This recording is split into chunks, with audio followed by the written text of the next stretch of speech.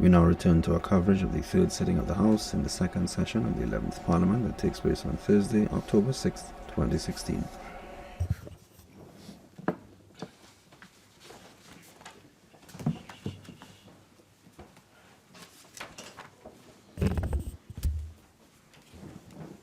As we resume the budget debate, I recognize the Honourable Member for Moruga, Tableland.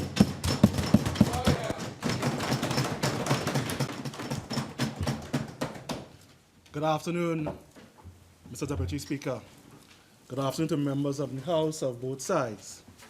It is, of course, a privilege and a pleasure to, in a sense, lead off the government side in terms of this budget debate 2016. I had planned to do something that I have never done before and perhaps will never do again in my time in this House, which was to commend at least two members on the opposing side. In this case, the member for Caroni Central and the member for Caroni East in absentia because of the color of their ties, but they're not even here to get the compliment. I noticed that they chose to wear red today. I'm wondering if it's some kind of awakening, mental or Freudian or otherwise. Crossing the floor. But I'm supposing they're hearing me on the television right now, so I will extend the compliment to them for that, and of course, nothing else. As for my immediate response to the 3-hour presentation of the Honourable Member of Separia. I'm from South, I really should pronounce that differently. For the second time in my short time in this House, she has left me in a state of shock and awe. I'm having a very peculiar and very particular deja vu experience because I am not from that generation that would have gone to secondary school and been taught Latin, but I have some Latin. There are some terms I know. So I know what a non sequitur is. And I think I've just heard the greatest example of a 3-hour non sequitur in my life. It must clearly be the case that the budget presentation presented by the Honourable Minister of Finance this year must be the most brilliant budget ever presented in this House. Because it must be the first time in the history of this House that a leader of the opposition has presented a response to the budget without even mentioning one note on the budget itself.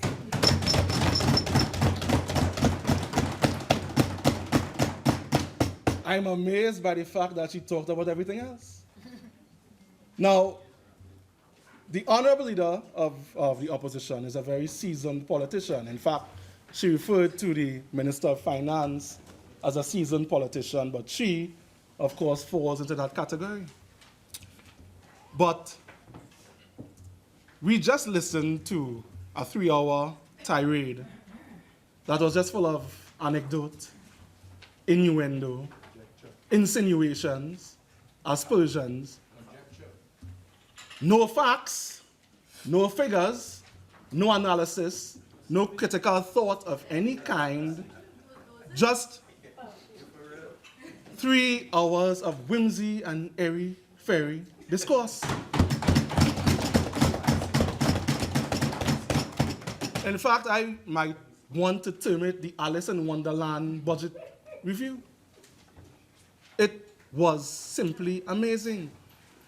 And the disturbing thing about that, Mr. Deputy Speaker, and the disturbing thing about a number of the members on the opposing side is that I'll go back to her statement. They are seasoned politicians. Last year, during the first session of this House, the Honourable Member for Oropouche East very ungraciously referred to our wing of the government side as a kindergarten. Now, it's something we've embraced. We all understand that, many of us on this side lack years or decades or, of experience in politics, much less experience in government. But it's quite clear that what we lack in experience, we make up for in work ethic and desire to work hard for the improvement of our society. In fact, I mean, I have been taught the anecdote since I've been a child that, you know, experience and wisdom go hand in hand, but apparently the member for Paray is trying to undermine that anecdote altogether. Now, I understand that even in giving the first response of the government to the discourse, to use a polite word, of the honourable member, that I should not really go down the rabbit hole with her and basically go toe to toe in terms of trying to discredit everything she said or didn't say.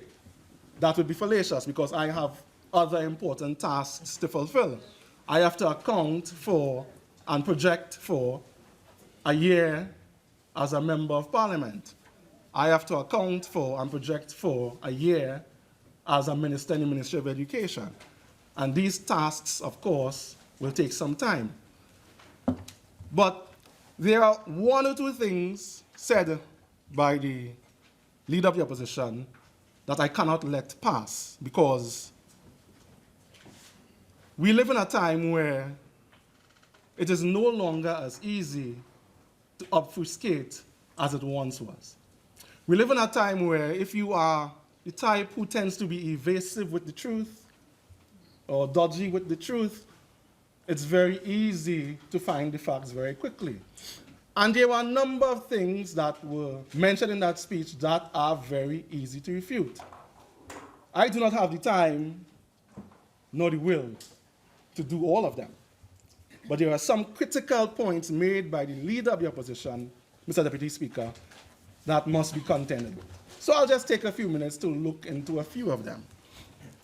For example, number one, we were given the sense that the government, via the Office of the Prime Minister, has somehow conspired or meant to spend the massive sum of $500,000 to build Buckingham Palace in Tobago.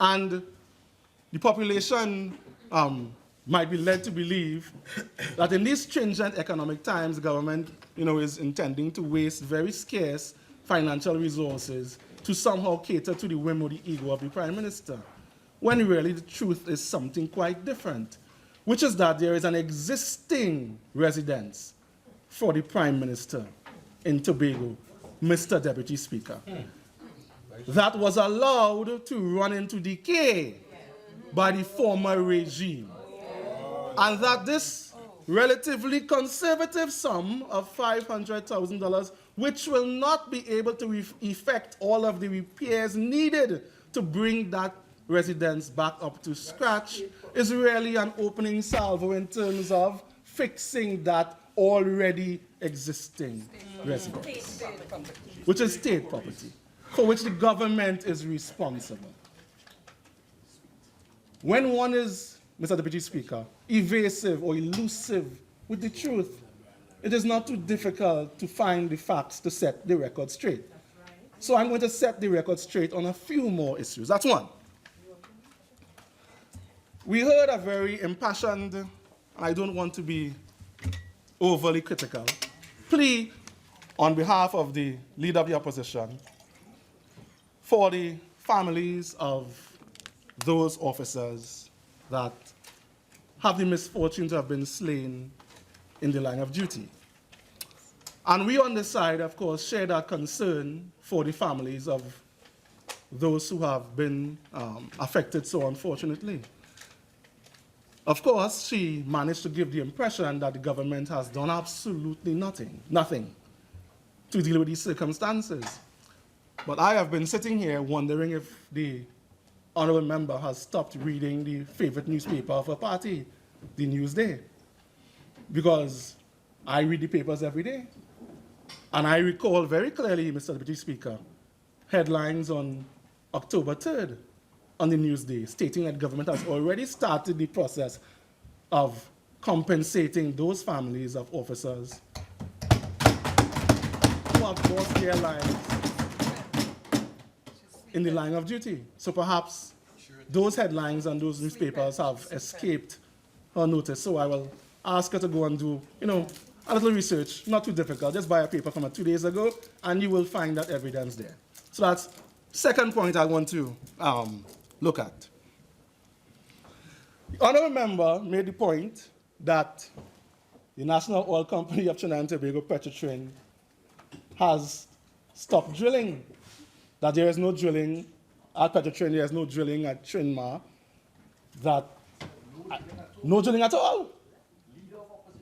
When the information that is available to us, provided by Petrotrin, says that just this month alone, which has just begun, they've already drilled 53 feet. No. Serious?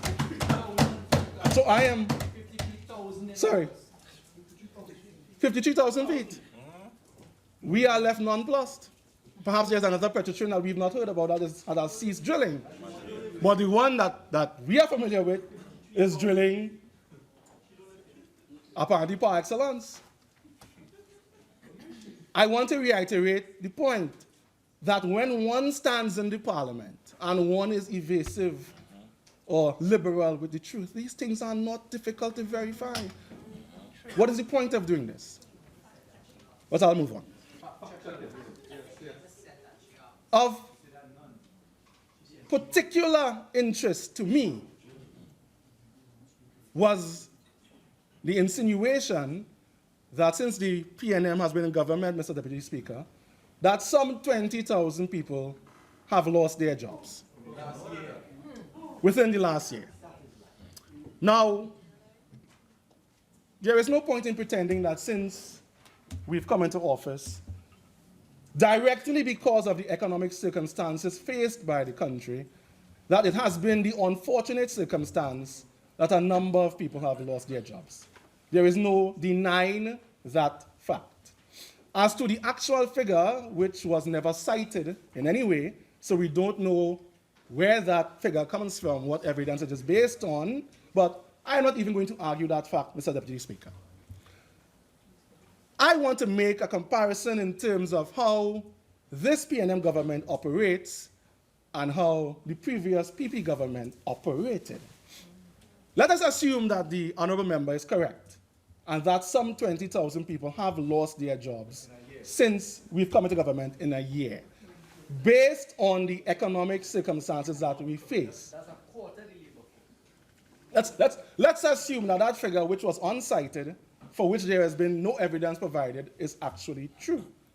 But let's compare that to the circumstances faced under the previous regime.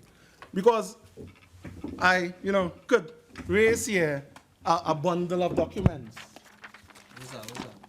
which might surprise yourselves. Because in 2010, the now Honorable Prime Minister, Dr. Rowley, who was then a much more effective leader of the opposition, asked a very simple question in the House in December 2010. The question was how many people had lost their jobs or had been fired by the previous regime since they'd come into office. What's the question? How many persons had lost their jobs, been fired under the previous regime since they came into government? The response was more startling. Because what I hold in my hand here, which I could, use to do a lot of, curls, strengthen my biceps, is actually a list of people who were fired, who lost their jobs, who were removed by the People's Partnership, not between May 2010 and December 2010, but between June 2010 and October 2010. 10,000 people. 10,000 people. Look at it. 10,000 people who lost their jobs. By name. Names, ministries, position. Mr. Deputy Speaker, if I were to be cavalier enough to start reading this list, I would exhaust the limited time allotted to me. I'll reiterate, between June 2010, October 2010,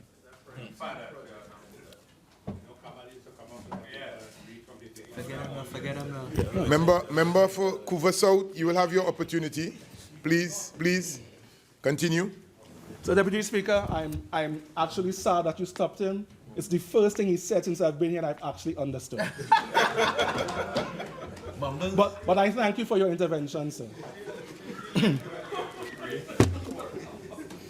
You speak next. Mr. Deputy Speaker, and I could go on. I could talk about the Children's Hospital that was open but not open, that has just been completed and handed over to us.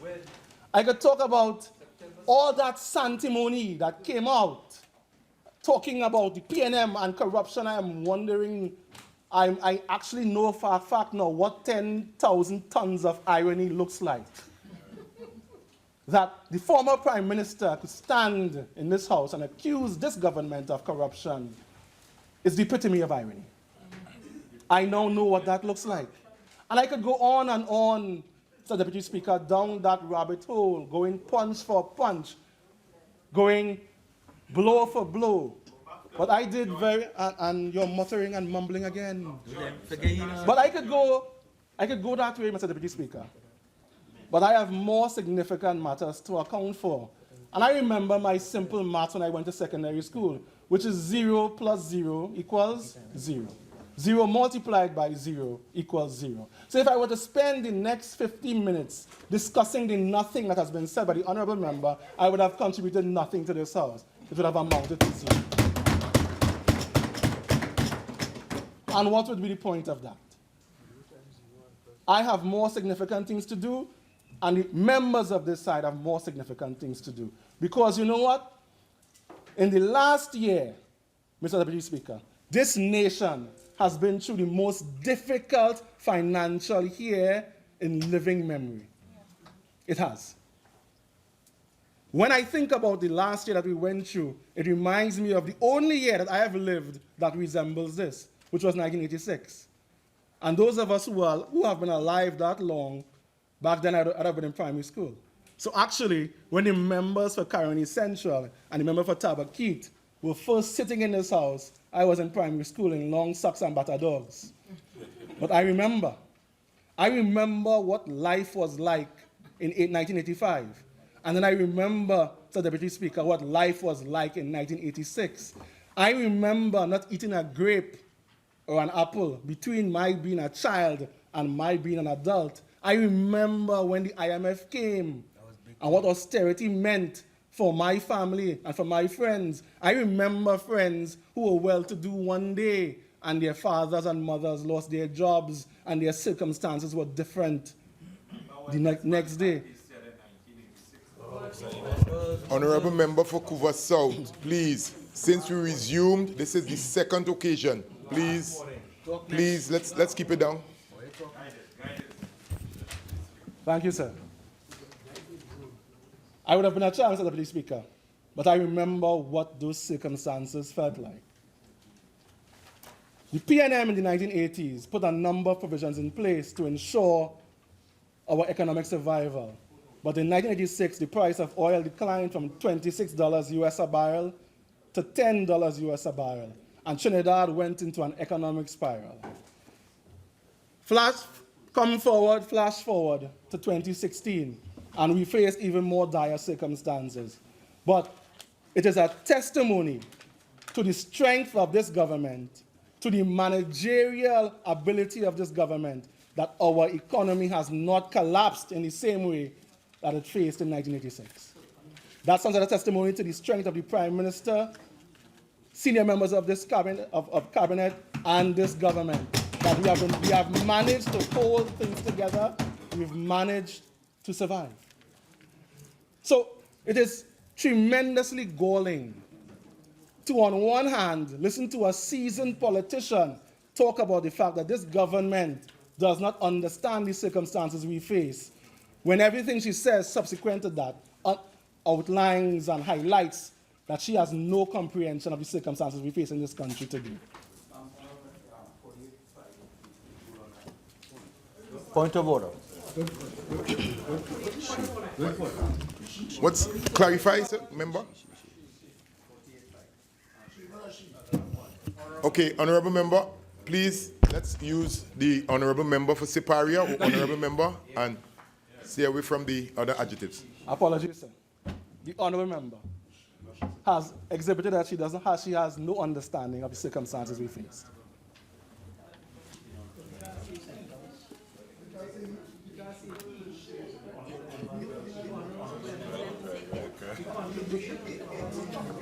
Boy, go ahead, forget him now. New member.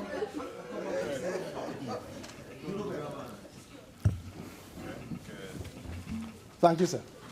So, Deputy Speaker, I've already iterated that aside from responding to the contribution of the honorable member for Siparia, I'm also charged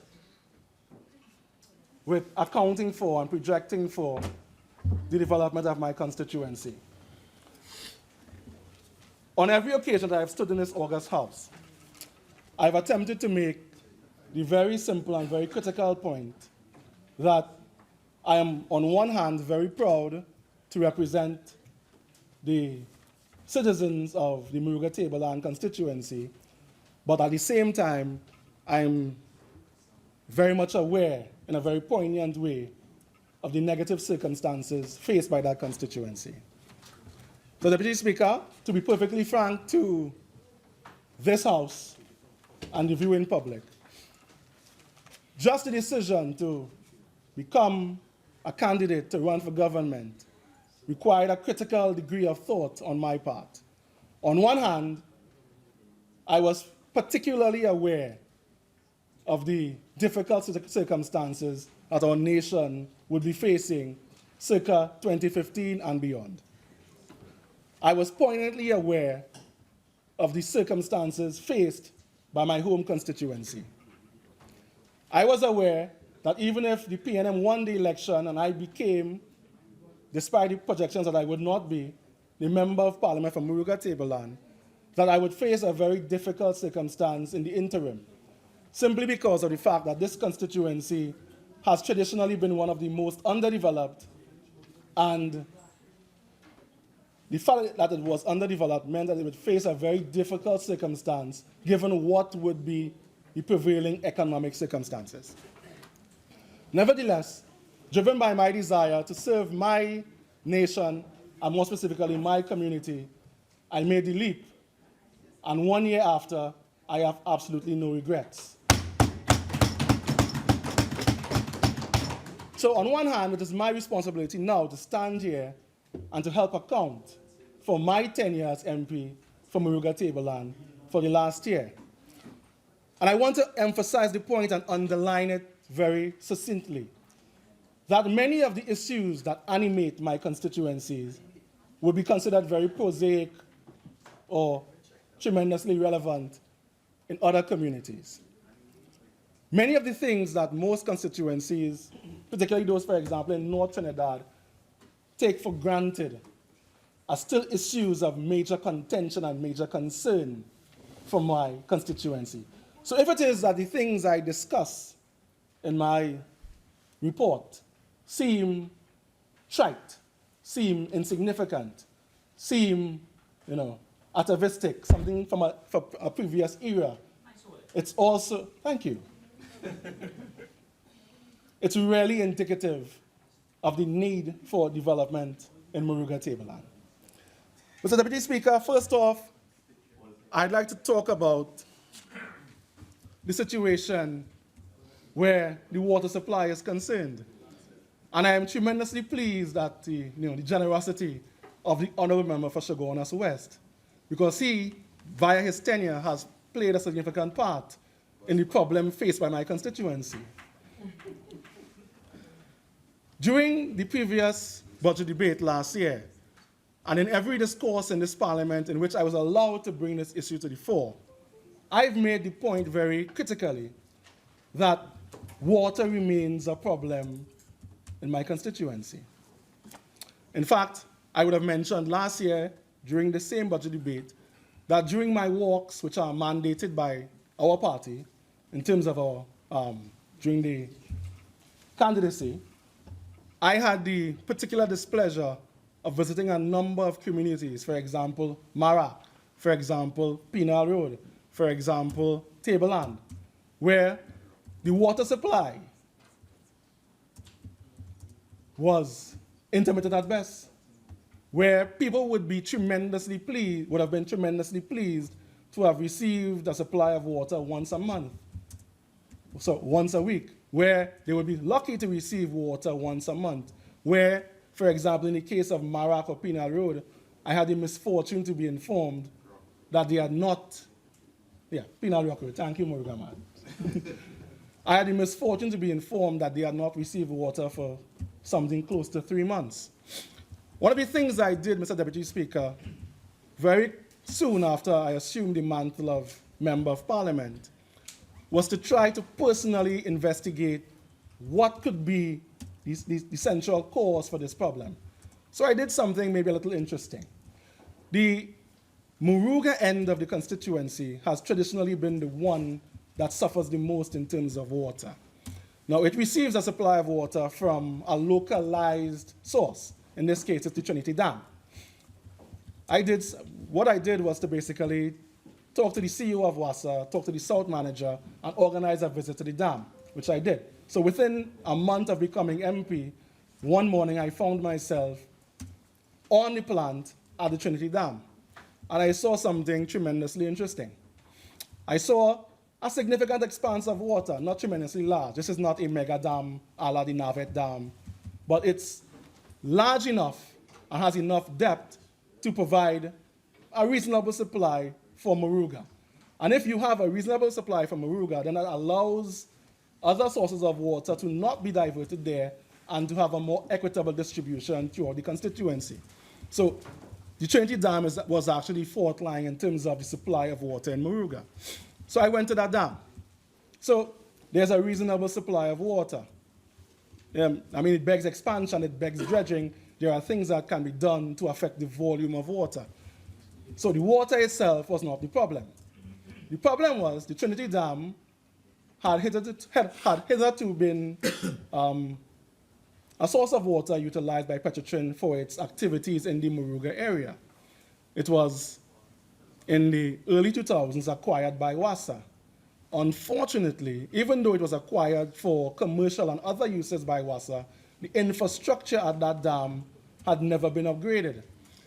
So I faced the peculiar circumstance of going to Trinity, seeing this large expanse of water, going to the pump room at that dam and seeing literally, Mr. Deputy Speaker, a single pump with two very small ancillary pumps, basically incapable of doing anything.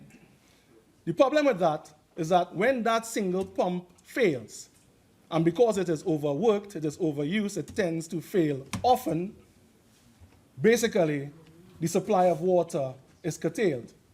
And speaking with the engineers on site, they said to me that basically, if that pump goes down for 1 hour, it literally means that a village does not receive a supply of water for the entire week. Because by the time the pressure has to build up again to continue the supply, basically an entire community has lost its supply on the schedule. And because of the fact that there was one pump there, this happened cyclically. So when I went to Marak and I asked them about the water supply, and they would say to me, okay, for the entire month, we have not received a supply of water. And they were somehow ascribing it to some kind of evil machinations at WASA. It was really down to the fact that this plant had never been upgraded to deal with the supply of water in a commercial sense. Okay. Having found the font of the problem, what was the next step? Well, what I did was to contact the CEO of WASA, Mr. Poon King, and he graciously agreed to do a tour of the constituency with me. So just a month or two after, I was able to convince him, and he actually came down to Moruga, and I took him to that plant. And he saw for himself, because I'm a firm believer in the notion that it is one thing to explain a problem to someone, Mr. Deputy Speaker. It's quite another thing to have that person see the problem himself. So we went down to the Trinity plant, through the mud, through the grass, and he saw for himself. More than you might take in a daily. basis. Quite a few steps. Please, let's just stand in order, please. Please. Thank you, sir. We went to the plant. He saw for himself, Mr. Deputy Speaker, the problems that were faced at the plant, and he made an agreement on the spot to provide another pump for the plant. The idea is, of course, that on any plant like that, you need redundancy. So that if the primary pump breaks down, there's a secondary pump of sufficient and significant power to replace that pump. So that while you're fixing the first, the second can be in use. You don't lose the kind of pump time that would be lost if you will have a single pump. Now, the projected cost of this single pump, which is a very simple mechanism, is $100,000. Due to the financial, yes, $100,000. Due to the financial circumstances faced by WASA during the previous year, the pump is yet to be installed. But going forward, I still have the assurance, because I speak with him on a regular basis, that this pump is going to be installed. And when it is installed, Mr. Deputy Speaker, it will help significantly to alleviate some of the problems faced by my constituents. And recently, they've been facing a number of problems. Within the first 9 to 10 months of our tenure, there was a tremendous improvement in terms of the supply of water throughout the constituency. Recently, I've been receiving a number of complaints in terms of that supply. Much of it has to do with failing infrastructure. Aside from the pump situation at Trinity, there is also a problem in terms of power. Some of the booster stations, especially one at Grandchimay and Moruga, has been failing. But I have been working with the officials of WASA to ensure that these situations are going to or have been rectified, so that by the end of this week, tomorrow, those pumps at the booster station will have been fixed, the electrical problem at Trinity will have been fixed, and we can hopefully return to a more amenable supply of water in the community.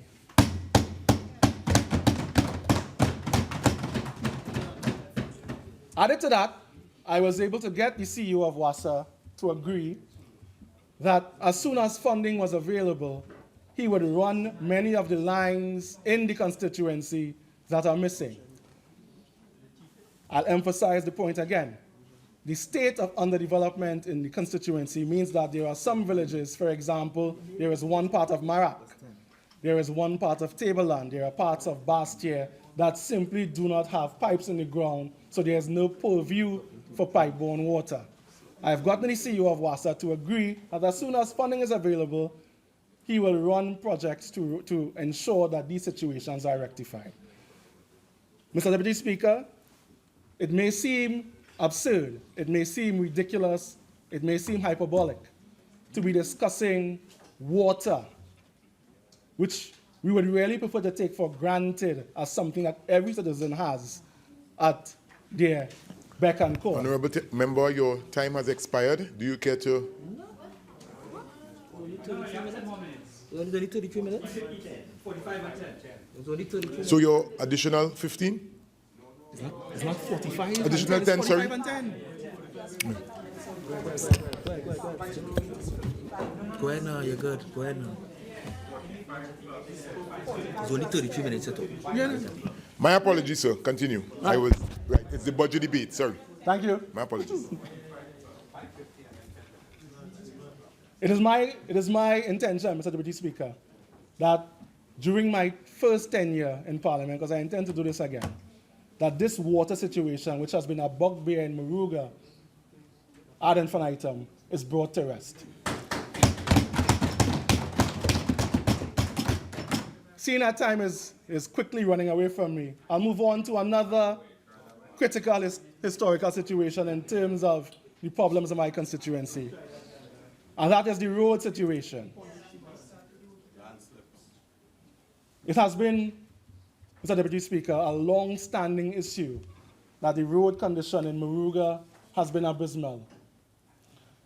I am pleased to state, and I am I've gotten significant feedback from my constituents that they are tremendously happy to note that for the second year running in the budget presentation, there has been, excuse me, a critical and cogent attempt to bring some level of assurance to us that this situation will be rectified. I am tremendously proud to say that my government, our government, is going to expend significant resources during this budgetary year to fix the Moruga Road. And that fixing does not entail simply paving the road. It entails fixing the slopes, it entails dealing with the drainage, it entails bringing an end from Petit Cafe in Indian Walk to Marak, to a situation that has been a long-standing pain to the people of my constituency. For that, I wish to commend my party, I wish to commend its leadership. It makes a tremendous difference to my constituents. Added to that, I would like to commend in person, Mr. Deputy Speaker, the Honorable Minister of Works and Transport. Because whilst we are in the midst of talking about a project to come in terms of road pavings, it would be remiss of me not to mention that the project of fixing the roads in my constituency has already begun. In fact, the 6th Company Road, which for decades has been in a situation of disrepair, has recently been fixed. There have been road pavings in Larafin and Moruga. There have been road pavings in Gunner's Trace. Some of the worst roads in Moruga Tableland have already been fixed, and that augurs well for the larger project of fixing this Moruga Road, which has been a historical and traditional bugbear. I'll not belabor the point. So, Deputy Speaker, housing has been a particular issue in my constituency. I would have iterated last year that during the campaign, when Dr. Rowley came to walk with me in the constituency, he was particularly appalled by the standard of housing that he saw. And in fact, on the spot, he gave me an instruction that when he comes back as Prime Minister to tour Moruga Tableland, he had better not see the same standard of housing. I took that instruction seriously. So within 1 week, Mr. Deputy Speaker, of becoming MP, I found myself in the office of the Minister of Housing. I will add that I did so, the Honorable Marley MacDonald, without an invitation. You stormed? And she could have, I stormed the house, her ministerial office. And she could have turned me away, but she was very gracious. And we sat and we spoke. And I explained to her the critical situation faced by my constituents in terms of housing. And she decided to partner with me. Subsequent to that, I've also been partnering with the current Minister of Housing.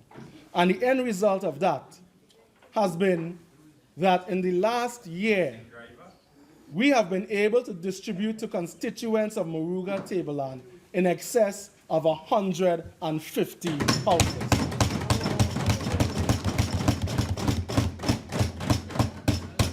These are houses that would have been standing idle during the tenure of the People's Partnership. And that's not, Mr. Deputy Speaker, giving 150 houses to individuals. That's 150 families.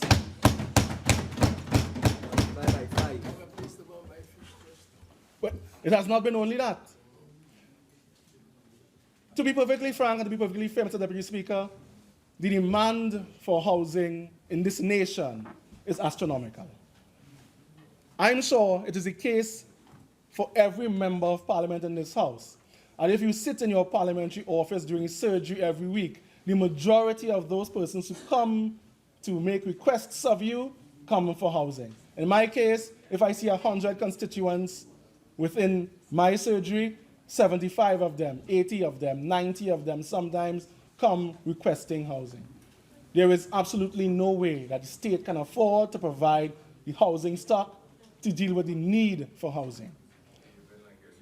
One of the innovative and interesting things that I've tried to do during my so far short tenure has been to try to assist constituents in terms of improving the quality of their houses. And I have to, in this case, say thank you publicly in this house, so that it is recorded, to both Ministers of Housing, the Honorable Marley MacDonald, the Honorable Randall Mitchell. Not merely for providing houses to constituents, but also helping those who meet the profile, who meet the requirements with grants to improve the houses that they currently inhabit. So, Deputy Speaker, just recently there was a ceremony at my office, very small ceremony, where we handed out checks to 40 individuals for home improvement. Now, this is significant, but it's really a drop in the barrel. At the end of the day, if one were to do a tour of Moruga Tableland right now and look at the housing stock available, it is still in some ways significantly substandard. It is my intention, Sir Deputy Speaker, as long as I remain in this post, that the quality of housing that is accessed by my constituents, either from the state or either from their own endeavors, will be significantly improved as we move forward.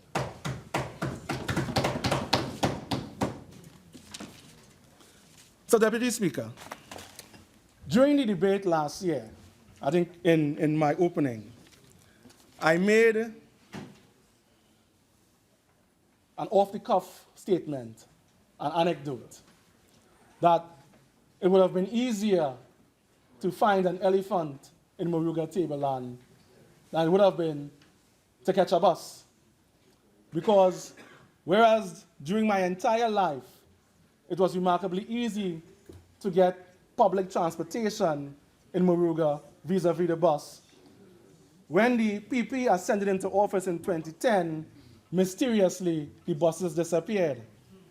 I am pleased to say, Sir Deputy Speaker, that after a 5-year absence, the buses have returned to Moruga as of this Monday. And for that, I want to thank the Minister of Works and Transportation. I want to thank the PTSC. I want to thank in particular Mr. Brian Wanett for working very hard to ensure that the buses, which we thought were extinct, have finally returned to Moruga.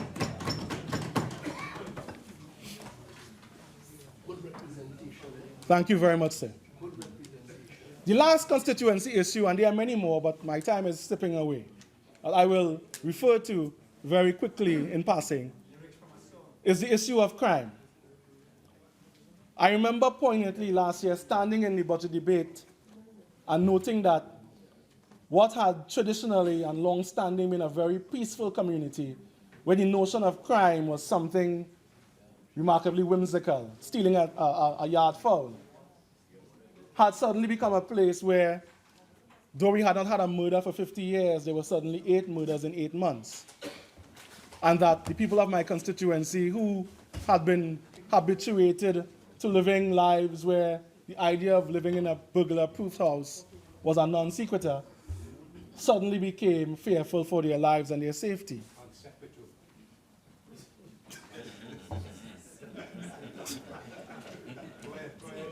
Doctor, you trying to teach you, I doctor? appreciate your red tie. Doctor, you Yeah. trying to teach you? Try to teach a teacher. Thank you very much. Yeah. Mr. Deputy Speaker,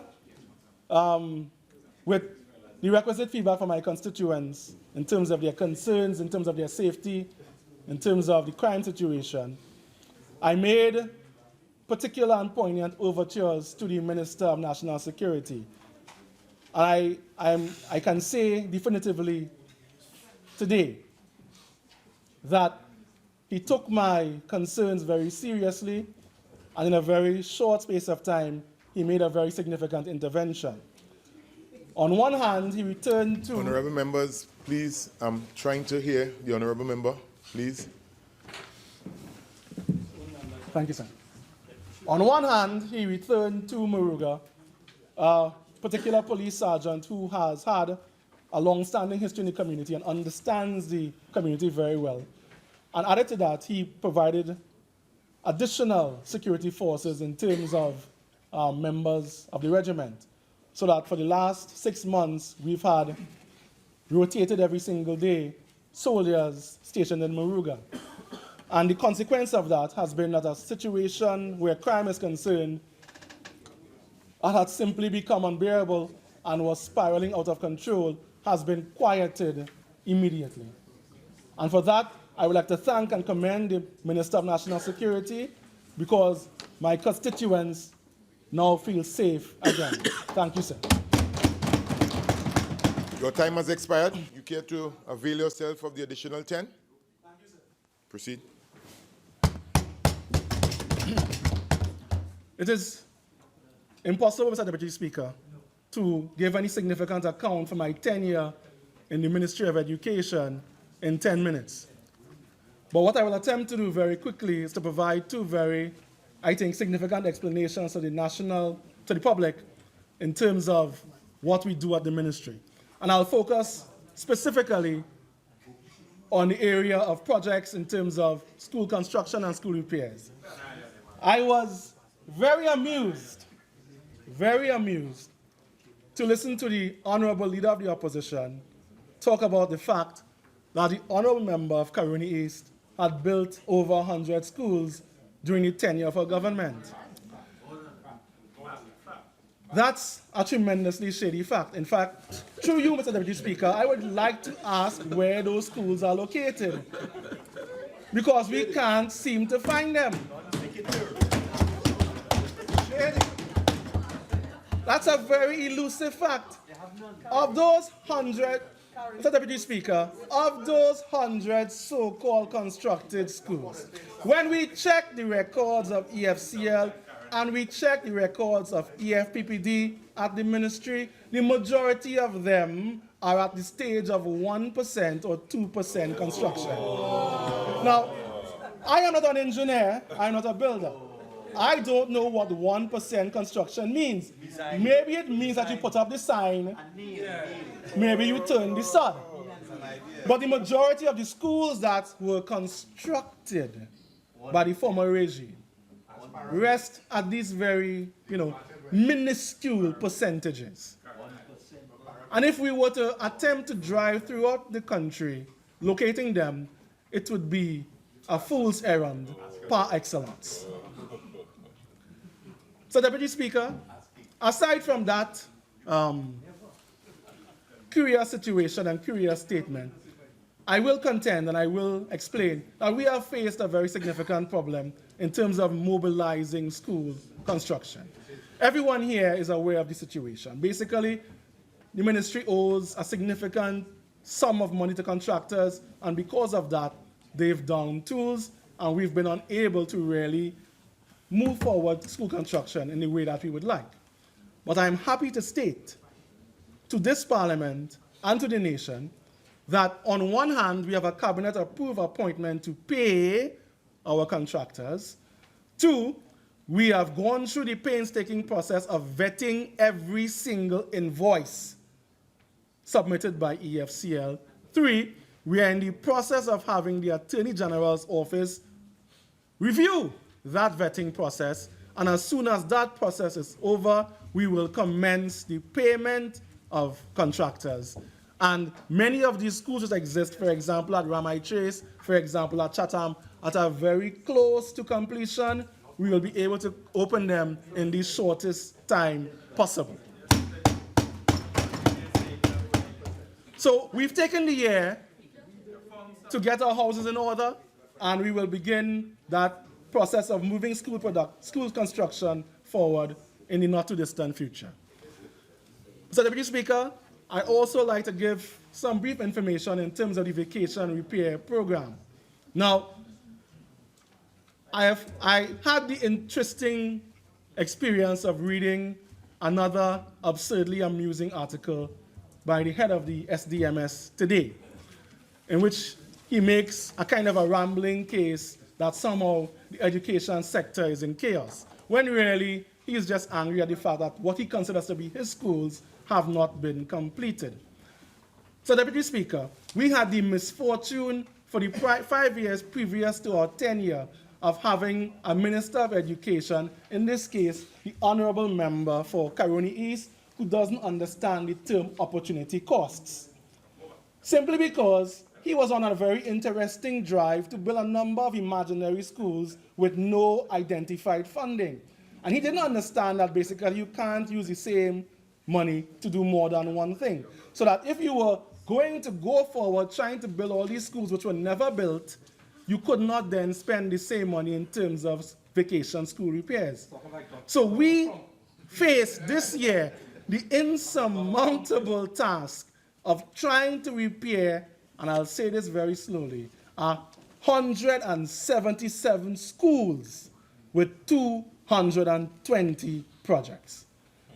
How is it when the Ministry of Education is cyclically involved in repairing schools during every vacation period that you end up at one time with this significant number of schools and this significant number of projects? I will tell you, it is because the previous regime had disbanded the repair program, so that for years there were no repairs done to schools because they were on a energetic drive to try to build schools that were never built. So this year, we face the unusual circumstance of having a number of schools that simply could not be utilized, that had to be had to be demolished, had to be rebuilt. And it is tantamount to the leadership of the ministry. And in this, Minister Garcia must be commended, because in the last vacation repair program, it is not for me to praise myself, sir. During the last vacation repair program, we basically, in 3 cases, demolished and built from scratch entire schools in 20 days. Something which has not been done before. And unlike the schools built by the Honorable Member on that side, which cannot be located, I can direct you to the New Grant Anglican School, the Barrackpore Vedic School, and the Granville RSC School. And you will see the industry and the resilience of this ministry. And I could go on. But Mr. Deputy Speaker, at the end of the day, my time is running out, and it's time to summarize. This has been an interesting year for me. You have 2 minutes, Honorable Member. Thank you very much, sir. This has been a very interesting year for me. It has been one in which I have been forced to grow very quickly, because the demands of my constituency and the demands of this mega ministry called education are unrelenting. I am pleased to state that, contrary to the belief of many people, that I still reside at Moruga. And that means that I basically commute from Moruga to Port of Spain to the ministry every single day. But during the campaign, I gave a commitment that I would not be a winning candidate who would abandon my community, and I have not. Despite the additional strain that it constitutes, I am still proud to be a resident of Moruga Tableland.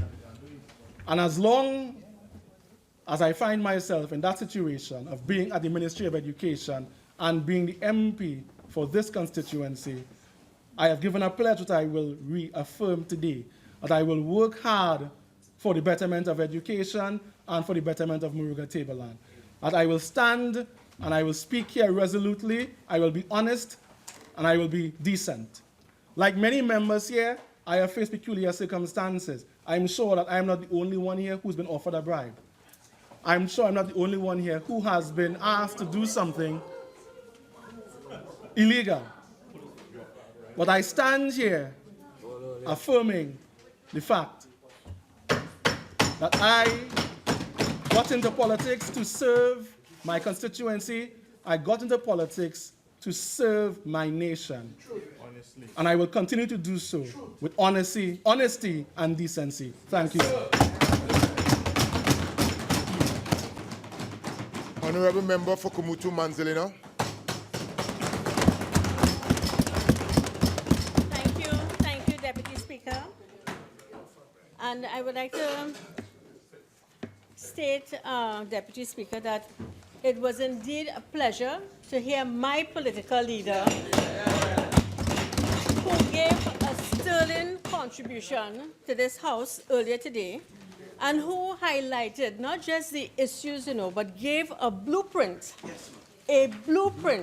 as to how the economy can be taken forward. Because I read this document, Deputy Speaker, and I saw in the front of it, shaping a brighter future, a blueprint for transformation and growth.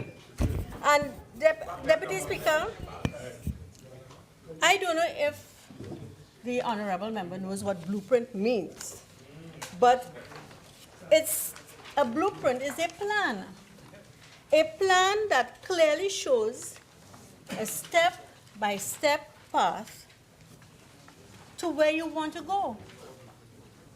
And hopefully, where it is you want to go will be successful. But I don't see success in this plan.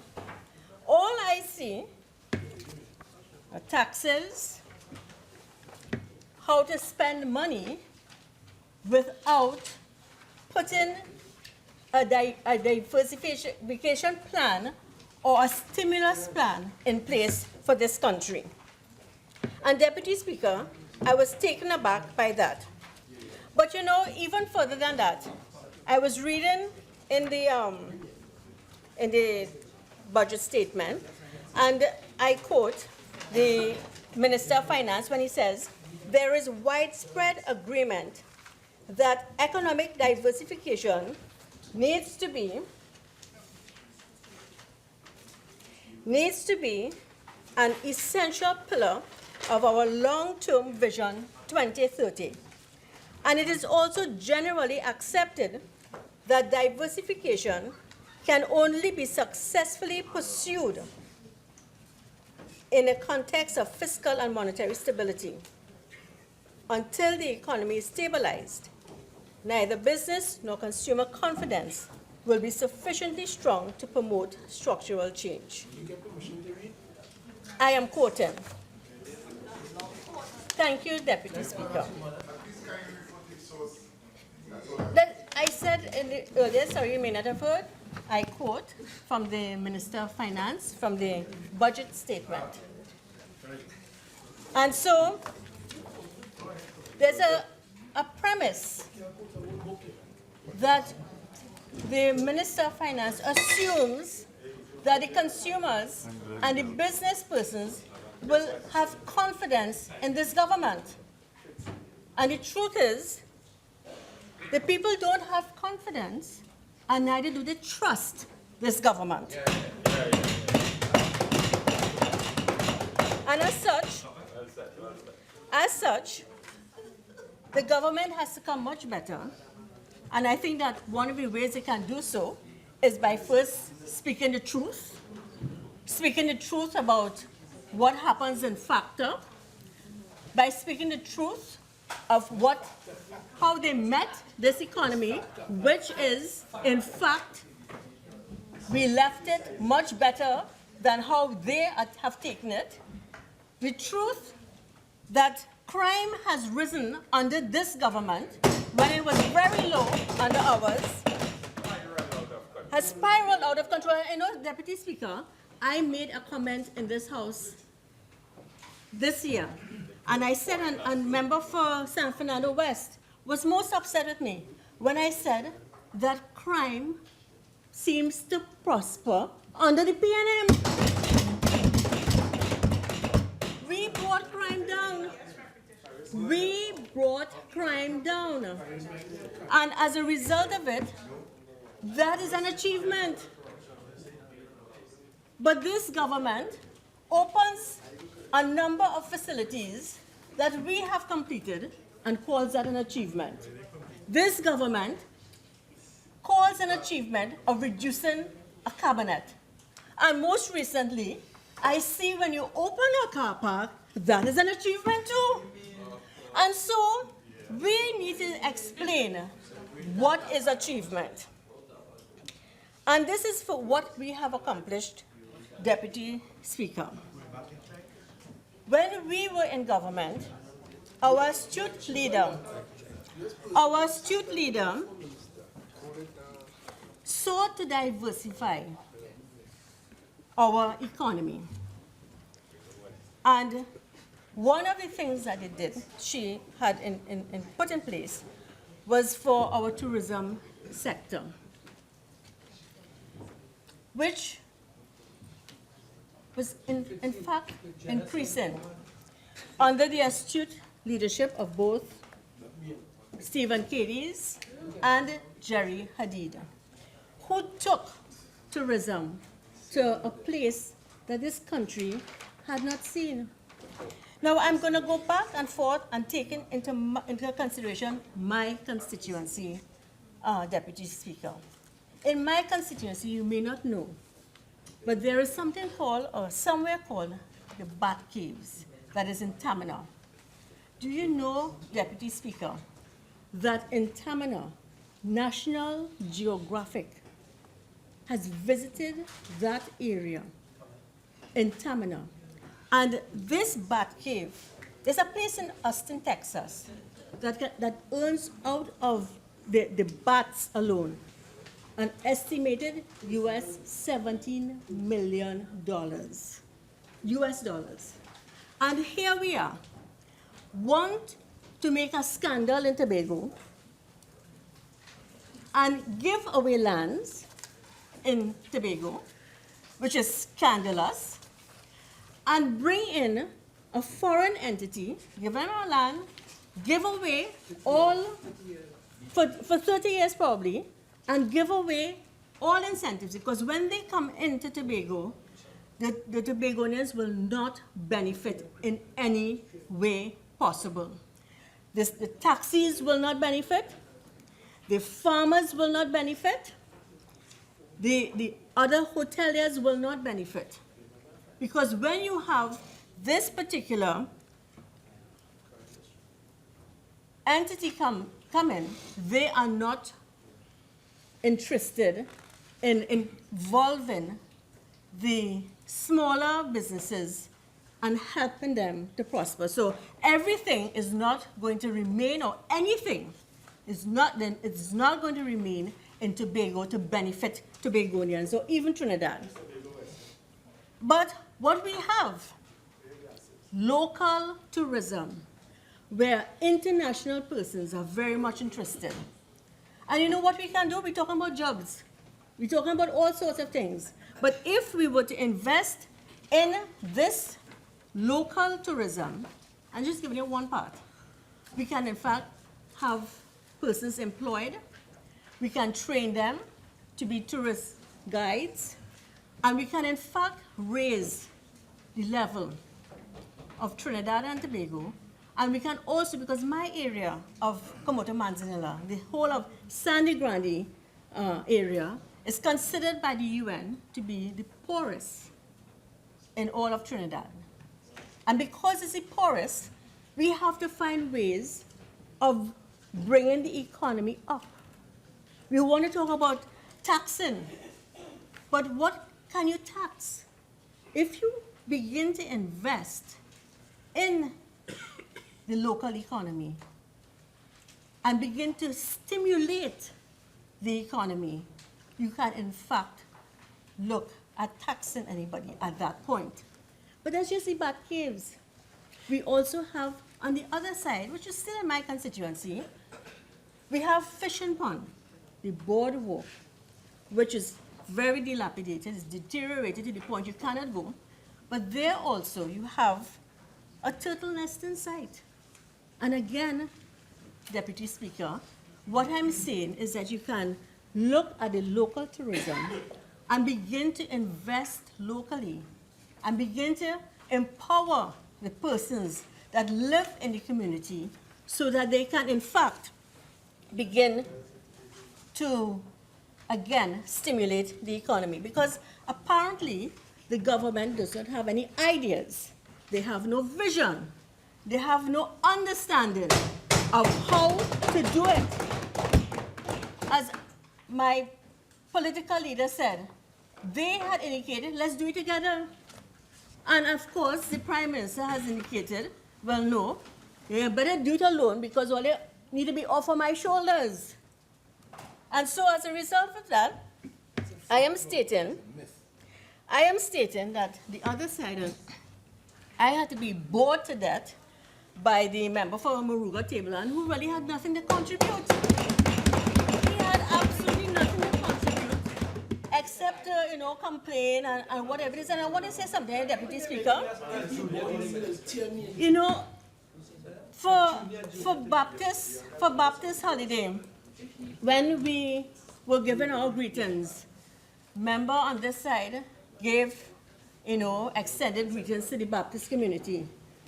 And member for Moruga Tableland gave his contribution on behalf of the government and spoke about the whole history, and he spoke on his history. He's a history professor. And when our person on our side spoke and said, I said, well, the holiday is here because of Basdeo Pandey. He got angry. He started to stoop and grumble. The member for Moruga Tableland started to grumble. And I was wondering, my God, if it is you are a historian, then how come parts of history is just not applicable? Mr. Deputy Speaker, point of order. May I ask for a ruling on 48? 5, please. You, reference to somebody as he and she.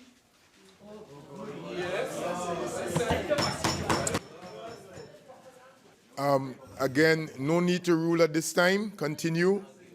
I will determine as we go along in terms of the using of he or she accordingly as the members continue the debate.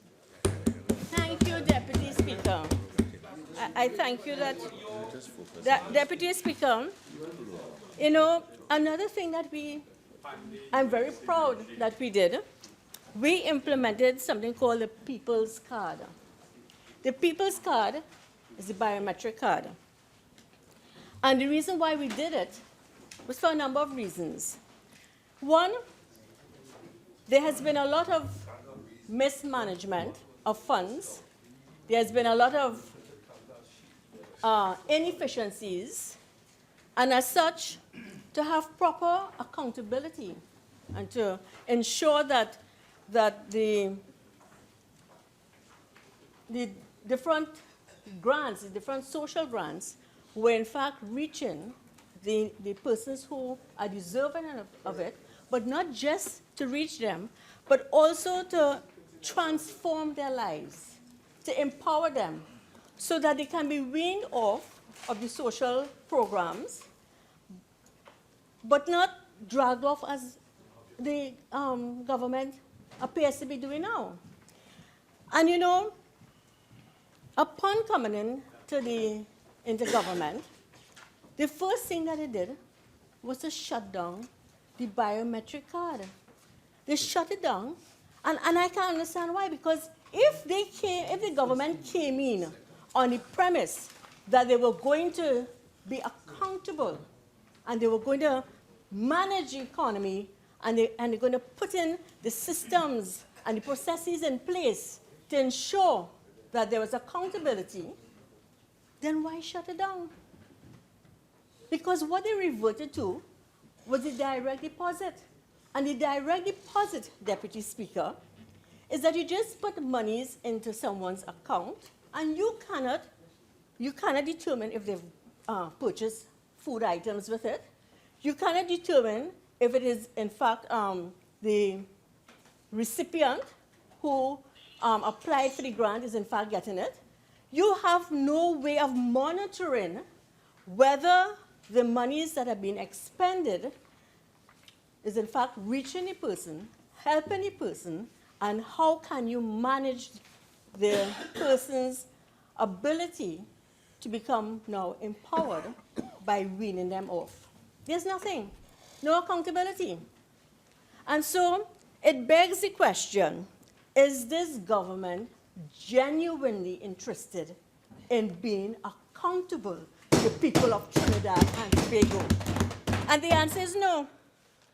And what is even, even more, I can't even say if it's funny, because it's not a ha-ha funny. The Minister of Finance speaks about ICT and technology and how important it is.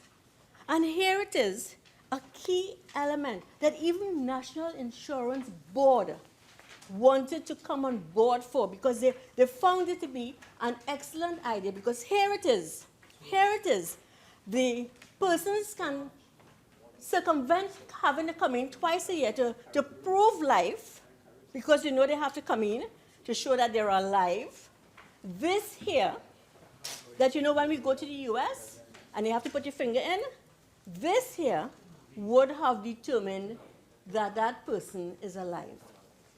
And should that person die, that card cannot be transferred illegally or at all to anyone. So you would have, in fact, St. Joseph, please, that little crosstalk, I'm getting a little disturbance. Continue. and so the fact that the People's Card was the most feasible and effective way to manage the food card as one of the programs, to me, the government has missed the light, has missed the boat, has missed everything. They have no vision. As my colleague says, they have no vision. And as such, what you have done is that you have allowed for the inefficiencies to continue. And so as a result of it, Deputy Speaker, the government seems to be like a seesaw. 1 minute they're up on something, next minute they're down on it. Because the minister had indicated that, and this is an article in the Express, May the 11th of this year, the minister boasted that the card, the biometric card, saved the state $25 million. So if you have something that is saving the state $25 million, and could be more, it would have probably been more by now, why dismantle it?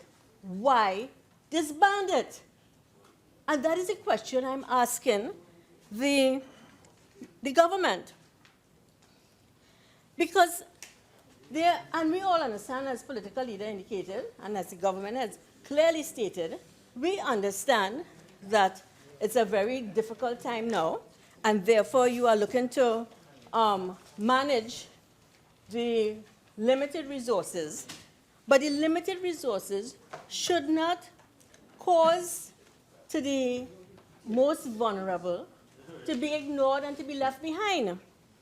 Our social safety net must be employed very cautiously and very wisely to cushion the impact of the working poor. Which brings me to the disability grants. Do you know, Deputy Mr. Deputy Speaker. Speaker, that a lot of persons who are on disability grant have had it cut? No explanation. No explanation. None. And I have visited these persons myself. And I didn't go, I didn't say I'm coming so they could sit down in a wheelchair or hold on to a cane or anything. I went unexpected. And I'm seeing persons who are incapacitated and cannot move, in some cases have very limited mobility, and they have had their disability grants cut without any explanation. And so are persons with food cards. They have had it cut with no explanation. And the reasoning behind it, the government said they've been doing an audit. But what is the result of this audit? No one knows. 13,000 lost it.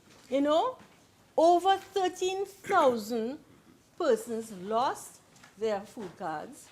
No reason why. And you know, I'm going through the recurrent expenditure. And I'm looking at the figures. And I'm surprised to see that there was a cut in salaries and cost of living, and there was a cut in short-term employment, and there was a cut in the contract workers. And you know, I couldn't understand why would you cut in these areas. And you know why I'm saying that? Those persons are field officers, Deputy Speaker. And for you to approve a grant, a field visit must be done so that a proper assessment of the potential recipient must be ensured. And if you don't have field officers going out, it means you cannot have any approvals. Probably that's why when you look in your recurrent expenditure, you're seeing so much of millions of dollars have not been spent because they could not approve anything. So here you are, cutting left, right, and center, and people are suffering because there's a mountain of paperwork on everybody's desks, including the PS, because no one can be assessed. And so as a result of that, we have had persons who have not received any disability grant. We have persons who have not been able to successfully access their pensions. We have persons who have not successfully been able to get any grant for house grants for electrical and for sanitary plumbing. We have so many persons that are waiting 1 year, 1 year for an assessment. And that cannot happen because they fire everybody, over 170 persons last week and more, because somebody determined their job ain't important enough. What they ready and ready to do? They're ready and they're ready to go back out of government because they don't understand governance. Three red people in the 1, 2, 3. You know what's the interesting thing, Deputy Speaker?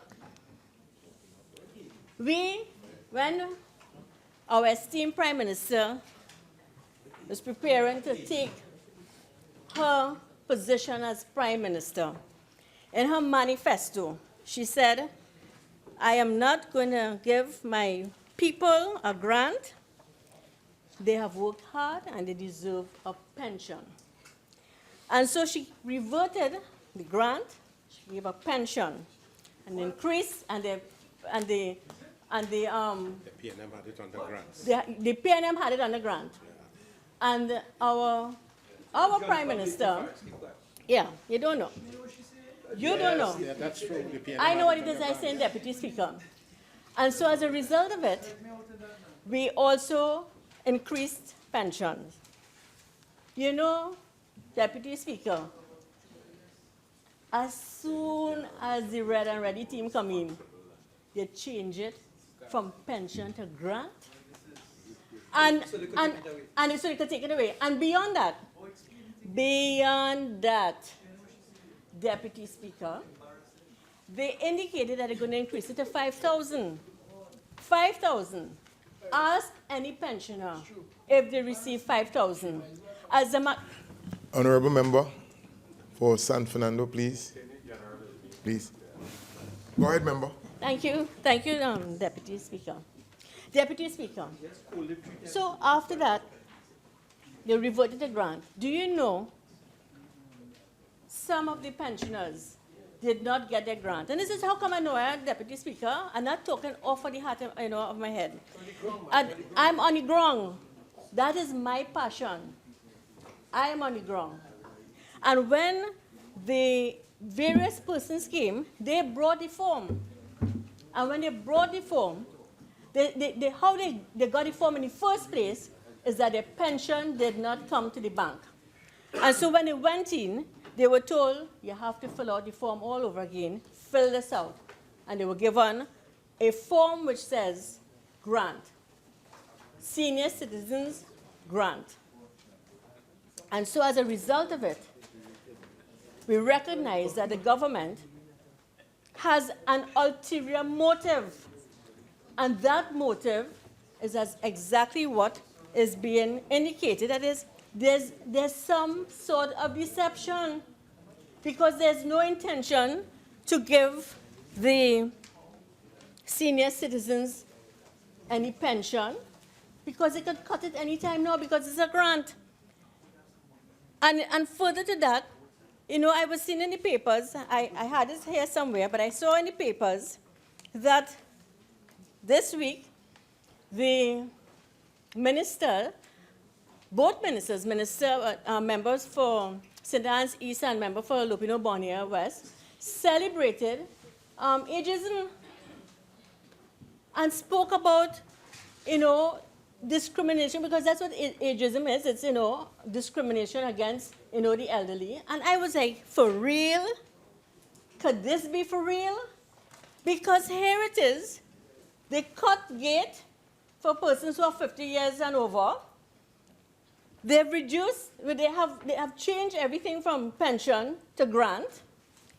And they have literally treated the elderly with gross disrespect.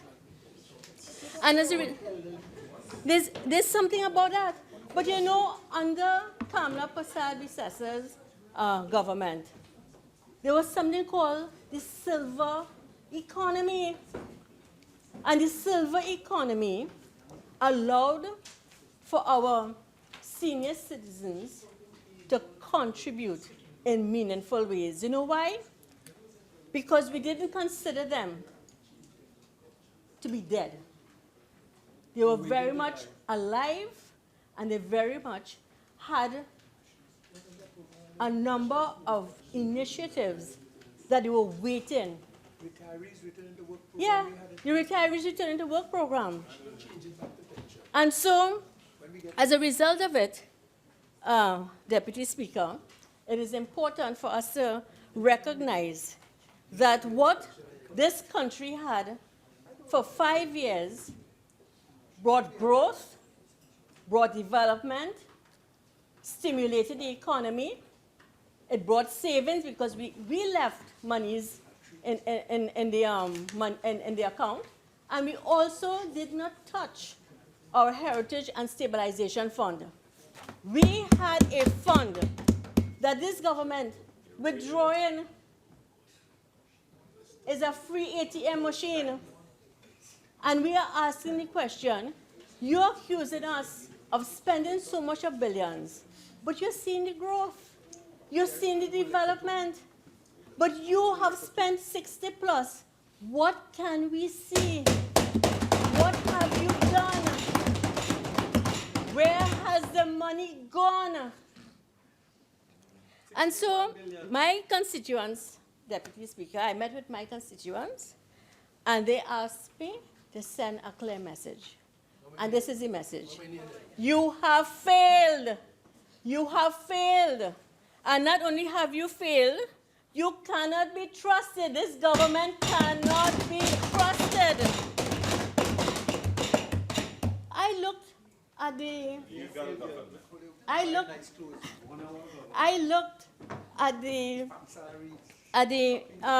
development program for 2017, as well as the recurrent expenditure. And I was shocked, Deputy Speaker, that it had less money for agriculture, less money. My area is an agricultural community. And as a result of that, we need proper access roads. Our farmers can't get to their produce. The produce is sometimes rotten particularly now it's rainy season, the roads are almost impassable. And what makes it even worse is that with the increase of diesel, Deputy Speaker, it means that it will cost the farmers more to get to their produce. What the Minister of Agriculture is telling You know, children? I have here, Deputy Speaker, Drink beer? Deputy Speaker, we on this side do not boast about what makes us happy as being drinking beers and having a good laugh. What makes us happy on this side is when we can serve the people, serve the people, serve the people. Deputy Speaker, I wrote the Minister of Agriculture and I asked for roads for my constituency. Roads that will help ensure that my farmers who are in the area that the food basket for the nation, who feed our nation, who can actually earn foreign exchange if they went into downstream production, agro-produce, processing, if they were given the opportunity. Because they have. We have hot pepper now being turned into pepper sauce for sale. So we have the opportunity, we have the potential, and we are doing it. But we need to have the proper roads to do so. And so I wrote asking for the slope stabilization at North Manzanilla Road. I've asked for Talparo number 2. I've asked for Kaiwal, Alexis Trace, Salazar, No River. All of these roads, I'm asking for proper agricultural access roads, Deputy Speaker. But I am not sure if we could get it with this budget that they have gotten. Because if they want to reduce the import bill, they have to do something in Trinidad for it to be increased here in Trinidad for us to feed ourselves. And so I don't understand the logic in how they have disbursed their funds. And they didn't spend. They said they had the money, and they didn't spend it. But further to that, Deputy Speaker, we have roads that are required. The Honorable Minister for Works was kind enough, Works and Transport, was kind enough to ask us, and we submitted a list. I asked for North Oropouche Main Road, and you know, and that was number 1. I have a number of roads. I have 31 roads. And the reason why I asked for that one in particular, Deputy Speaker, if anything happens on the main road from Sandy Grande to Manzanilla, on that main road, the North Oropouche is a direct link from Sandy Grande to Manzanilla. Come and visit me. We will see together. Come and visit you. And Deputy Speaker, if we were to invest in rehabilitating that road, we would be creating not only a link, but we would also be putting at ease several hundred residents who have been suffering in dust for the past year. We have areas like Tamana Section 2 Road. Deputy Speaker, if you went through it, you would think you're on a rally in some trail. But that's a road, and that road is in my constituency. We have Marcus Road that needs to be developed. The Gans Trace. We have Balata Hill Road. We also have Los Amadillos Road. So many roads, Old Plum Road. So many roads that we need to be fixed. But I don't know if that is a priority for this government. I don't know if the rural areas are a priority for this government. I don't know. Because you know, Deputy Speaker, when you speak about equity, when the PP government was in power, there was equity when it came to road development. There was equity Across the country, in Diggle Martin. the highway. There was equity in Point Fortin. There was equity in Valencia. There was equity in Arima. There was equity everywhere. Everywhere. Not yet. And you know what? We come into this red and ready government, and what do they say? We're shutting down. We're shutting down everything, because you know what? It's not important enough, because it appears as though it's benefiting the people of UNC, as though only UNC live aside. We all live together. You know, we walk side by side. When we built the road in Diggle Martin, the highway that was pulverized for how long? And on the Churchill-Roosevelt Highway, going to Arima, how many years we saw mountains of dirt and rock and everything pile up. Years. Yes, years. Why? Because it wasn't important enough. Until we did it. We did it. And we had a hard-working Minister of Works in the name of Dr. Suraj Ratan Ramban, who did it. You know, at one time we had the best hospital, Sandy Grande. Best. We have no drugs. None whatsoever. And then this government want to put 7% tax on online purchase. And in case they don't know, medicine is coming air freight. So that means that the medicine will go up for our citizens. You have cold storage coming in through in food, air freight. So that means the price of food will go up even further. What will happen to the working poor and the middle class, the dwindling middle class? And this is what I'm asking. What is the government doing to circumvent, to mitigate against this ominous crisis that is before us? Because everything they want to do is tax. And this, our political leaders said today, we did not bring on any new taxes, and yet we were able to have monies in our account, you know? And so I think it's important for this government to find innovative ways. I would have wanted to steal a word from my member here, but I won't. But he will say it nicely about his box. You keep quiet. Deputy Speaker,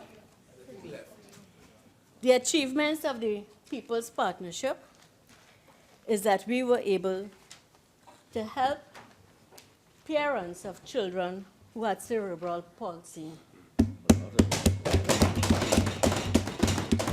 We were able to help them stay at home and manage and care for the children. But this government don't understand that. You know why? They have never had people at the center of their development. They're heartless. They're heartless. And this is why the people don't have confidence in them and they do not trust them. Deputy Speaker, we had a unit, we implemented a unit called the IAU unit, that's the interagency unit, which helps with the rehabilitation. They take the street dwellers off of the street, they go and they coax them into, giving up this street life. And you know what this government did last week? They disbanded the IAU and fire all the staff. Fire all the staff. Ask the minister why. And Deputy Speaker, so an NGO called her, so I'm not breaking any confidence here. Members, please, the constant crosstalk. Proceed, member. Thank you. No. Thank you, Deputy Speaker. And so, Deputy Speaker, the IAU worked towards removing a number of street dwellers while we were there. And I can give you a figure. The figure would have been, throughout Trinidad, 216 street dwellers. But you know what? They kept the policy unit, but they get rid of the implementation, the execution arm, and asked me how you will be able to accomplish anything in the ministry. Because policy don't deal with implementation. So you disband the unit and you fire all the staff. So you're anti-people. You're anti-people. We had a seed program. And that seed program for us to wean persons off of the programs who can be weaned, because there are some people who will not be able to be weaned off. They will remain on the program until they're ready to go home in heaven.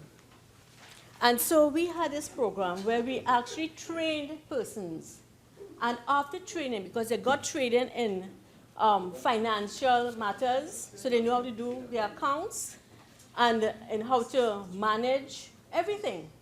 And of course, they were provided with whatever equipment of their choice, whether it was a sewing machine or a whacker, whatever it is, within $15,000 range.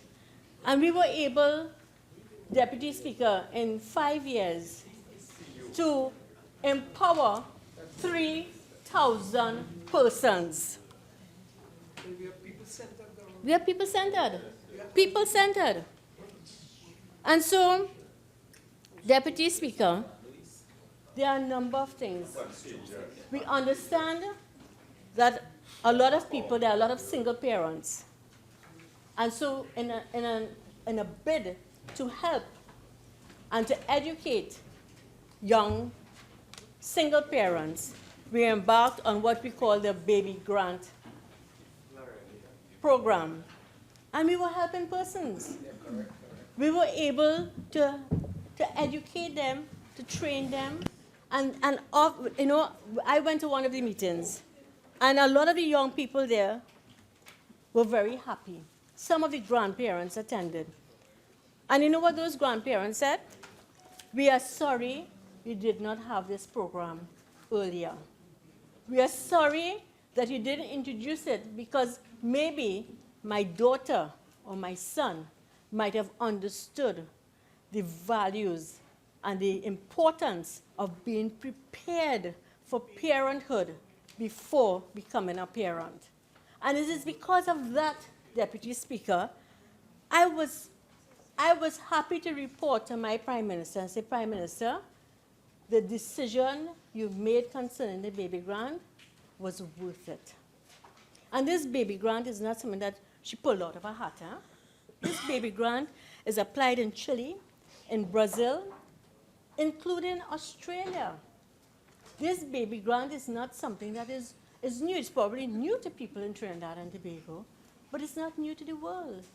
And this is the thing that, I am amazed about with this government, that they have not looked at, scanning what is happening globally and begin to think out of the box to see how it is you can realize dreams, help people realize their dreams, help this nation become better, empower your citizens, create a society that, would have high morals and integrity, because you would have been able to adopt programs that will be successful and beneficial for all. But that is not something that this government understands. And so... Honourable Member, your time has expired. You care to take your additional 10 minutes? Thank you, Proceed. Deputy Speaker, I'm wrapping up. And maybe, Deputy Speaker, I want to end by stating that I would like to see some water projects in my constituency as well. Water projects, Tamina Hill is waiting on a booster pump for the longest while. We would like to have the laying of the pipes in Vega de Oropuch completed and in Nonpareil. We have requests for Pancho Road and Limon Road and Fleming Road. I mean, a number of areas. And there's so much water leaks too, Deputy Speaker, that I would like to see fixed. Because, you know, in my area, it doesn't just cause the leaks, as you would know. It wouldn't just cause a hole, you know. But because of my land, the land how is sometimes undulating and the way it is, it's the soil, the type of soil, it causes severe destabilization in my area. And so we need a lot of slope stabilization and a lot of road rehabilitation because of these leaks that we have all over, whether it's in Spring Circular Road and so forth. But, you know, Deputy Speaker, I would like to end by stating this. I went to a program in Barbados, and my apostle was there. And he preached on this message. He says, you can hire a hand, but you could never hire a heart. And that was many years ago. It may have been over 10 years ago. But the message remained with me. And it remained with me because, you know what? When you have a heart for people like Tamla Prasad-Bissessar and her ministers, you will always have people-centered development. And when it is you hire a hand, you will have heartless decisions being imposed upon the people of Trinidad and Tobago. And so as a result of this, I hope that the government will recognize that they need to change. We would welcome an election general. Let us bring about a change. But until that time, I would like them to seriously consider the fallout from what is happening. There's a propensity for crime to increase, homelessness to abound because of the fact that you have persons losing their homes. You can have an increase in suicides and obviously an increase in crime.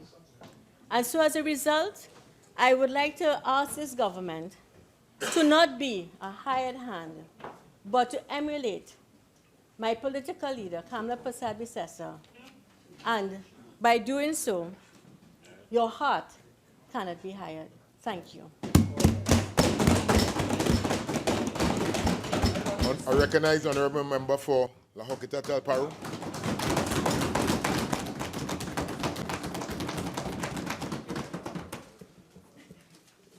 Mr. Deputy Speaker, it gives me great pleasure to speak after my friend from Cumuto, Manzanilla.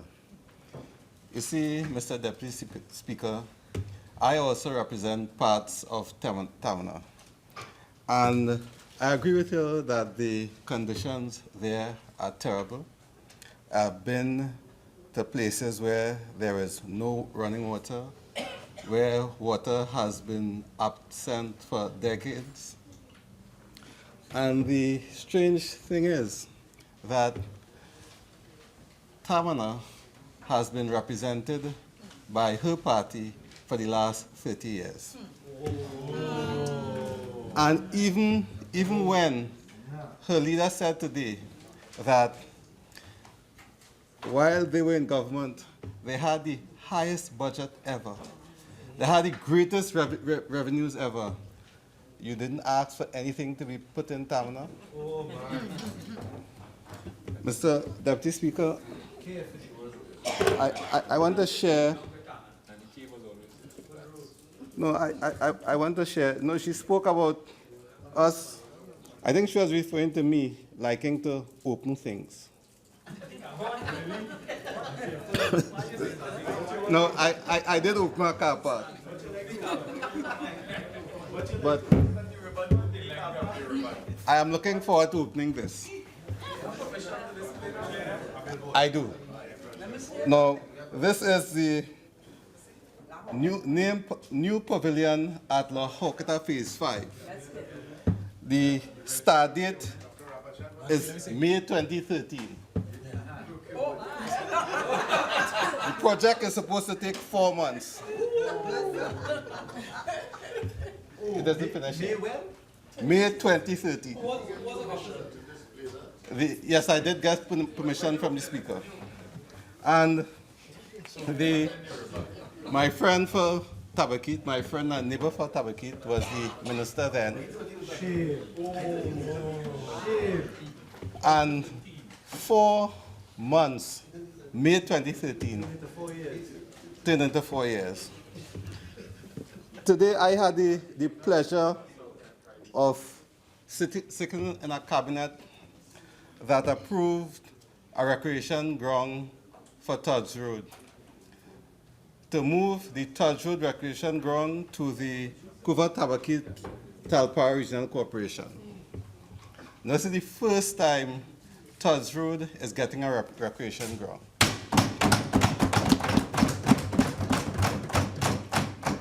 And over the last 30 years, Tudge Road has been represented by the member for Caroni West, the member for Caroni Central, the member for Caroni East. And, and you know, what pains me is that I am the MP for La Horquetta Talparo. The ground is not in La Horquetta Talparo, it's in Caroni East. But it serves the residents of Caroni Central, Caroni East, and even the residents of Tabakit.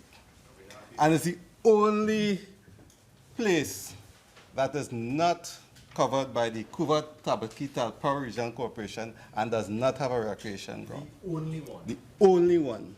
Of all. Of all the grounds in Caroni. So when they speak about discrimination, I can tell you, I, as a member for La Horquetta Talparo, organized, appealed, pleaded for a ground that will be in Caroni East. Thank you. Mr. Deputy Speaker, I am happy to be able to speak in this debate today and to first thank the member for the Gomartin Northeast, the Finance Minister, for an excellent budget presentation.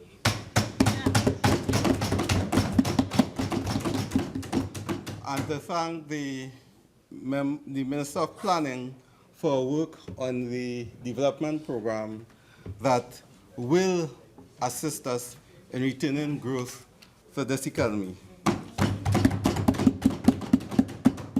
I think they have done well given the enormity of the challenges the country faces.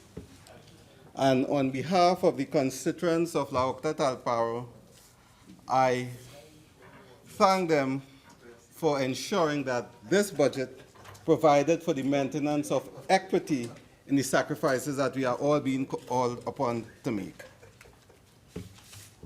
My constituents know that good governance requires what good governance requires and appreciate the good public administration that is necessary for it to prevail. We have heard a lot about what happened in the last 5 years and the woulda, shoulda, coulda. The fact is that we are here and we have been called upon to rescue this country. And just as La Horquetta Talparo and Phase 5 in La Horquetta will get its recreation ground, Trinidad and Tobago will once more return to prosperity as a result of the work that we are doing.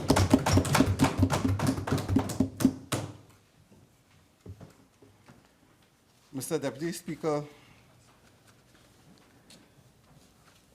when we speak about good governance, what we are really referring to is the necessity for proper public administration. And we have had problems over several years with public administration. But given that the country is now in a position where money is a serious issue, and when we do not have the resources to satisfy all the needs in the country, it is even more important that we have good public administration. That's right. By the time I assumed the portfolio of Minister of Public Administration and Communication, we recognized that there were several things that needed to be addressed. And as Minister of Public Administration and Communication, my job is to do everything possible to bring back proper administration to this country. We cannot turn this country and this economy around unless we tackle the real problems of how the country is run. We cannot develop this country unless we tackle the problems of waste, corruption, and mismanagement that are the heart of the economic challenges we face. We cannot turn this country around unless we remove the inefficiencies that are so much a part of doing business in Trinidad and Tobago. Recently, last week as a matter of fact, the World Economic Forum's annual Global Competitive Index report was published, and it assessed the competitiveness of the economies and provide unique insights into how we operate.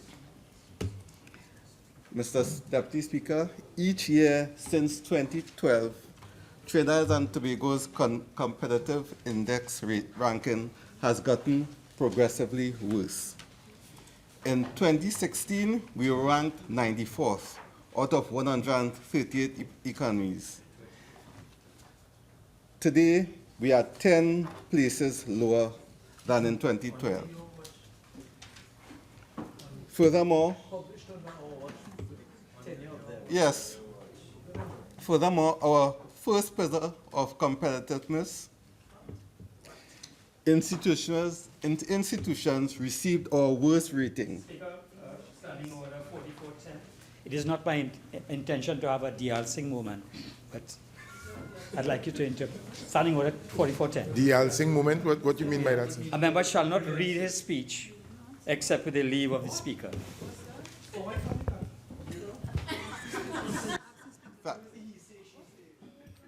Remember, with regards to the standing order, you can seek leave if it is that you'll be, reading some of your excerpts. Thank you, Speaker. I seek your leave. Thank you, Mr. Kindly proceed.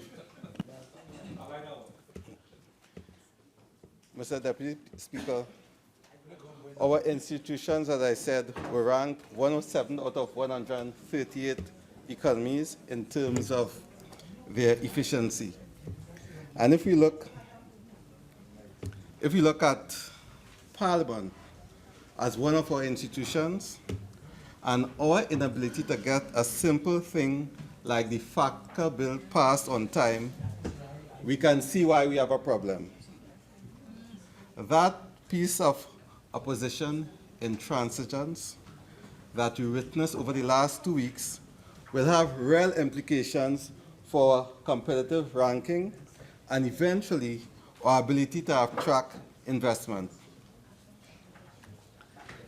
Mr. Deputy Speaker, I am interested with improving the delivery of government services to citizens, the modernization and renewal of the public service, and the provision of credible government communications and information. I have embraced my responsibilities wholeheartedly.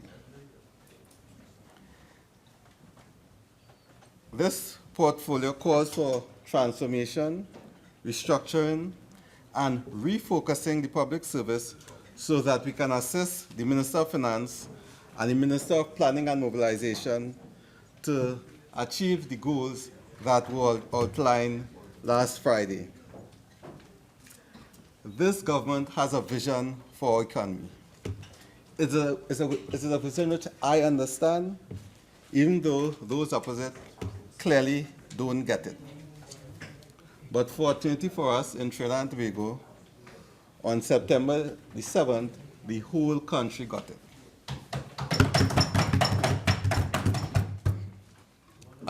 A fundamental part of this vision is that our institutions need to be transformed to become more efficient and focus on creating value and delivering excellent service. This is the work that we are doing in the Ministry of Public Administration and Communication. This vision seeks to ensure that a project that is supposed to take 4 months, like the La Horquetta Pavilion, does not take 4 years to complete. We intend to deliver a public service that will ensure a more customer-focused and result-oriented. The collapse in energy prices with the subsequent shrinking of the budget poses a challenge for all of us. That's why we realize that we need to become more innovative and to rise to the economic challenges that we face. One of our critical objectives over the next few years, Mr. Deputy Speaker, will be the improvement of the staffing situation in the public service. There are jobs in many areas of the public service for competent, committed, and effective people that go unfilled. And there is a serious need to examine how we create the right opportunities for willing and competent citizens. As one of the core strategies to address this manpower issue, the ministry's collaboration with the Public Service Commission and the Service Commission Department in a major initiative to strengthen and modernize those institutions. They will be better equipped and resourced to fulfill their obligations to various other service commissions, which are such an important part of our democracy. A revised organizational structure has been developed for the Service Commission Department to assist with achieving its goals and of vacancy reduction in one of the 9 functional areas addressed by the department. We have established short-term projects which are expected to be completed by December 2016 to address the problem of the vacancies. Our contribution in the ministry, Mr. Deputy Speaker, will include support for the legislative changes, the organizational structural changes, process enhancement, training, and the development of improved systems among other areas. Those initiatives will continue over the next few years. We can always recall, Mr. Deputy Speaker, at least those of us who are old enough, that there was a time when people aspired to be in the public service. And they accepted that public service was not servitude, but rather a contribution to a higher calling. We need to restore that trust in the public service and to dispel the myths of the uncommitted worker that have prevailed for so long. In addition to strengthening the offices of the service commissions, The ministry is bolstered by the capacity of the Strategic Human Resource Division, which provides oversight of the implementation of the human resource plans of not just the ministry, but the public service generally. By working in collaboration with the central government agencies, the Personnel Department and the Service Commission Department, we intend to restructure and reform the public service. In this holistic approach to government that will help shape policies and procedures which will enhance the lives of all our citizens, not just in Horquetta, Talparo, or the neighboring constituencies, but across Trinidad and Tobago. When we fill these positions, we will improve the employment situation. This is all part of reorienting the public service to the current economic reality which we as a country face. The member for Cumuto Manzanilla mentioned information technology, and I want to spend some time talking about that. Last year, the Inter-American Development Bank carried out a study on doing business in Trinidad and Tobago. And they attempted to examine why the public service doesn't work efficiently. The study found that ICT requirements for simple tasks was one of the main impediments to doing business in Trinidad and Tobago. As a result of that, we have decided to focus on serving the public through ICT. We have an iServe project that will seek to take services online so citizens have an easier way of doing business with the government and to improve the experience of the public in their interface with government institutions. We have already had it with the single electronic unit, single electronic window, the TT Connect. All of these have been serving the public, but we need to take it further and faster and to make ourselves more accountable to the public. ICT is a fast-growing economic sector in itself and an enabler for sustainable development in all aspects of the national economy and society. Trinidad and Tobago should be at the forefront of the global revolution. Our citizens, especially our young persons, are among the most avid users of social media in this hemisphere. And it is in ICT we see one of the greatest synergies between the portfolios of public administration and communications. And we need to foster that by getting greater use of ICT in all the society.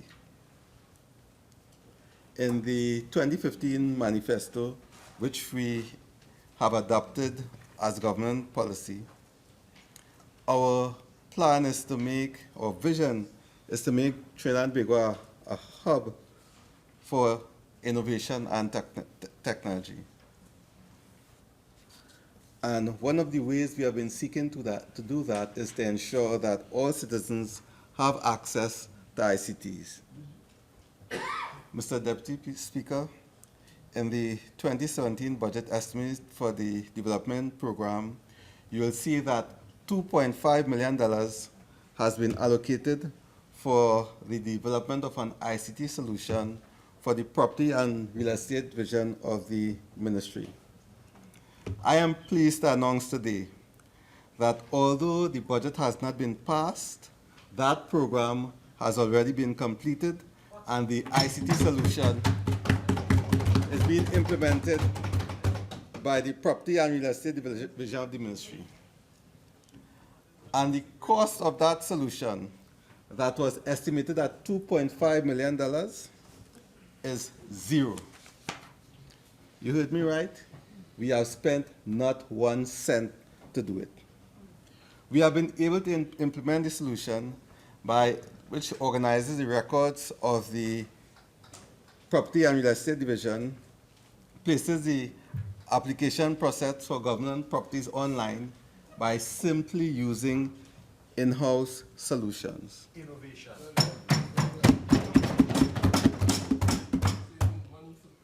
We were able to use iGovTT, the staff of the ministry, to produce that solution ahead of time and without spending a cent.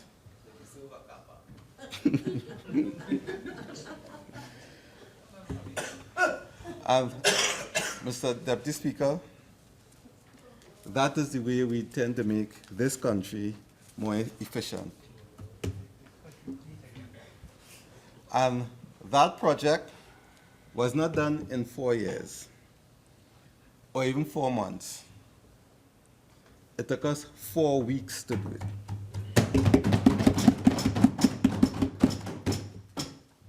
I wish to publicly commend the executive and staff of iGovTT and the Ministry of Public Administration and Communications who worked on this project and developed the code and the web-based application, which we intend to use as a template to tackle other issues as we move to make delivery of public services more efficient.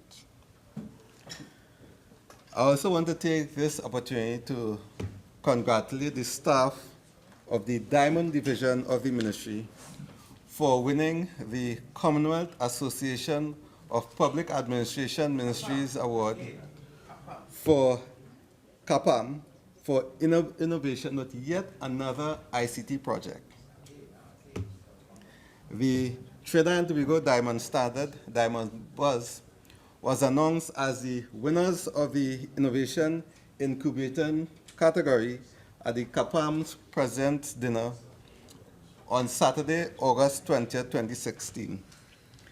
The Ministry of Public Administration and Communications was presented with a Certificate of Distinction and the 2016 award.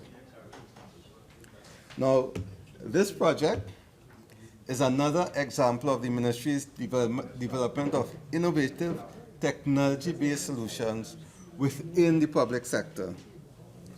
It harnesses the talents of a group of young, burgeoning software developers working alongside targeted public service agencies to conceive and create ICTs that will improve access to information and provide services to citizens.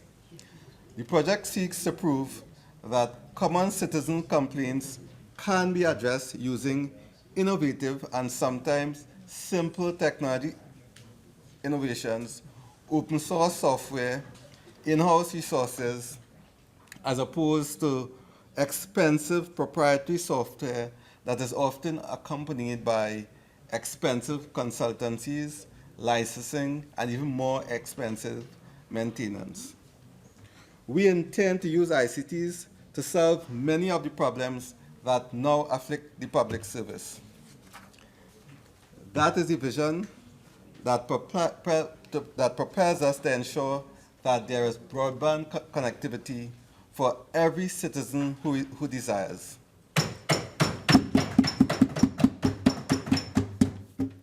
In the first instance, we worked with the private sector to drastically increase the ICT footprint through the free public Wi-Fi hotspots in the 13 public PTSC buses in high traveled routes.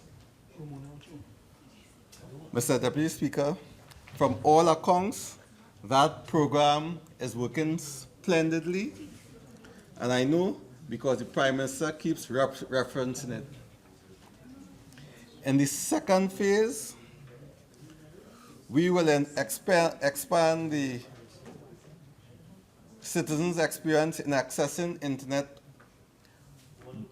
based on the expansion of the Wi-Fi initiative to several areas, including Nallis Libraries, the Branlara Promenade, the Arima Dial, Public Hospital, PTSC transportation hubs, all will be providing connectivity, often at dire times. The expected cost of this phase is no more than $900,000 of the funds we have been allocated for this year. By the third phase, Mr. Deputy Speaker, we would have touched almost every community, including the MP for Cumuto Manzanilla, who has inquired about it. What this government would have done, Madam Speaker, is the creation and deployment of a free island-wide public broadband wireless network, affording citizens the ability to seamlessly access Wi-Fi internet securely at hundreds of locations throughout Trinidad and Tobago. Now, this provides additional opportunities for improved productivity and online engagement, and another avenue to conduct business with the government. This initiative will function in conjunction with other existing channels by both the government and other internet service providers to enhance the means by which our services will become available to citizens. Now, many of these services are being provided through enterprise agreements like the one managed by the ministry with the Microsoft Corporation in the United States. These three-year agreements govern the use of Microsoft software in Trinidad and Tobago. Mr. Deputy Speaker, under the last administration, the three-year software agreement with Microsoft cost this country $52,462,752.62 US dollars. Now that represents 331.6 million Trinidad and Tobago dollars. That $331.6 million represented software that we were being charged for, some of which was not in use, and there were others in use that we weren't paying for and we were penalized. In other words, that $331.6 million represented waste, mismanagement on the part of our public services, and possibly corruptions. Over the last 4 weeks, a team from the ministry has been in negotiation with Microsoft. I am pleased to announce today that we've reached consensus on a new agreement, subject to cabinet approval, that will cost $4.2 million US dollars a year, amounting to just about $12 million US dollars over the 3 years. That means, Mr. Deputy Speaker, that we will save in payment to Microsoft $40 million US dollars in a 3-year period. We have been able to negotiate a $40 million US dollar reduction in license payments to Microsoft. That means 272 million TT dollars over a 3-year period. Now, apart from the obvious savings in foreign exchange, $272 million can fund the entire development program of the Ministry of Rural Development, so that they can get roads in Cumuto, Manzanilla, we could get grounds in County Central, County East, and in La Horquetta, Talparo. We can repair landslip in Moruga, we provide Bailey bridges, and all the facts, all these things that the rural communities need. Mr. Deputy Speaker, I congratulate the negotiation team, comprised entirely of officers of the Ministry of Public Administration and Communication and iGovTT for their work in eliminating waste, corruption, and mismanagement that has saved this country $272 million.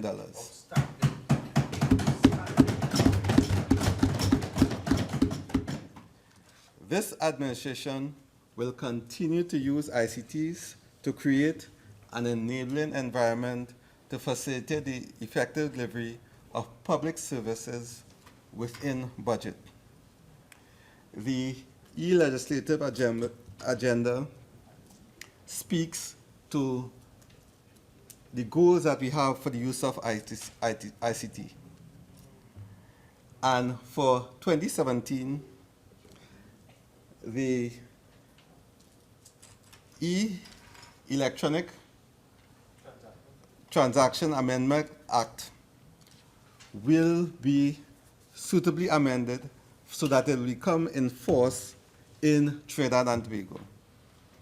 And the amendments are designed to ensure electronic commerce, electronic government,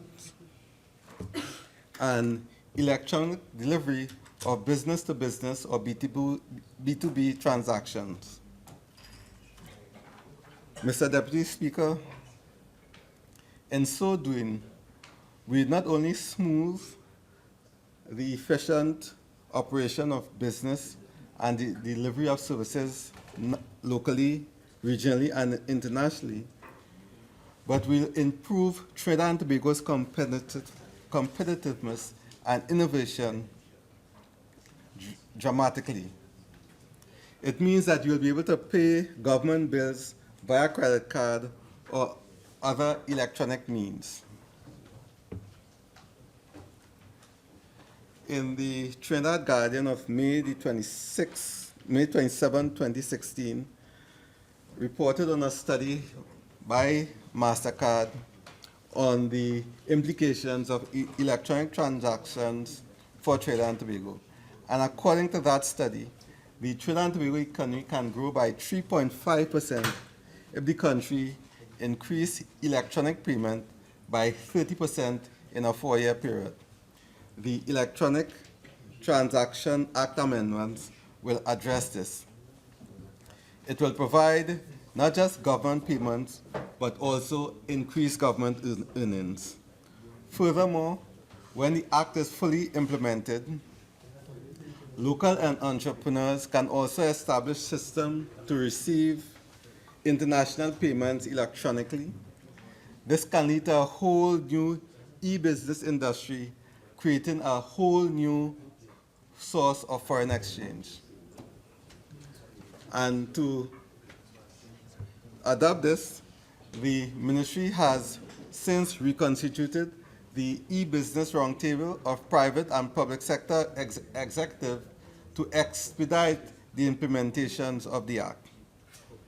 The other legislation that we intend to push includes the Data Protection Act amendments, the Freedom of Information Act amendments, the Telecommunications Act amendments, and the Cinematograph Act amendments. Mr. Deputy Speaker, these pieces of legislation are all characterized by a common thread. They reflect the government's focus in designing legislative infrastructure so as to create an enabling environment for the widespread use of ICTs. And this brings me to the Telecommunications Authority of Trinidad and Tobago.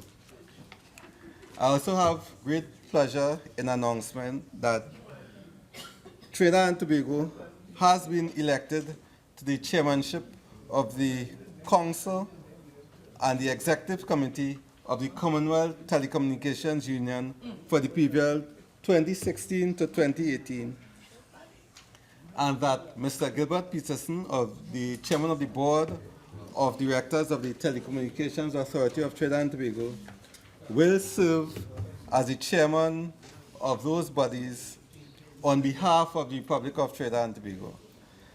This is a tremendous honor, and it gives us great influence in the Commonwealth Telecommunications Union and gives us the potential to get even greater assistance in our ICT trust. I wish to today commend Mr. Peterson, who I'm sure will be a worthy representative of this country. One of the major accomplishments of the authority is that Trinidad and Tobago has been removed from the watch list of the U.S. Trade Representative, and we have now become compliant with the foreign content providers for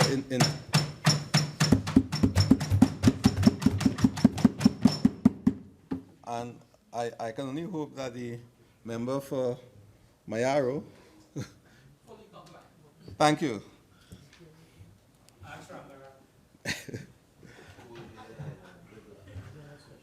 Mr. Deputy Speaker,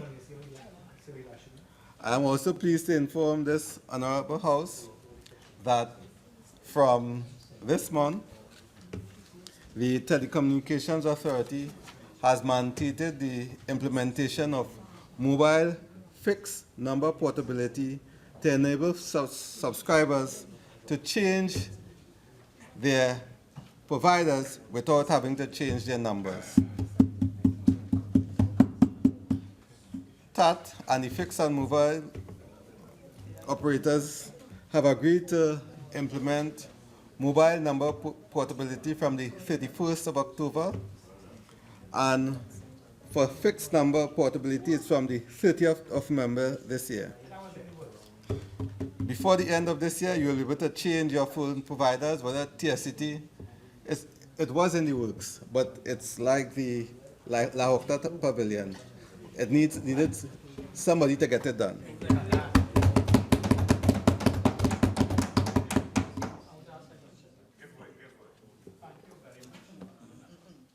I think that this is a very progressive move. But I want to find out, in similar fashion, what was in the works. When is the decision that on the third provider going to be made by the government of Trinidad and Tobago in the mobile sector?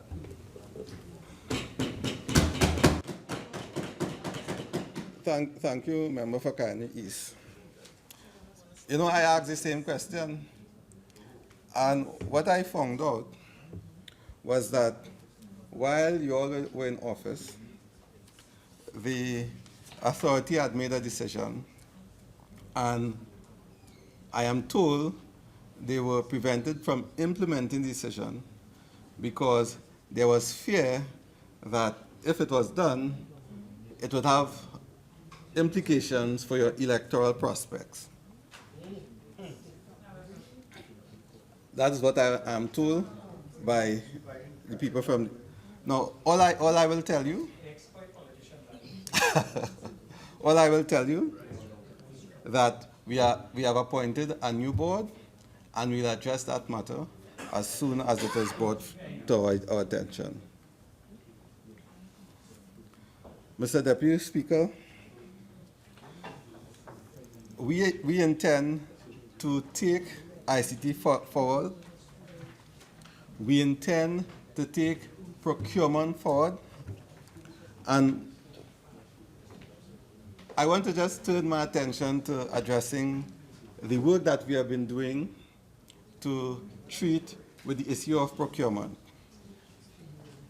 The Public Management Consulting Division, PMCD, of the Ministry has been working with UNDP and the Ministry of Finance to determine the structure, staffing, and effective function capacity to establish the Office of the Procurement Regulator. To this end, work has been done to analyze the functions of the office, frame the organization arrangement, identify the job profiles, and write the job descriptions for the office. I now turn to our efforts at rationalizing government accommodation. We consider it important that public officers operate in safe and comfortable working environments, which we believe are conducive to productivity and good health and safety. You would be aware, Mr. Deputy Speaker, that this government recognized two things when we first sought to construct the government campus plaza. One, that the portfolio of government properties had neither increased in quality nor quantity for decades. And two, increasing numbers of public officers were working in unsuitable workspaces that frequently invited the USH department and the represented trade unions to take action.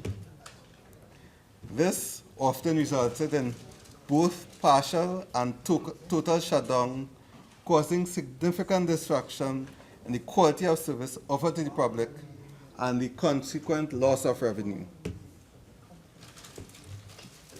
I cannot understate the accommodation crisis that ministries currently face. Outstanding demand in Port of Spain is for approximately 500,000 square feet of property. Most public officers know this, and the general public can sense their discomfort, their growing discontent as they became collateral damage in the process. Today, I can report that 3 of the 5 ministries and agencies earmarked for the government campus have moved into their accommodations and are now operating from the plaza. The Customs and Excise Building, the Immigration Division, the Education Towers are now 100 complete and occupied. With respect to the 2 other ministries, the Ministry of the Attorney General and Legal Affairs Tower has been completed, but is not yet occupied due to ICT issues that are being worked on. And the Board of Inland Revenue Tower is expected to be completed by the 31st of December 2016. Okay. In 2 weeks, the AG will be moving in. I've been updated. In moving out of rental accommodations, we have been able to save taxpayers' money. As an example, the Ministry of Public Administration and Communications handed back the keys to a building being rented at over $1 million a month for 3 years while you all were in office. The building was never occupied. Honorable member, $1 million your speaking time has expired. You care to avail yourself of the additional 10? Thank you, Mr. Speaker. Proceed. We have also taken up occupation of 1 Alexandra Place, which had been occupied for 6 years and was incurring a rent of $600,000 a month, a figure negotiated by you all and never occupied. In fact, Members, it was rented in 2009. The 6,000. honorable member for Princetown, Naprima, please. You all will have your turn. Mr. Deputy Speaker, let me just educate the member for Princetown that the rental figure was negotiated by the then Minister of Local Government, Chandra Sharma. And all the other ministers who succeeded him were fine with it. Princetown, the additional comments will not be tolerated. Mr. Speaker, Mr. Deputy Speaker, the government has been paying rent for several unoccupied buildings over the last few years. Under this administration, we have given up more than 20 leases And in fiscal 2013, we have been able to we have been able to reduce rents for unoccupied buildings from $3.3 million a month to $1.7 million, and that is falling quickly.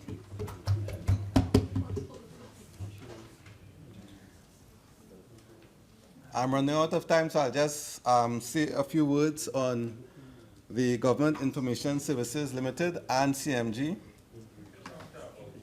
Now, under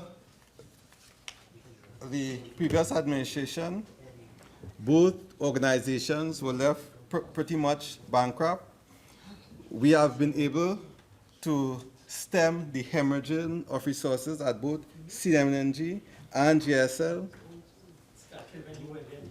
and eliminate the waste, corruption, and mismanagement to the extent that they are now been able to resume basic training obligation. They can now pay their bills.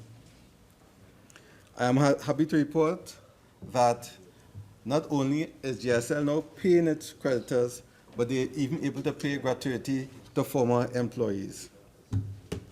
We are very much close to determining the way forward for both organizations following the consultation that was held last year on the role of state media. The final report, titled Toward Dynamic Public Service Media, had a proposal which has been forwarded to the Cabinet, and we are in the final stages of making a determination, and an announcement will be made shortly. Mr. Deputy Speaker, we recognize that it can no longer be business as usual at these organizations, and we have developed new structures for the Government Information Service Division, the Government Printry, the Government Human Resources Company.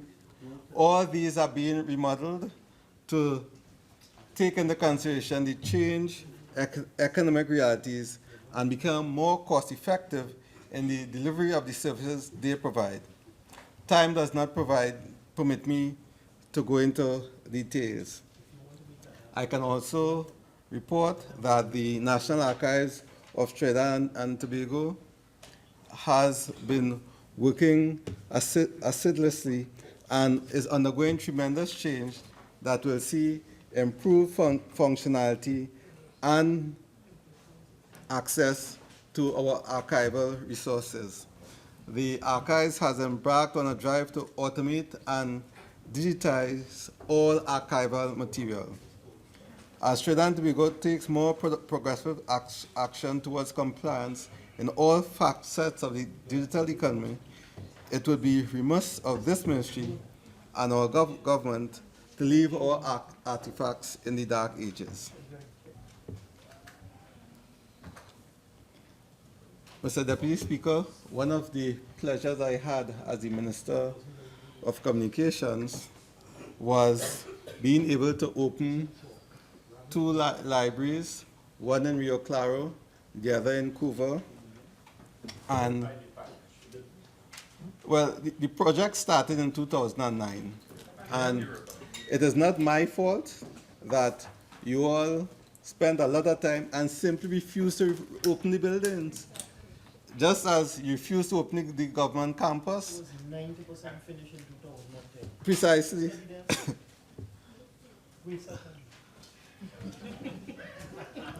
The residents of Cuba and Rio Claro will always remember that they were given libraries by this PNM administration.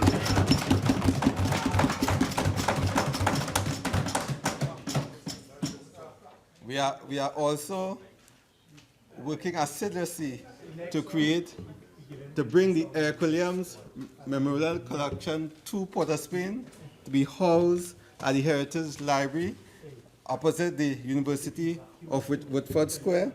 that will also be an important landmark in the city.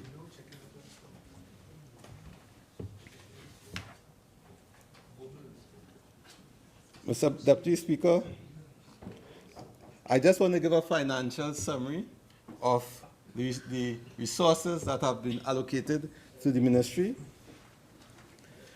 The combined portfolios, we had a budget of 1.13 billion in 2014. Our available funds for fiscal year 2017 have been reduced to 1.03 billion. Please note further, Mr. Deputy Speaker, that as of September 30th, 2016, this ministry has accounted for an expenditure of 72 million, or 81% of the public sector investment program. This reflects commendably on our capacity to deliver, and we intend to surpass this in the future. These are challenging times, and any institution faces these kind of challenges when it needs to become modern. But Honorable member, you have 2 more minutes. But in my 7 months as Minister of Public Administration and Communication, we have shown our resilience time and time again. This year is testimony to the fact that we have the capacity to reorganize and refocus. I thank you. I thank the staff of the Ministry of Public Administration and Communications. And Mr. Deputy Speaker, all I can say is I will continue opening things. I'll continue opening car parks. I'll continue opening recreation grounds.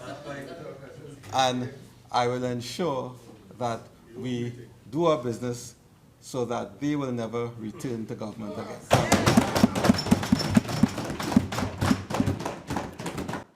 Honorable members, at this time, I'd just like to remind the House that members are to seek the leave of the Speaker with regards to Standing Order 4410, with regards to if we'll be reading your speeches. Right, so I'd just like to remind you all of that, and I recognize the Honorable Member for Mayaro.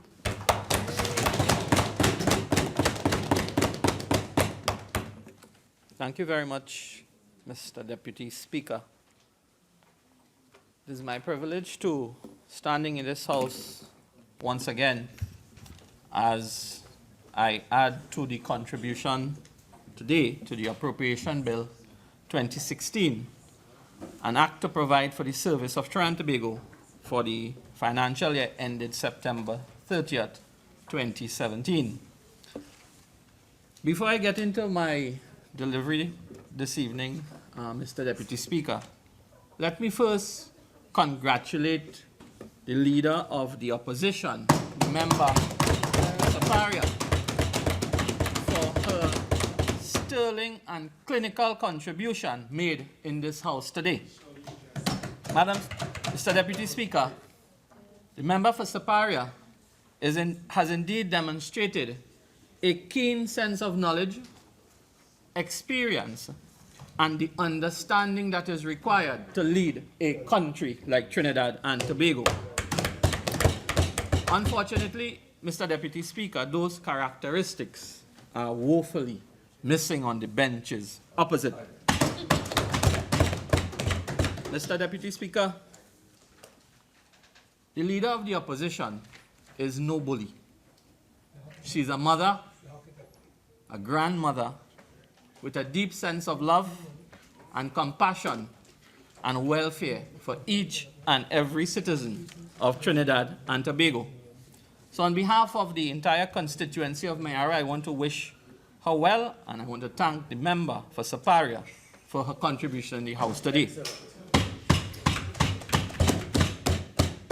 Mr. Deputy Speaker, a little over a year ago, this country was duped, hope I can use that word, Mr. Deputy Speaker, into thinking that new faces meant a new way of governance. What the country got instead was the return of piousness bent on self-justification and a supposed morality, regardless of the cost to Trinidad and Tobago. Madam Speaker, 1 year ago, a member of the other house asked the country to judge him and his government 1 year after. And this is what we are doing here today. We are here to judge your performance over the last fiscal year. Madam Speaker, you may ask why the need for the run-up or the prelude. You see, there are those who sit opposite us who played victims from time to time while in opposition. And now when the shoe is on the other foot, they can do no better other than to criticize. 1 year after, Madam Speaker, we have seen unnecessary wastage and squandermania through poor governance of this boastful, prideful, and sometimes arrogant administration. Sometimes, not all the time. They can be a bit pleasant at times. Madam Speaker, if I was asked to summarize the budget that was presented on the 30th of September, like William Shakespeare, I would have named it Much Ado About Nothing. The theme of the 2016-2017 budget, Shaping a Brighter Future, a blueprint for transformation and growth. But Madam Speaker, I have no doubt in my mind that each and every citizen of this country wants a brighter future. Each and every citizen wants affordable education. They want quality and timely health care. And I'm sure every citizen wants to feel safe in their homes while having the option to engage the company of friends and relatives throughout the length and breadth of this country. Madam Speaker, as a responsible opposition, we on this side are extremely mindful of the global environment in which we operate. We are also mindful of the global energy market with the impact of lower oil and gas prices and the effect on the developmental capacity of Trinidad and Tobago. We are also very mindful that in order to further this growth and development of our Twin Island Republic, fundamental changes are necessary to allow for the progressive transformation of our country. So the question that we in this Parliament must answer over the next couple days is whether or not the Honourable Minister of Finance, MP for Diego Martin Northeast, did he get it right in his presentation of the 2016-2017 budget? Did the Honourable Minister of Finance really lay out a blueprint for growth and transformation? Madam Speaker, for over 3 hours on the 30th of September, we sat and we listened to a lot of rant and rave of a government that knew that there was a factor deadline way beyond to what was being touted in the public, creating scare and panic. There also was a government who have, at that point in time, closed gate on many students, many of whom come knocking on my door as a member of Parliament for Mayaro. And on the topic of gate, if I may deviate for 1 second, I'm wondering why, in formulating a strategy for gate, why a means test on the parents and not the child? Because it's like measuring the performance of a horse by measuring the jockey. And there are students who are coming to me and saying that they No, it don't work so. Because if you have a child who is a high performance child, and the parents, one may be a police officer and perhaps a clerk working in this very same parliament, and they are earning more than the $10,000 or so, then that child is not entitled to a full covering of the gate. And then on the extreme end, you may have a child who is a non-performer, whose parents may fall under the threshold, and they're entitled to full coverage. So my concern is, why are we measuring the parents where a sliding scale option? The member with his contribution, please. Everybody will have an opportunity to join the debate. Please continue, Member for Mayaro. Thank you, Madam Speaker. Why a sliding scale option couldn't have been used, where you can measure things like the GPA of the child, the financial condition of the parents, obviously, the distance from where the child lives to the campus that the child wants to go to, whether the training is in line with the developmental priorities of the country. So you do a sliding scale, and then you determine what contribution the government would make. But there was a committee that sat for 3 months, I understand, with 16 men, and that's the best they came up with: measure the parents. Madam Speaker, in answering whether the Honorable Finance Minister delivered on his budget, allow me to set the foundation for my answer by going back in time to October 3rd, 2016.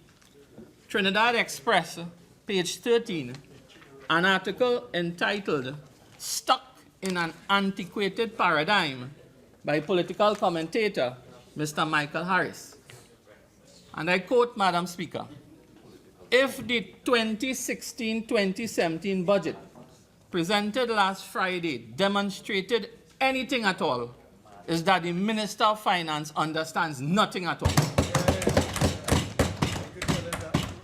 Madam Speaker, Nothing at all. the 50 pages presented in this House, disguised as a blueprint for transformation and growth, was more of a blueprint for stagnation and suffocation of the economy of Trinidad and Tobago. Madam Speaker, Harris further states in the very same article, "The budget presented last Friday was almost a carbon copy of the budget he presented last year." Madam Speaker, after millions of dollars spent on cabinet-appointed committees on economics, energy, education, agriculture, tourism, after 12 months, was that the best they could have done? A carbon copy of last year's budget? Nothing new, nothing creative. Very disappointing, Madam Speaker. I would suggest to the Honorable Prime Minister that since he wants his government to wean out citizens from state dependence, I am suggesting that the Honorable Prime Minister start with perhaps those boards and send them packing, because they have not delivered. They have done the government a national disservice with that document.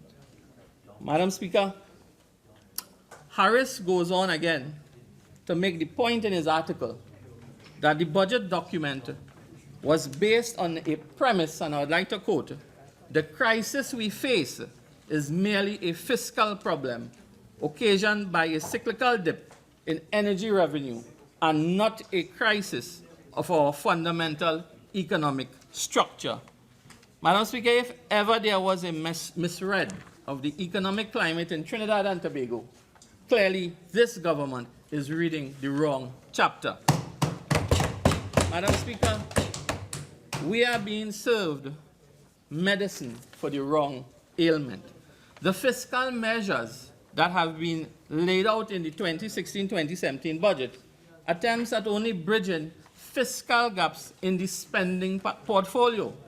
There is a void a deafening silence on the transformational component that would drive new revenue streams, thus fostering growth and development in Trinidad and Tobago. But you know, Madam Speaker, there is a cloud of mistrust, deceit, and betrayal that is hovering and encircling this administration, Madam Speaker.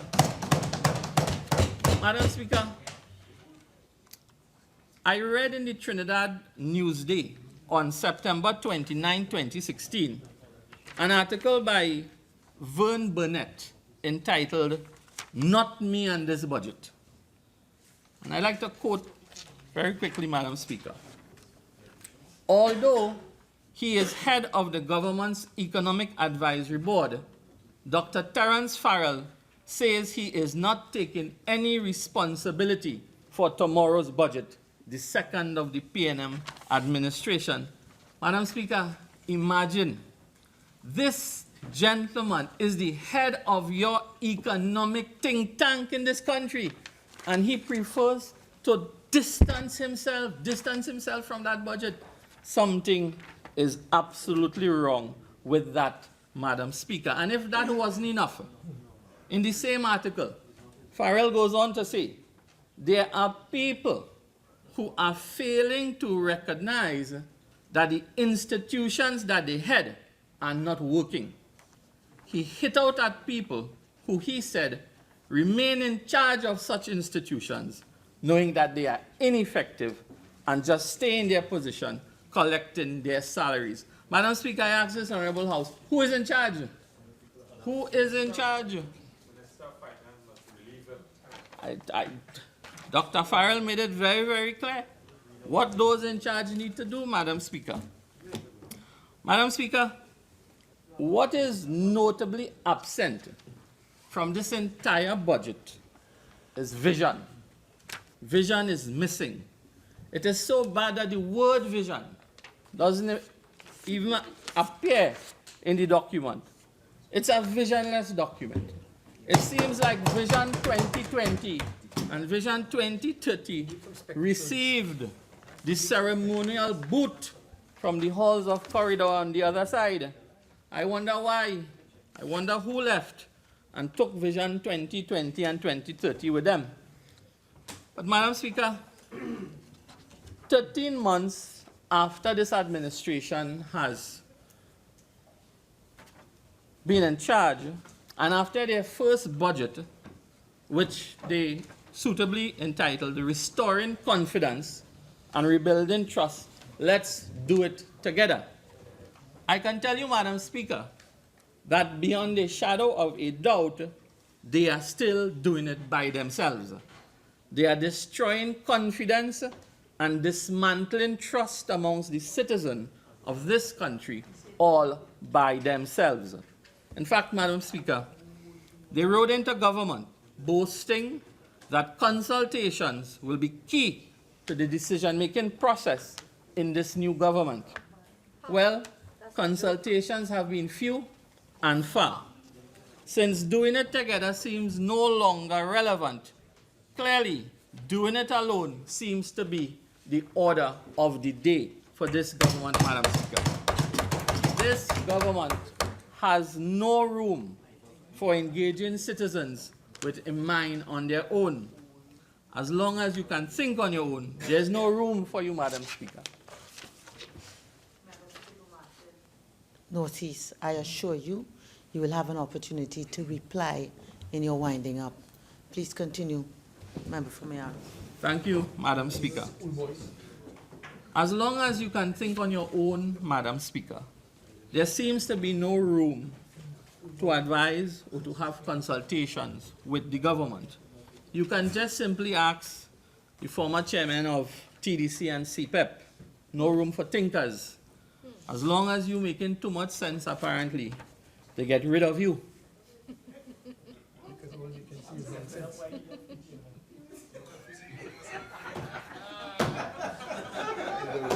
Very good. Go ahead,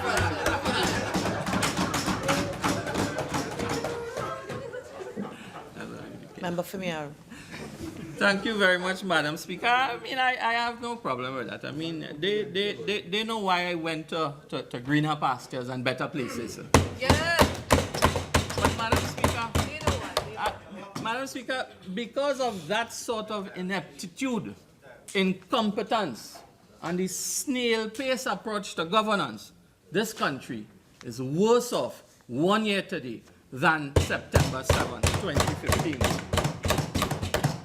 What we have witnessed, Madam Speaker, in the last 13 months of this government, all they have done is attempt to talk and tax it away out of an economic restructuring period. Madam Speaker, I can tell you that their ship is sinking and supporters are not willing to stay on board with their visionless, misguided, and bankrupt policies of doing nothing and calling everybody thief. But all is not lost, Madam Speaker. All is not lost. 12 months gone, 48 to go, or less. And then there will be a renewal of life in this country. Madam Speaker, I wish to take this House through a quick year in review, looking at the chaos and mayhem that has engulfed this country since the great betrayal of the people on September 7, 2015. Thousands of workers have been displaced, Madam Speaker. Corporation employees, forestry workers, litter wardens, traffic wardens, contract workers throughout several ministries. In an article published in the Trinidad Guardian on Tuesday, August 30th, the CSO laid out some statistics. And I know the member for Moruga Tableland was asking about source. And perhaps this would help satisfy that desire to get some source. So, Guardian, Tuesday, 30th of August. And they were giving the statistics on workers in specific industries that have lost jobs. Transport, storage, and communication, 6,500 jobs, or 13.3% less. Other manufacturing, excluding sugar and oil, 5,000, or 9.8% less. Financing, insurance, real estate, and business services, 3,100, or 5% less. Construction, 2,100, or 2.4% less. Madam Speaker, you are looking at over 16,000 families that have gone onto the breadline over the last 12 months in this country. This is the betrayal of the people of this country, because I'm sure they didn't vote for that. Trinidad and Tobago Guardian, an article by Nadaleen Singh, August 30th, 2016. Well, CSO. Madam Speaker, over 15,000 TT card holders have also been viciously excised from the program and publicly ridiculed as being part of some fraud and conspiracy, Madam Speaker. Social services programs such as self-help, NDSP, and other interventions have been under review for almost a year. This has caused thousands of backlog, and I'm very glad to hear that Moruga Tableland member is getting some traction. Apparently he's getting checks, and he's getting services, and he's getting water, and he's getting road. I want your contact list, sir. We're selling constituents by Madam Speaker, in my constituency, there has been over 7 fires this year. And not one grant has been processed. Not a grant. Not a single person, not one of them have gotten a grant that we've applied for. Very poor. And you know what? It wasn't delivered. Could this chamber be given the respect that is deserving of it? Members can't be just shouting across the floor. There are certain standing orders with respect to interruptions. Continue, please, Member from Mayaro. Thank you, Madam Speaker. Madam Speaker, there is also a unique situation happening in my constituency where there are certain people walking around and they are going to these people who are vulnerable and saying that, you know, we have received no applications from the MP's office. They are telling tales. I understand I can't use the word lie inside here, but they are telling tales and they're saying the MP's office is not making these applications.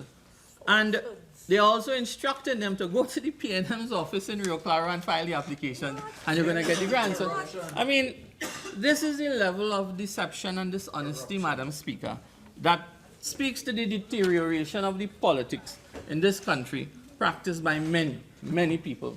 Madam Speaker, I do my best as a Member of Parliament to treat with every single resident constituent who comes to my office. I don't ask about party cards and whether you voted for me or not, Madam Speaker. So I find this very distasteful. Very much. Madam Speaker, criminals are running rampant and roughshod over the state security apparatus in this country. And violent crime is uncontrollable and grossly undetected. Public health care is extremely deplorable and inaccessible, with routine and regular shortages of drugs and medication. I see that the Minister of Health has left the chamber, but I would like to make an appeal to him that I have submitted a letter to his office asking for the consideration of having dialysis machines in Mayaro, just because of the sheer geographic distance that my constituents have to travel to San Fernando or Sandy Grande.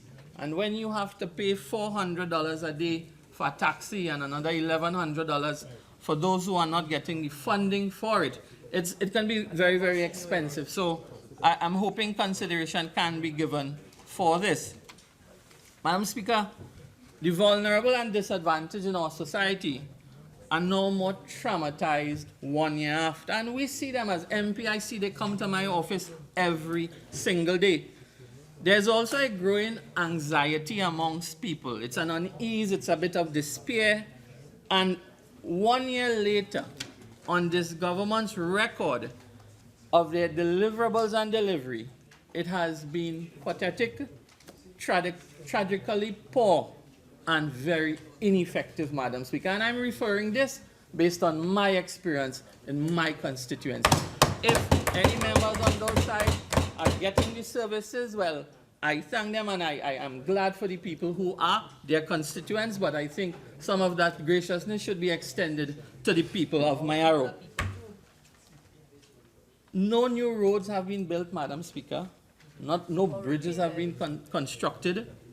There's a landslip in my constituency in Augustine, which is threatening a major artery to Mayaro that connects Rio Claro and Mayaro. And I've sent letters to the Ministry of Works asking for urgent attention. And if we lose that slipway, you cut off a main artery for students who have to get to school in Sandy Grande and Mayaro and so on. So these are the kind of things that has been plaguing our country over the last year.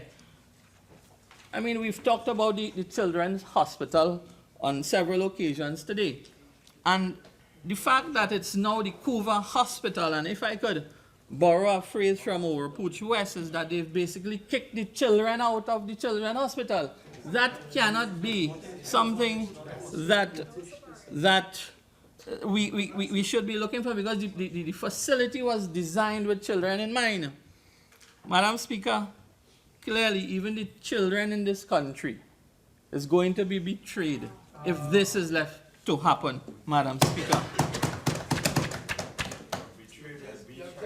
Madam Speaker, with a fiscal package in 2017 of 53.4 billion, an expected revenue of 47.4 billion, and a deficit of $6 billion, we are certain that we will see a continuation of the economic stagnation, slowdown, and further dislocation and displacement of the poor and vulnerable in our society.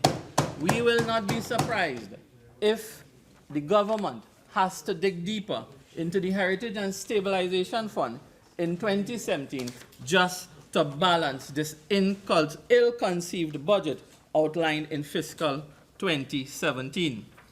Instead of transformation and growth, Madam Speaker, what will unravel will be further decline, regression, and stagnation. Madam Speaker, those on the other side have often come in this House and say that as a government, when the partnership was in government, they did nothing for the people of Trinidad and Tobago. But today I want to pass some judgment on that on my own, particularly in the area of agriculture.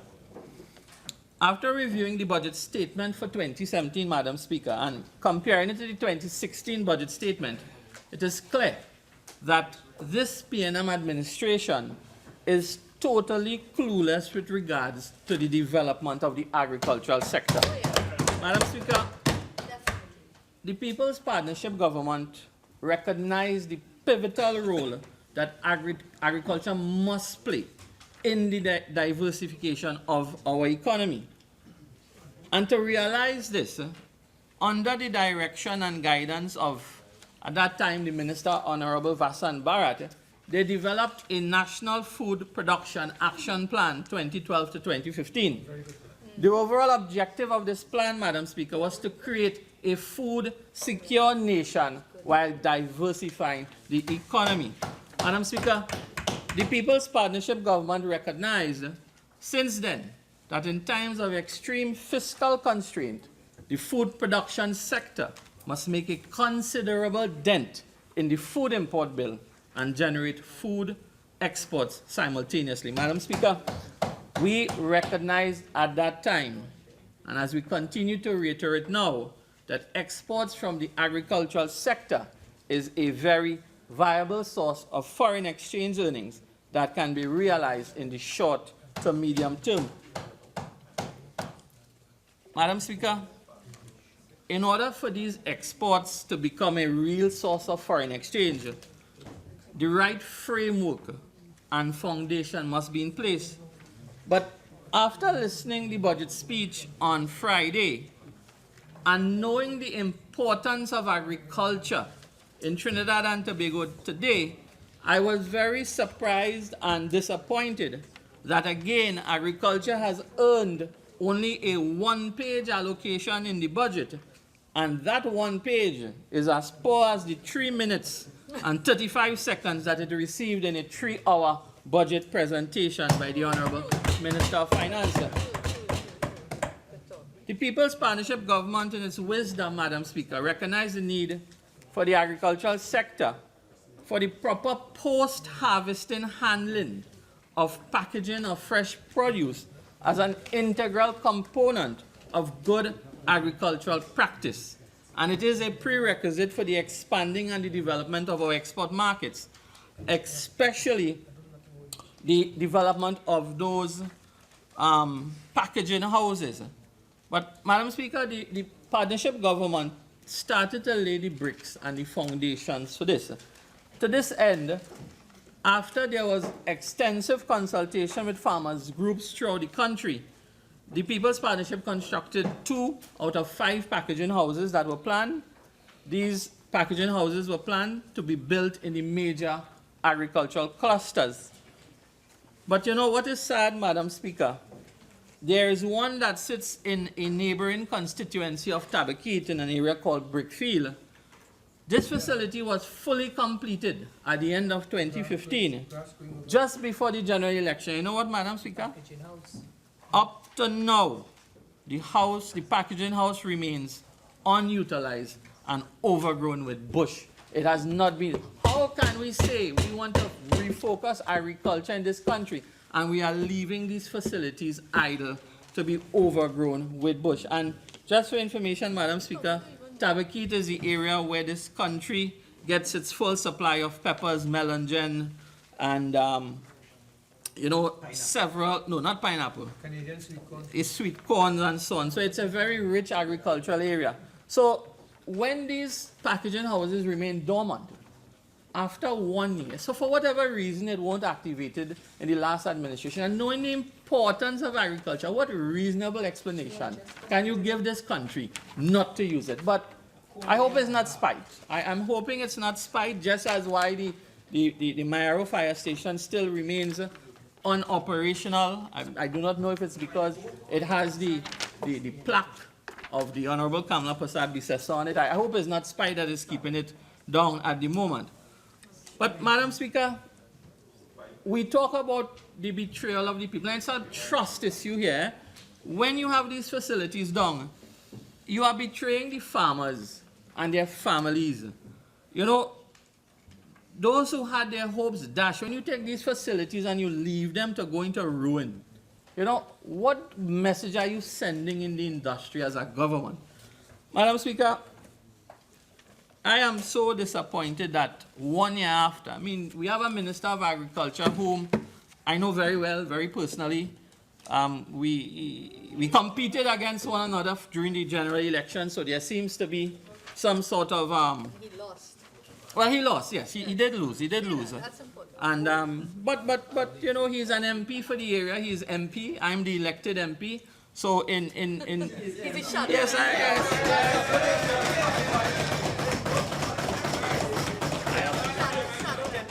yeah, no, but you see, there is a he's the pretending MP. I am the elected MP. All right.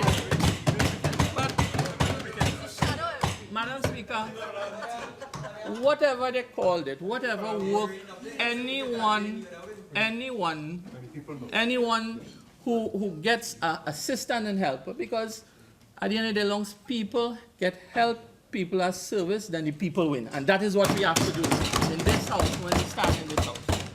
Well, I was supposed to return to Canada. Yes, that's the same guy.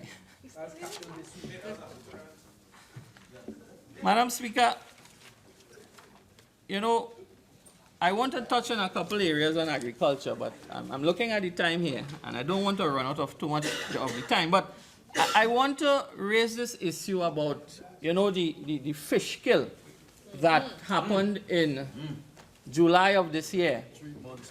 And it's been several months, and the Ministry of Agriculture and none of the state agencies have been able to get in front of this matter. You still have fishermen in this country complaining that the fish is not selling because people still feel the fish is poisoned.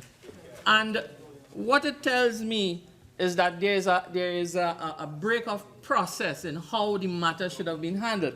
And what is more sad, you have the Minister of Agriculture, you know, not dealing with the matter, making excuses. As a matter of fact, Madam Speaker, the people have lost trust. And it comes back to the same issue I was speaking about, this cloud of mistrust and betrayal. Nothing that comes out of the mouth of some of these heads of these ministries, people are believing it anymore. And that is not good for the country. It is not good for the development of the psyche of our people when we are aware of the challenging times that are ahead. So, you know, the lackluster response has been very, very, very disappointing. And I'll tell you something, Madam Speaker. The fishermen has weighed in on that group, on that team. And as far as they are concerned, those in the office there have failed miserably.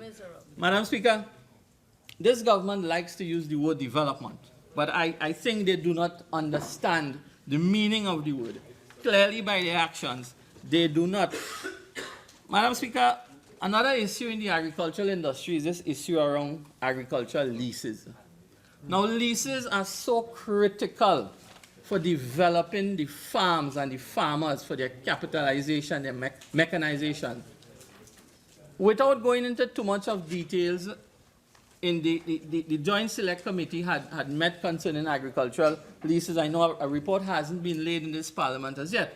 But you had all the officials and technocrats sitting in that meeting, and so many suggestions were made, but yet nothing came out in the budget presentation. I'm thinking, you know, even if you would have heard an idea, you know, you would have put it and have it reflected in the budget so that the 20,000 farmers that are currently waiting for their leases, something could have been put in place to get some expedition of these leases. And sadly, Madam Speaker, nothing in the budget, nothing in the statement, nothing in the PSIP speaks to how are we going to move forward at a very fast pace to get these leases for these farmers, Madam Speaker. I was very, very disappointed by not seeing any issues to deal with agricultural leases because it is so important. Madam Speaker, another big area here in the agricultural sector in this country, which is critical, which I felt the budget should have addressed, is agricultural access roads. Agricultural access roads, I mean, it is really the communication link for the farmers to their markets. And, you know, it's a year has gone, and prior to that, there were 25 roads that we have submitted notices to the Ministry of Agriculture.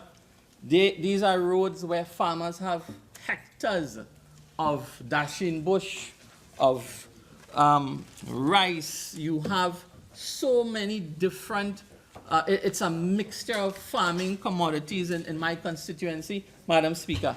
And the rain falls and the tractors can't go in. And when you try to find out about, you know, what is the issue around agricultural access roads is that it's stuck somewhere inside the ministry and getting the lands and surveys and getting the names approved, and the names of the traces and roads have to go on lands and surveys. And Madam Speaker, these things are taking absolutely too long. It is not working for the farmers in this country. Madam Speaker, I want to shed a little light on a bit of the performance targets that I think people must understand in this country. You know, there's a philosophy that says that the partnership, we didn't diversify. We didn't set a frame for diversification.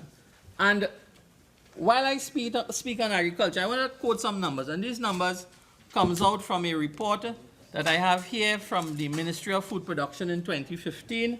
And it can also be found on the Ministry of Agriculture's website and so on. Under the People's Partnership, Madam Speaker, 23,183 hectares of land were put under active production.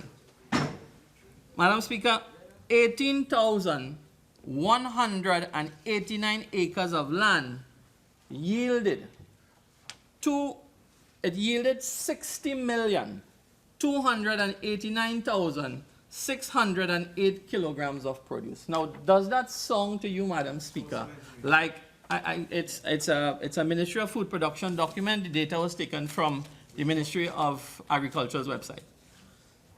But does that sound like an administration that has done nothing for agriculture in this country, Madam Speaker? I don't think so. The valuation for these commodities, that's 60 million kilograms, Madam Speaker. The top 10 lists, the top 10 of that list yielded in terms of a value, Madam Speaker, $369,133,694.87. Madam Speaker, does that sound like an administration that has done nothing for agriculture? I don't think so. I think that the foundation was laid by the partnership. We left a good track for the new government to come in and run on. And for 1 year, nothing has happened. Nobody has run. Everybody sit down. Nothing has happened in the sector, Madam Speaker. How, you may ask, well, how was this possible? How did we accomplish that? It's easy. You put roads, you try to get as much leases going. There were over 1,500 leases granted during the period, but there is much more that needs to be done. But the budget document as a policy document does not speak to anything around that, Madam Speaker. Madam Speaker, I would like to make a couple suggestions, because it's important that as an opposition. Honorable Member, Your original speaking time has now expired. You're entitled to 10 minutes extension. Do you intend to avail yourself of it? You may proceed. Thank you, Madam Speaker. I have a suggestion that I wish that the Honorable Minister of Agriculture and perhaps the government takes into consideration. And it stems from the consideration of looking at some revitalization in the sugar industry. And where this comes from, Madam Speaker, it comes out of an experience in Puerto Rico, which was recorded in the Newsday of September 29, 2016, in an article entitled, Puerto Rico Finds Unexpected Growth in Agriculture. And if I may be allowed just to read very, very quickly, the article says, the U.S. territory is seeing something of an agricultural renaissance as new farms spring up across the island, supplying an increasing number of farmers' markets and restaurants to meet consumer demand for fresher produce. Farming has become one of the new areas of growth on an island, struggling to emerge from a 10-year recession and still unfolding debt crisis. The most recent statistic from the governor's office shows that farm income grew 25% to more than $900 million in 2012 to 2014. Madam Speaker, this position in Puerto Rico has created over 7,000 new jobs in the agricultural sector. Madam Speaker, the task is not an impossible one. All it requires is the political will and the necessary investments to drive the sector forward. So, you know, you asked whether that this government is serious or not, and I want to just talk briefly about the allocation that was given to the Ministry of Agriculture. Madam Speaker, the Ministry of Agriculture received $350 million less in this fiscal year than they received in 2015-2016.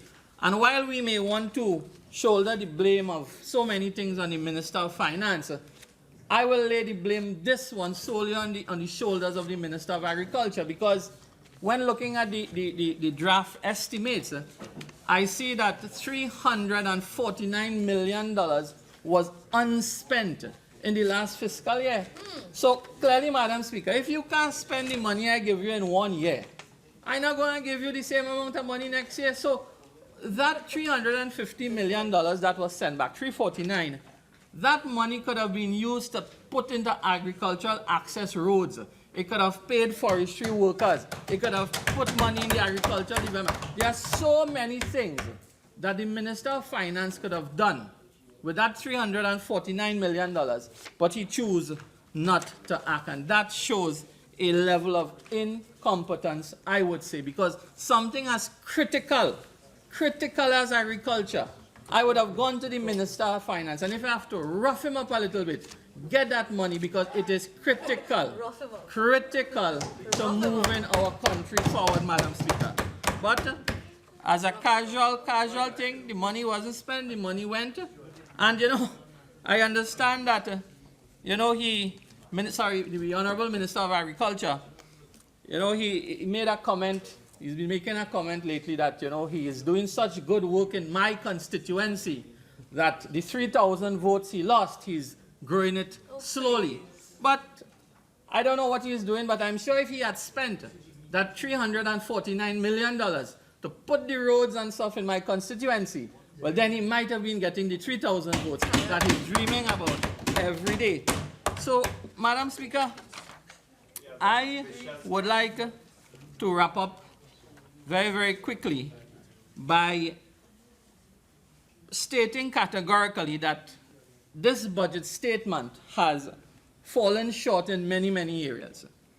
It is short on context, it is short on content, it is short on vision, it is short on strategy, it is short on ideas, it is short on purpose. Madam Speaker, in this budget, the Minister of Finance was absolutely short on everything in this budget. I thank you, Madam Speaker.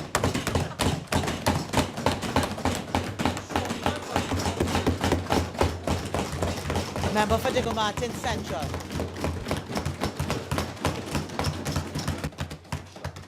Thank you, Madam Speaker, for giving me the opportunity to participate in the 2016-2017 budget debate here tonight.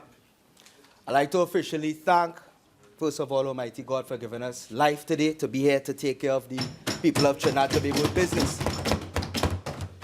I'd also like to send my prayers out to all our neighbors in the Caribbean who has been dealt the havoc from Hurricane Matthew.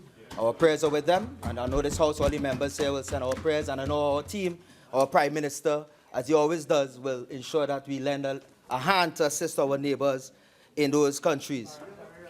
I'd also like to officially congratulate, on two notes, the Member of Parliament for Diego Martin Northeast, and the Minister of Finance. One for his contribution last week when he delivered the budget. This is his second budget in his tenure as Minister of Finance. And on a second note, on the good job that he has done to stabilize the country through these rough waters of economic hard times, I want to give him a thank you, hearty thankful for the people of Diego Martin Central. I also would like to thank the Prime Minister, the Member of Parliament for Diego Martin West, for also guiding this country over the last year. We all know of his experience over the past few years. He's the longest serving Member of Parliament in the country, but this is his first time as a Prime Minister. And again, he too has captained this country through the rocky waters with the economic issues that we've been having. I also want to thank him for having confidence in me in my first year as a Member of Parliament and a Cabinet Member for me to be the Minister of Sport and Youth Affairs. Also, and I cannot come here and present my budget and what has happened in the Ministry of Sport without thanking the staff members of the Ministry of Sport and Youth Affairs, from my PS, from my DPS, from all the staff members, from the chairman and the sport board. But also I want to thank the athletes, the young people who participate in sport, whether it's to represent Trinidad and Tobago just for recreation, the young people of Trinidad and Tobago, the coaches, the parents, the teachers, the trainers, the psychologists, everybody who participated in the last year to assist Trinidad and Tobago young people and athletes to do the best that they can. And last but not least, before I get into the meat of my presentation, I always say first and foremost, my most favorite part of this job is being a Member of Parliament and being on the ground with the people of Diego Martin Central. And I want to thank the people of Diego Martin Central a year ago of having confidence in me, giving me the votes that I needed to be here to represent them. So I want to thank them for that. The last time, Madam Speaker, I stood here for the budget was almost a year ago. It's literally almost our anniversary. And it's no secret, most of us on this side and on that side, it's the first time we have been in the Parliament. That would have been, is not a normal thing for a Member of Parliament on his first time, or a minister on his first appearance in the Parliament to have to do a budget debate. And it's no secret, when the date was called by the former Prime Minister, now the opposition leader, the Member of Parliament for Paray, when she called that September 7th date, it raised a lot of eyebrows in the business sector, in a number of NGOs and so on across the country. Why was the election called so close to constitutional time for a budget to be called? In fact, I don't think in the history of Trinidad and Tobago a budget has ever been called at that time. We all know what has to be done in terms of preparation to have a budget taken care of and set up. It takes months in advance to recap, to get all the audits in, your accounts in and so on, so you can report to the people. But they did what they did. It happened, and I guess we see the results with regards to why we're on this side and they're on that side. That's probably one of the reasons why. But nevertheless, we thank them for that. But last time, I mean, I'm accustomed speaking in public, I'm comfortable, but it was difficult because usually I have to come and report to the people what occurred in your ministry and showcase what is going to happen in the future. And it was difficult for me and a number of members here to do that in a short space of time. I can speak for myself, and I'm not here to politicize because we are beyond that right now. It's a level of maturity that this side shows, is that there wasn't much to show. And there's no secret why. In 1 year, Madam Speaker, 1 year, 3 ministers of sports. 3. And if you recall, they expanded the government by 10 ministries. and our Prime Minister came in, seeing what was going on with regards to the economy, put it back down to scale, which is easy to manage. I don't even know how they were able to sit in the cabinet room with the table that is there. They were probably sitting on each other. But nevertheless, you would have recalled they formed a new ministry. Sport and Youth Affairs has been part of the government and part of Trinidad and Tobago for years. They took the Youth Affairs part away and formed a new ministry.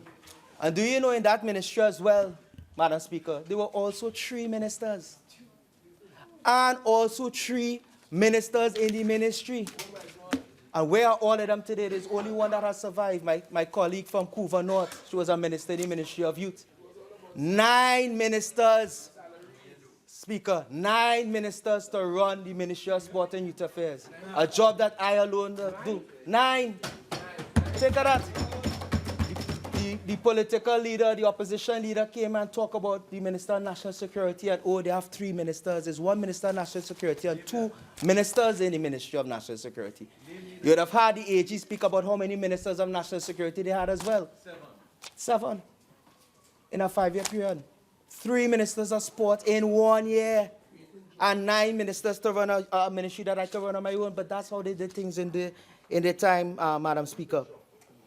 But this time around, I'm fortunate to be able to talk and show the public what the ministry, and notice I'm not saying I, because when the opposition leader was speaking, I said it was Parang. All I was saying is I on that side. I know we're in Christmas season. But everything was I. On this side is we. And we at the Ministry of Sport could come and report to the people, the taxpayers, what we have done with the taxpayers' money over the past 12 years, or what we plan to do in difficult times for the next 12 years, and make it work. We'll make blood out of stone if we have to for the people of Trinidad and Tobago. And for the last year, it's no secret, it's one of the issues that well, I'll read an article just now that I have here that will discuss that, was the same I. There was an ivory tower approach from the former ministers that got them in a lot of trouble. We all know the history with regards to life sport and so on in there. But in the last year, and just like most of my colleagues here who are new, we were a sponge. We came in here with a foundation of being in the community, being well educated, but we also knew that we were naive in certain things. We're not perfect. And we came in here, we were a sponge, and we listened to the people, we listened to our stakeholders. And what we realized is that you have to do little things that make big differences. And I think this government has done that to perfection, doing little things that make big differences in these hard times. You know, in Cabinet, there are a number of subcommittees, finance, questions, there's a boards committee. And early in the tenure last year, I went to a boards committee, and all the ministers were going through the list of state boards that are under them. And in the discussion, Ministry of Sport had 2 boards. And I remember somebody asked me, so Minister of Sport, how many boards? And I told him 2. And the Prime Minister said, no, Minister of Sport, actually you have 50+ boards that report to you. They may not be state boards, but all the governing bodies you have to work with, inclusive of the Youth League of Trinidad and Tobago, the Youth Council of Trinidad and Tobago. And then it resonated to me that really and truly the Ministry of Sport and Youth Affairs really have the most people that are accountable to them in terms of boards, with all the NGBs. And that stuck with me when the Prime Minister told me that. But this government came in, and it's part of our manifesto. You saw it with the Minister of Rural Development and Local Government, how we consult the Minister of Education, the member for Arima. We consult. The Ivory Tower approach is done. And I'm very proud to say that for the first time in the history of Trinidad and Tobago, a Minister of Sports sat down with every governing body and every youth body in the first 100 days. In the first 100 days, Madam Speaker. And that consultation helped me to do the job that I did over the period of time to assist the young people of Trinidad and Tobago and to assist the athletes. One of the main points that kept coming back with those meetings was the instability that I just spoke about. It wasn't just ministers changing. You know, in 2010, when the other side won the election, just like we did this year, there's a manifesto that you go to the election with, and that becomes policy. And each ministry has to follow that. I follow it to a T. But each minister will have a flavor, a personality, a character, will put a little shine on it differently.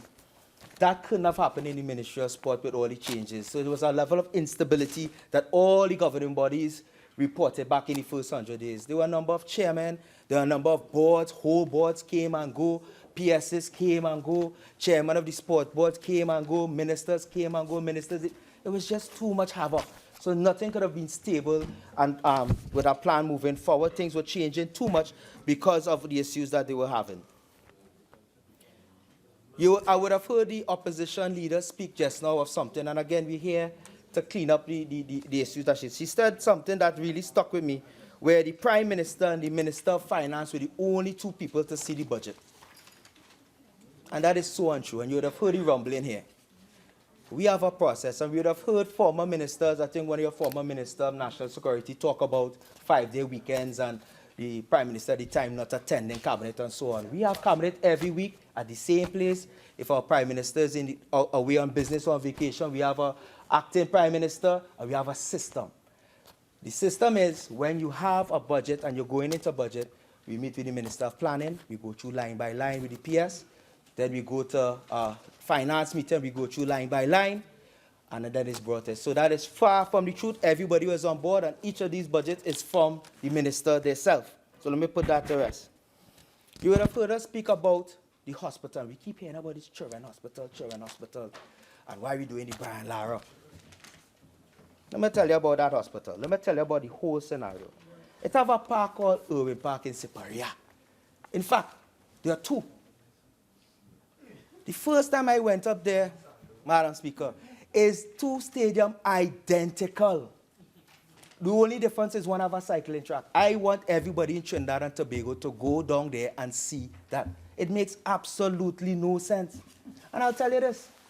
They had an opening for the election, September something, August something, but they did for all the things, inclusive of the hospital. And you would have heard that the hospital wasn't ready to open from the ministry. And he will get into that more. They had a big football game. They had people in the stands. And after that, they pack up and close up because it was not finished. Just like the hospital. I am the Minister of Sport. I forget the cost. Papi Show. Two identical stadiums next to each other. They did a grand opening, had a football game, and they couldn't continue because it wasn't ready. But the Papi Show. But I'm going to come back to that Papi Show and try and educate the other side. Potemkin Village. They talk about the Brian Lara Stadium. They keep talking about the Brian Lara Stadium. HDC. As they leave one by one. HDC.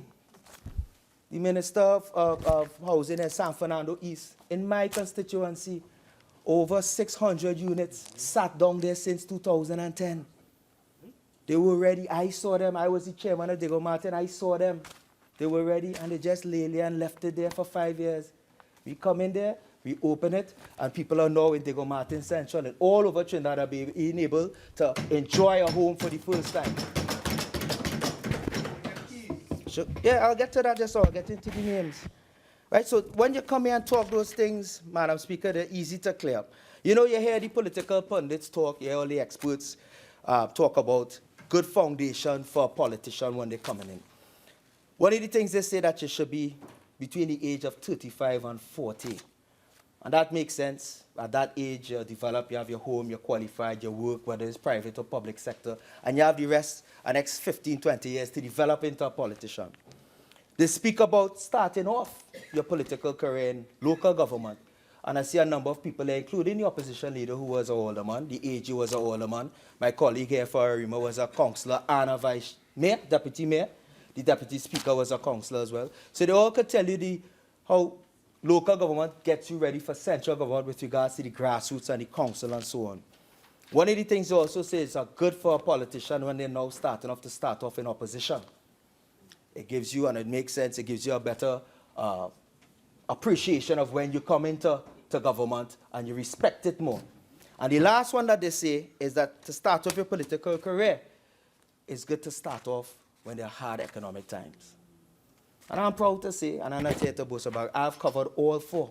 I could have do without the last one with the economic downturn and hard things, but it is what it is. But it has made me stronger. It has made all of us stronger. It has made us more prudent. It made us count every cent, and make us more efficient. They talk about the aquatic tennis and cycling, how we open it and plaque and all that. That is so immature.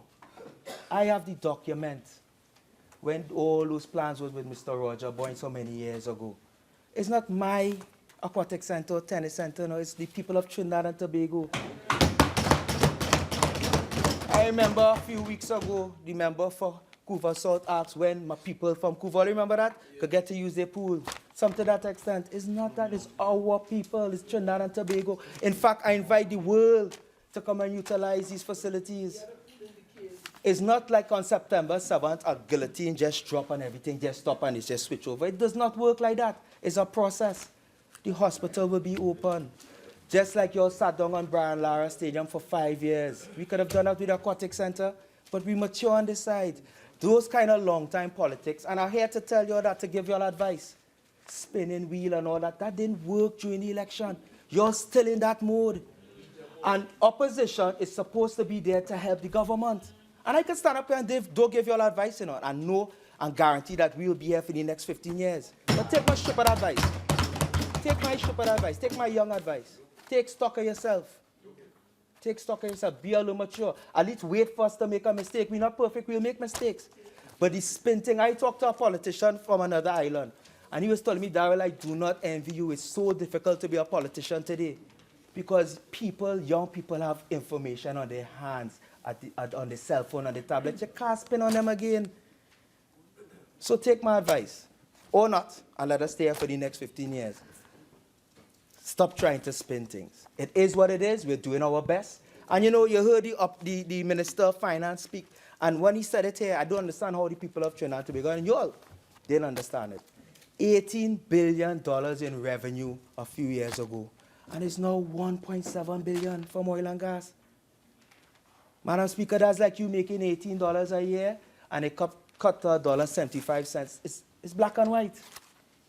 And they want to come here and make comparison at their time. They at one time when they were in government, oil price was $120. You cannot compare that. People are seeing through that. People are seeing through that. But you all can continue, you know. Continue if you want. It's different times, and you all have to understand it's no fault of ours, it's no fault of you all that the oil and gas price is what it is. Let us work together to try and push and propel Trinidad and Tobago forward for our children. I, as Minister of Sport, the Minister of Finance told us we all had to cut 7%. Things were so bad. It's like a trapdoor came out under us when September 7 came. 7% represented $33 million for my budget. Others were bigger. But we made it work. We made it work. This year I got $325 million. Last year I got $600 million. I'm not complaining. I will make that work. I will stretch that. I will stretch out with the help of my colleagues, with the help of the Minister of Finance, and hopefully with the help of you all. Hopefully with the help of you all. I'll tell you all a story. I'll give you all an analogy. I'm not going to call any names. I'll give you all two. There was a young footballer in Trinidad and Tobago who played football with me for Trinidad and professionally. And he was heading home. And he and his colleagues died in a car accident on his street. And the residents from his street, instead of helping him, robbed, whether it's his body or if he was breathing on his last breath, they took his sneakers, his gold, his US in the accident. You see what's going on, and I'll come back to that. You see what's going on in hurricane. It happened in the States the other day with Katrina. People took the opportunity in disaster to rape people, to rob people. But I'm of the strong view that it's a few bad apples that do those things. Trinidad and Tobago, everybody always say God is a Trinity. Look, we get away from Matthew. But I'm saying the economic situation is like a disaster. And we have to take it like a disaster. They robbed us. Well, no, I'm not saying that. The same boys who robbed the boy body brought back the money and the passport and everything for the parents. Bring it back. I'm not saying. I'm giving. My analogy I'm giving is we need Trinidad and Tobago, inclusive of the opposition, to understand the maths that the Minister of Finance just said, and we need to work together to propel Trinidad and Tobago forward in these hard times. Just as if it was a hurricane or earthquake. You would have also heard the Minister of Finance speak about accounts that were placed not only in the Ministry of Sport, a number of other colleagues here speak of finding these weird accounts with millions of dollars. There was a $495 million in the sport company. When we came in, it was down to 397. And within a year, I've been able to use some of that to pay off for some of these facilities, now down to $244 million. I will make that work along with the $325 million to make sure our youth are okay, to make sure our athletes are okay. But it's damn if you do, damn if you don't with this opposition, Madam Speaker. If I didn't open the aquatic, the tennis, the cycling, they would have said the Children's Hospital and the aquatic and the tennis and the pool, not so? Yeah. They would have said that. I open it, they make a joke and say it with all I have to do is fill up the pools. And if you want to continue, continue. The people watching, but they won't be fooled. They could spin all the wheel you want. That's long-time politics. But I had to advise you, take my stupid advice, or you can move on. Right? One of the things, as I said, when I came in as minister, even when I was chairman of the corporation, there were so many issues. In fact, it was a UNC-led corporation in Diego Martin, and the speaker, who I'm very proud, was the youngest chairman of the corporation until I came in. And that speaks to how Dr. Roddy gives young people, and he loves young people. He gave me the chance. You have a young minister of housing. You have Porter Spain North. His name is young, and he's also very young. But he loves young people. He gives them a chance. Very young. Yes. Quite young. Right? But going into there, just imagine, there was so much rampant corruption. And the reason why I'm saying this, Madam Speaker, is to tie in a point to what happened in the Ministry of Sport. When I went in there to the corporation, and you will know some of the issues, we came in after the UNC. You know, they thief the gold chain, they thief guns, they had massive corruption inside of it that we had to go and clean up. Yes, I hear about that. Yeah, they thief the gold chain. The mayor's chain. The gold chain gone. The gone under UNC. But forget that, I'm not here to politicize. There are other issues inside of there, Madam Speaker. Flooding was an issue. Look at the rain we had, and I'm sure all of you are getting WhatsApp pictures of minor flooding in your area. It's the first time in the history of Diego Martin, a full term has passed, that Diego Martin has not had any major flooding. I want some company for that. First time. 3 years. That was one of the issues that we had. We took it on by the bull by the horn. And I'm coming back to tying in the point, Madam Speaker. There was issues as well with garbage collection in Diego. They used to have riots and people burning rubbish and so on. We took that on. The same thing in the ministry. We had to clean up the ministry when we came in there. And I'll tell you this, it's impossible for, and a lot of these ministers, a lot of people say, oh, we're taking long to do things. But it's impossible for us to have come in there and swim against that current of issues that were going on there. I, for a fact, would have drowned if I continue in that current what was going on in the ministry. Me and the PS and the directors, we cleaned it up. We put basic policies back in place, basic human dignity. I tell you that people was embarrassed to wear the Ministry of Sport shirt to go to work. Used to turn the shirt inside out, people used to laugh at them. Now they wear it with pride. They wear it with pride. The first thing we had to do was clean up the ministry. The second thing we had to do is to ensure that we focus on the athletes and the youths, which is part of our manifesto. And I'm going to read something here. And I not about I. That's why I thanked everybody before. Because when you see, and I have many more I could have brought, but because of time's sake, I'm reading this just to tell you my team, my cabinet colleagues, my ministry workers, my staff at the MP office is the reason for articles like this. I'm going to read it real quick. It's from The Guardian, September 11, 2016. Smith gets passing grade. The Minister of Sport, Darryl Smith, has come in for praise from several heads of the country's national sporting organizations on his first anniversary of his appointment to the post. The general consensus was that Smith had done an excellent job of meeting the needs of the different NSOs while operating on a reduced budget. President of the TTFA, Mr. John Williams, by the way, congratulations to the Soca Warriors. They won last night 3-0. 4-0, sorry, Couva. It was in Couva South area. I didn't see him, but nevertheless. But maintained that the minister had been very good for football and had always been accessible, giving him an 8 out of a 10. Not giving me, giving we. an 8 out of 10. I want to change that. Speaking on behalf of the Trinidad and Tobago Cricket Board, which is also housed in Couva South, the third Vice President, Mr. Patrick Rampasad, said that he also was pleased with Smith's performance. Not Smith's performance, we performance. In my mind, he has done a tremendous amount with the resources that he has. He is well-intentioned and has a fairly good grasp of the requirements for sport.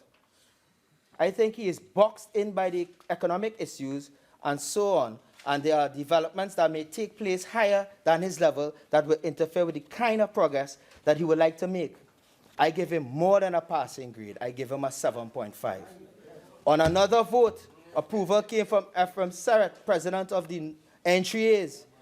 He's always been in contact with us, working with us for solutions, and in the case of funding, communicating with us smoothly. Overall, the relationship has been very good.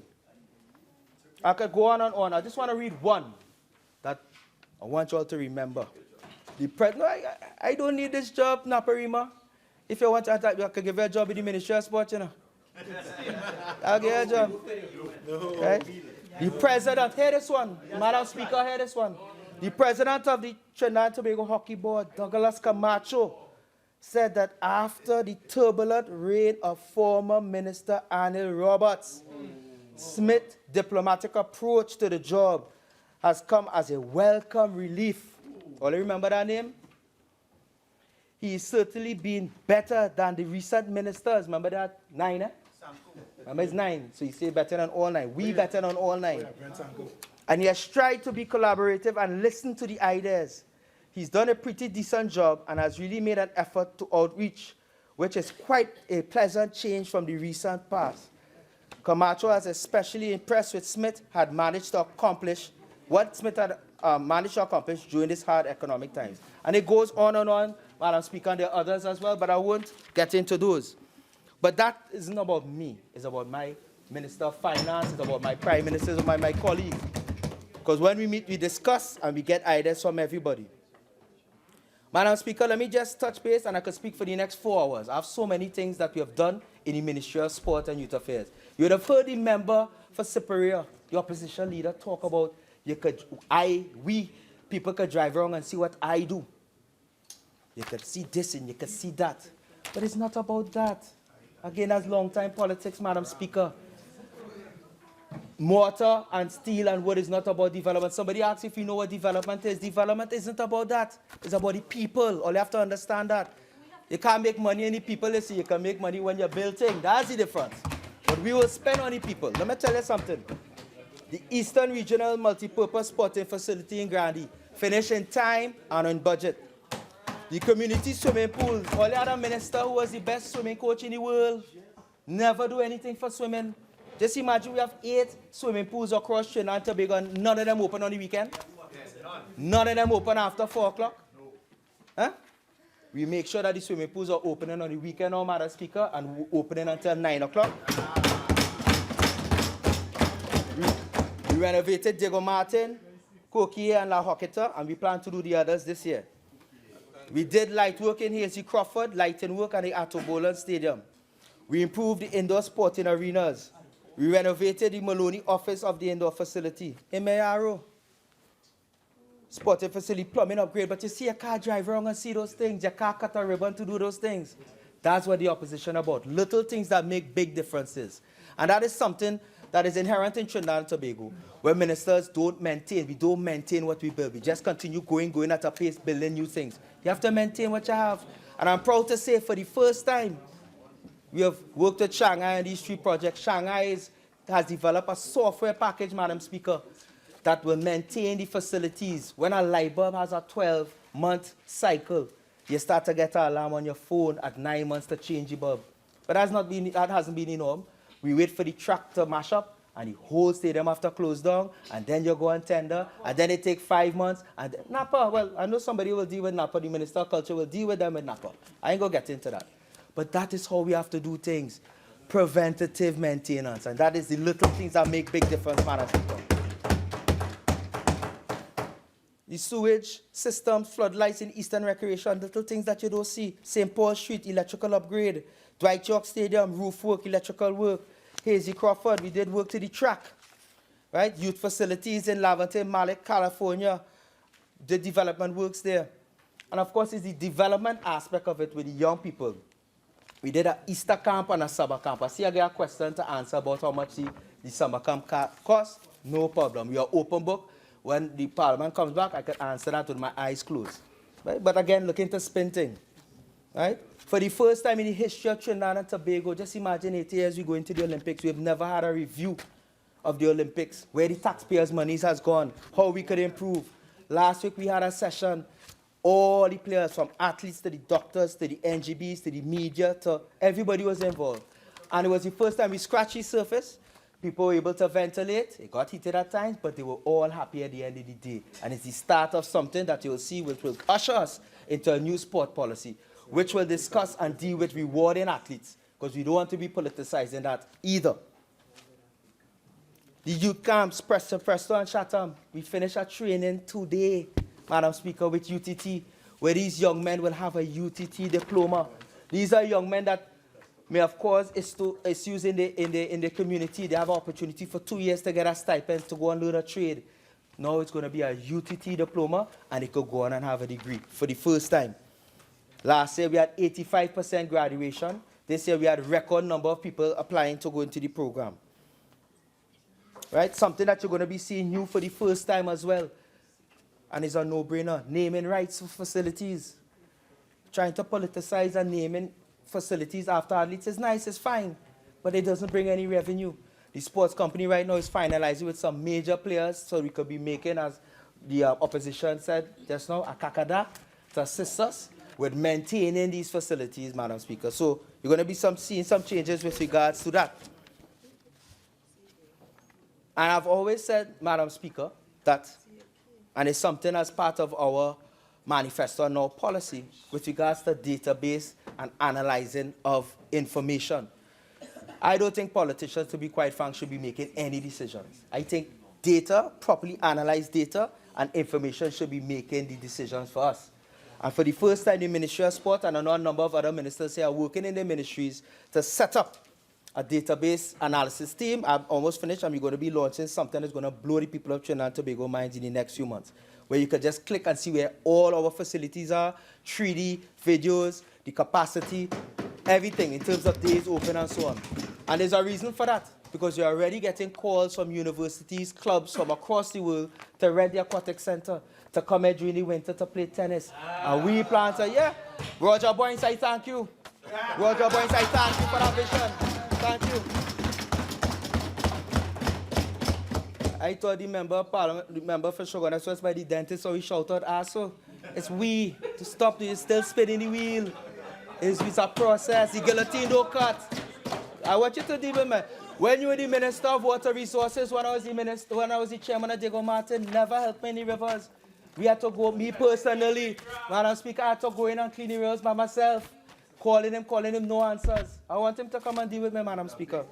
Diego Martin has not flooded, not because of him, because of the Minister of Works from Laventille West and from the hard work from the people of Diego Martin.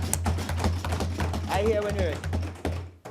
Mahika Oval, 5 years. Mahika Oval stand up there, they did absolutely nothing. Point 40, the Minister of National Security, you're getting your oval next year, Mahika. Yeah? And the hockey field, I'm happy to tell the hockey population that they're going to be getting a new turf in the Member of Parliament for Tunapuna. Your people are going to get a new turf up there next year. Right? So things are happening. The Brian Lara field in Santa Cruz. People forget that there's a field in Santa Cruz. The Minister of Culture, the Member of Parliament for that area is pleased that we're going to open that in a few weeks. It's not me. It's not my own.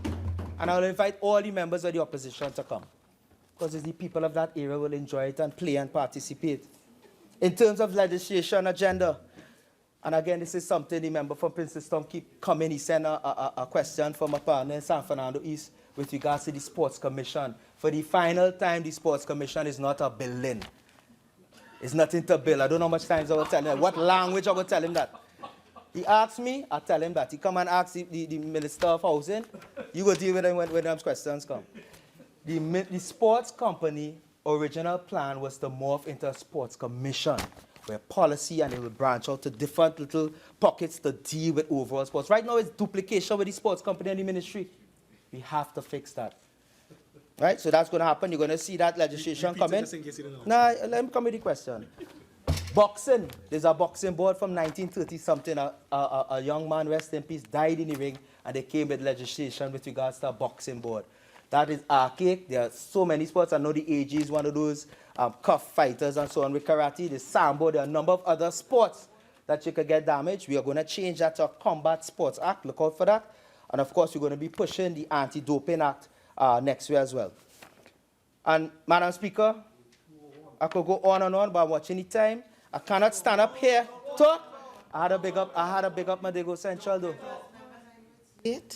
But please, let's just Madam behave and... Speaker, Madam Speaker, I have to talk about Digo Central because my colleagues here have done a lot of work for the people of Digo Martin Central, and I cannot come here and not thank them and let the people of Digo Martin Central know what was done and what we plan to do in the next year. Well, I spoke about the Digo Martin Sport Facility. That sport facility is in the middle of Digo Martin. It borders the member for Digo Martin West, the member of Digo Martin Northeast, and it's going to be finally done. That sat down there for 5 years under the last government, but you know who's complaining? We'll get it done. Is it Northeast? He's always take claim. But it's across the road from Central, right? I used to play there as a young man, and it will help the Bagatelle area, the Patna area, the entire Digo Martin area will benefit from that. I want to thank, you will hear Mayaro trying to badger the best Minister of Agriculture. He's the best Minister of Agriculture. The man come in the first week and start a project in Cookreet. We are asking for how much years to do the jetty in Cookreet. Finally, it's going to be done. Right? We spoke about the refurbishment of the pool in Digo Martin already. The distribution of homes. The Minister of Housing, the former Minister of Housing came in there. Those houses sat down there for so long. They changed the color, they changed the tiles, they changed the countertops, all kind of thing. People crying, begging for housing in Trinidad. All of us, that is the #1 request as an MP. And they just lay on that for so long. The MPs came in, the ministers came in, and they distributed in Shakonia 130 units. And I'm thankful for that. What is to come in this year? The Minister of Housing has said in Victoria Keys will be given out this year, 234 units. Viewfort, people forget about Viewfort. It is the border of the member for Port of Spain and myself in Bonds Road. That is going to be given out as well this year, 130 units. I'm thankful for the member of Parliament for St. Joseph, that finally the Minister of Health is going to be building a health centre in Digo Martin Central, and I want to thank you for that. Right, that's going to be made in Diamond Vale between the pool and the tennis court. So look out for that next year. The member for Darby O'Meara, the Minister of Public Utility, started work with extension of sewer lines in Mount Coco Road. And listen to this, a 500,000 gallon service reservoir for 4 roads. Minister, I thank you, and the people of Digo Martin Central, thank you. The member of Parliament for Laventille West, the Minister of Works, all they talk and boast about the highway in Digo Martin. It's Ken Valley who designed and came with that. But we don't come and boast and talk that. But all they finish it now, it's also start a walkover. All they do the walkover, 6 people dead by the walkover. 6 people. The Minister of Works is going to build a walkover first in 4 roads that will save many lives, and I thank him for that. Local government, we have local government elections, and I could close my eyes and all don't even bother to send people down in the Gotara. Don't even bother. 3 years, no flooding, never heard of, without the help of Shogunas West when he was in charge of that weird ministry, water resources. Don't know what he was doing inside of there. No major garbage issues. Right? Projects in Ravine Road. Laying of pipes right now in Ravine Road. Wassa is working with us to lay pipes for the first time. Right? Pitty Valley, Providence Estate, box drains, culverts, retaining walls. Right? In Rosslands, the basketball court, they're doing work up there. Mount Coco, Alice again, Pioneer, box drains, roads being paved, millions of dollars being spent in Digo Martin Central, and I thank the Digo Martin Corporation for that. And as a member of Parliament for Digo Martin Central, I have been doing a number of initiatives to help the young people, the elderly, the disabled. A couple of the projects that we have done is we have hosted for the first time a talent show, where a number of young people from the area was able to come and showcase their talent in the hotspots. We had a summer and Easter camp for kids that was free.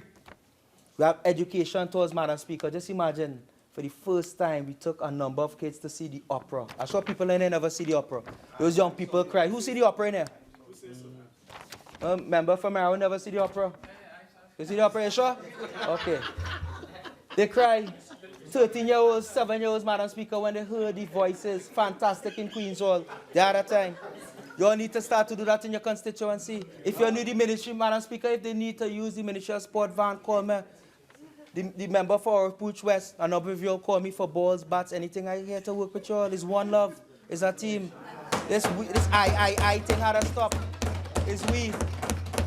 So call me anytime. I'm there to work with you all for the young people. Right? We went down. Hey, don't try and pick things out of that. We took the young people down Sandy Grande to see leatherback turtles. And I heard the opposition leader and others talking about this Casabor art show.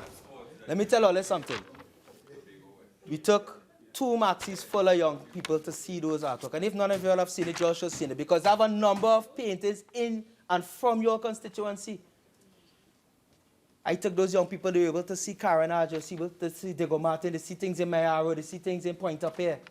Take the young people. It's not about the Prime Minister, and it's education, it's our own. It's art and culture. A society cannot survive without art and culture. That's our identity. Take some pride.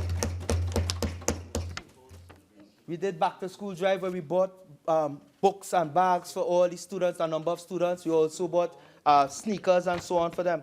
We bought the Trinidad and Tobago national team of the blind cricketers to play. For the first time, and again, I'm offering this to all the MPs, even on the other side. For the first time, young people in Diego Martin Central got to experience the game of baseball. I don't know if you all know, the top 100 athletes that are paid in the world, 50 of them play baseball. And a number of them come from right here in the Caribbean. The coach was here and he saw a number of talent in the first day that he could see getting scholarships. Take advantage of it. Open up the young people in your area's mind for they could see and experience new things. They're starving for the attention. They're starving for an avenue and a canvas to express themselves. Baseball could be one of those things. And finally, Madam Speaker, with all these things that we are doing in Diego Martin, I have to give kudos to the Minister of National Security. Today, I got some statistics from Western Police Station. And they said the same period last year, serious crimes in my area was at 176. For the same period this year, it has dropped to 127.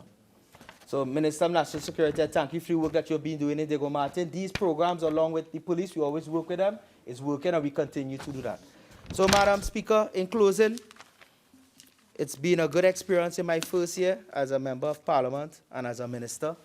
And I'm thankful for my colleagues. I'm thankful for the staff of the Parliament for all the help. We're going into, again, another year. Difficult time, but we'll make it work. We're not going to have the mismanagement. We're not going to have the leakage. We'll make the best bang for our buck for the people of Trinidad and Tobago. And again, at the end of this presentation, I'm really hoping that the opposition and the government can work together. Wait for us to make some mistakes. Don't try and spin things, because I'm telling you, you'll be there for a long while. Thank you all. Member for Princess Town.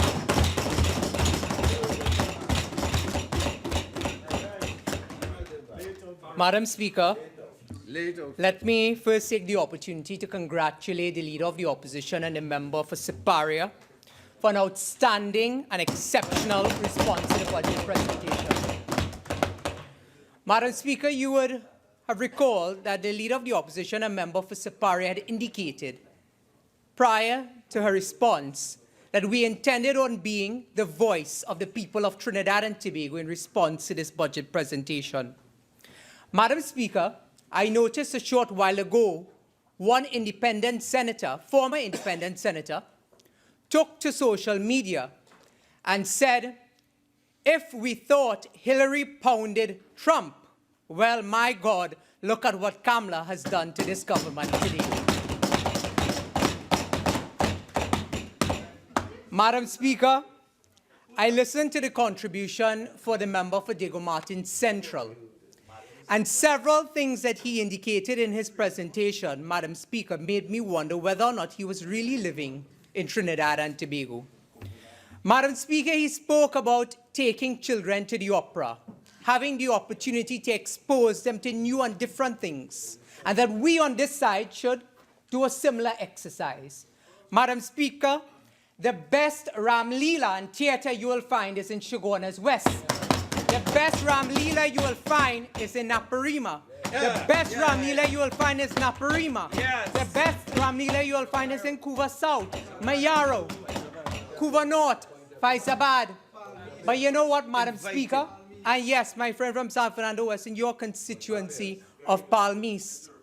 But Madam Speaker, up to today, there are several Ramlila organizations in this country, while they beat their chest proudly about sending children to see the opera, right here, something that is part of our own culture, that has come down from centuries, brought all the way from our ancestors in India, that they are trying to starve these organizations who are trying to promote culture right here in Trinidad and Tobago. Madam Speaker, I heard the Honourable Minister speak about 9 ministers in the Ministry of Sport and Youth Affairs.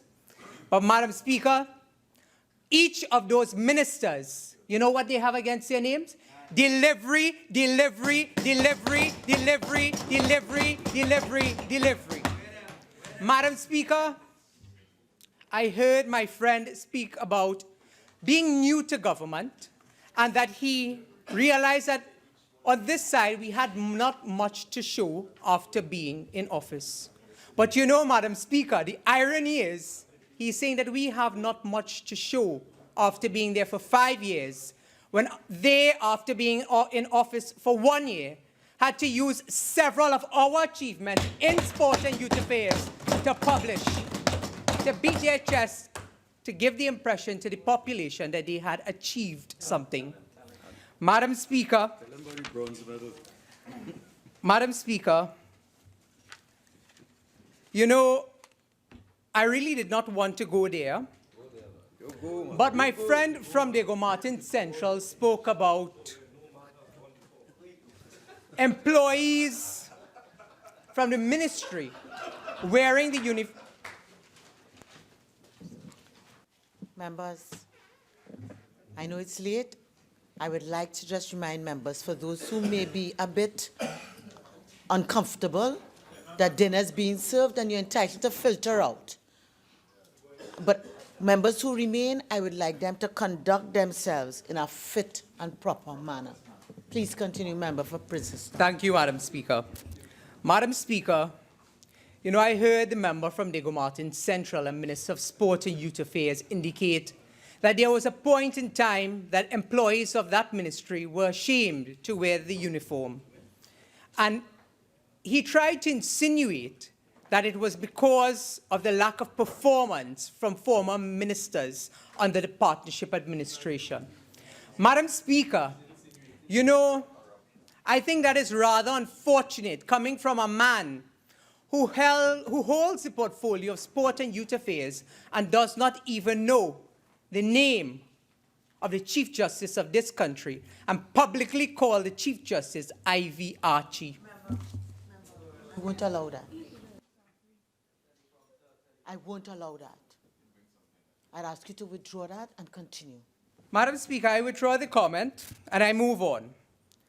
Madam Speaker, during the budget presentation delivered by the Minister of Finance last week, Friday, the national community sat anticipating measures that would, 1, better the quality and standard of life of the people in Trinidad and Tobago, 2, assist the poor and the vulnerable in the society, 3, create avenues for new revenue streams for the nation, 4, explain how they intended on creating more sustainable jobs, and 5, create a master plan that would chart the course for the nation during the challenging economic times.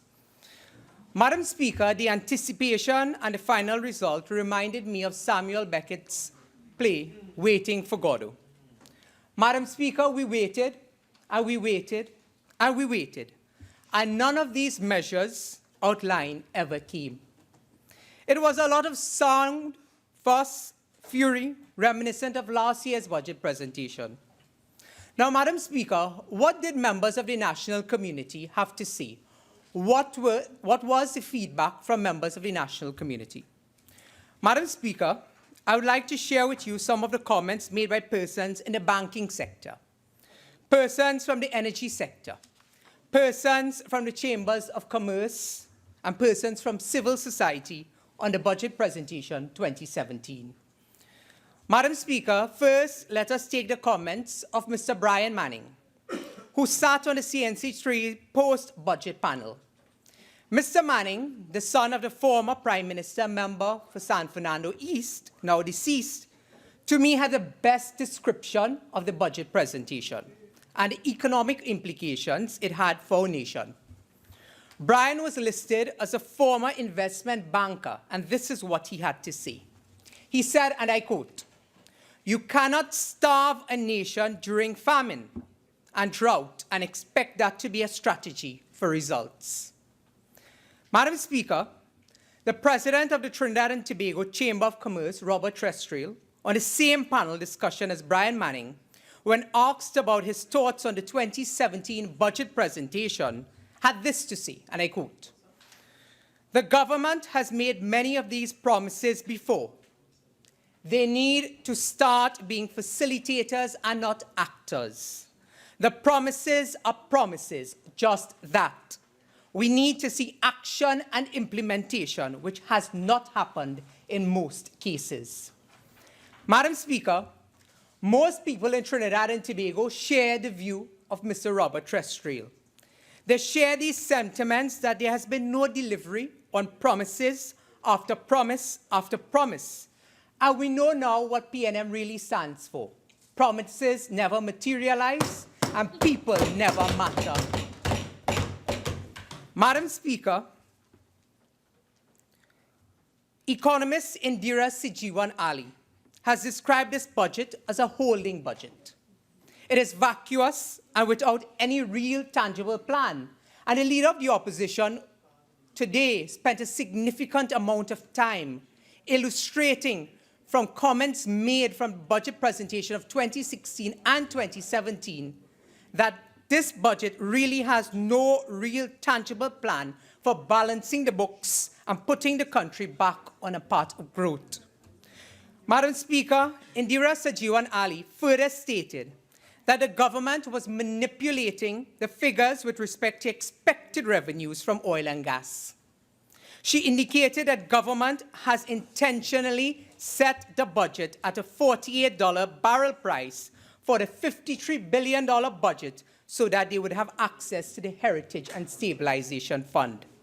She said, and I quote, Madam Speaker, "If he," and she was referring to the Minister of Finance, "sets the price lower than this and the price comes in higher at his budgeted price, he cannot touch the Heritage and Stabilization Fund," she said.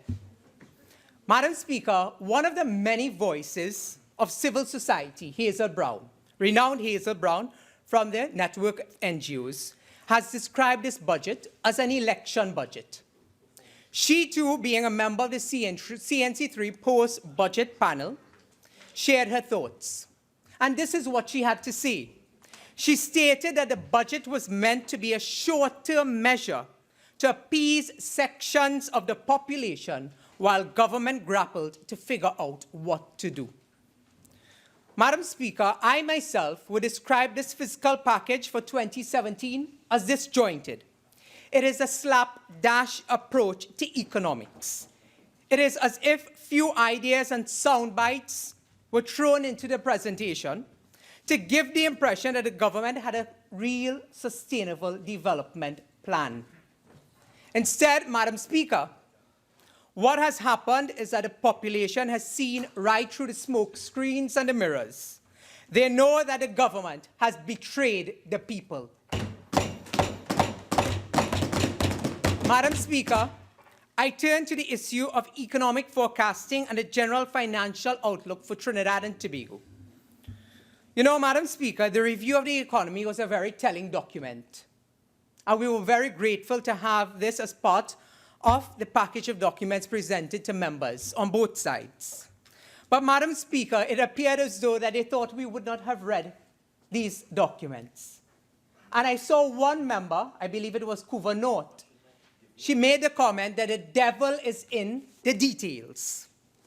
Madam Speaker, the review of the economy prepared by the Minister of Finance for 2016 indicates that Trinidad and Tobago's economy is projected to contract for a third consecutive year, with a decline of 2.3% in real GDP in 2016, following smaller contractions of 0.6% in both 2014 and 2015.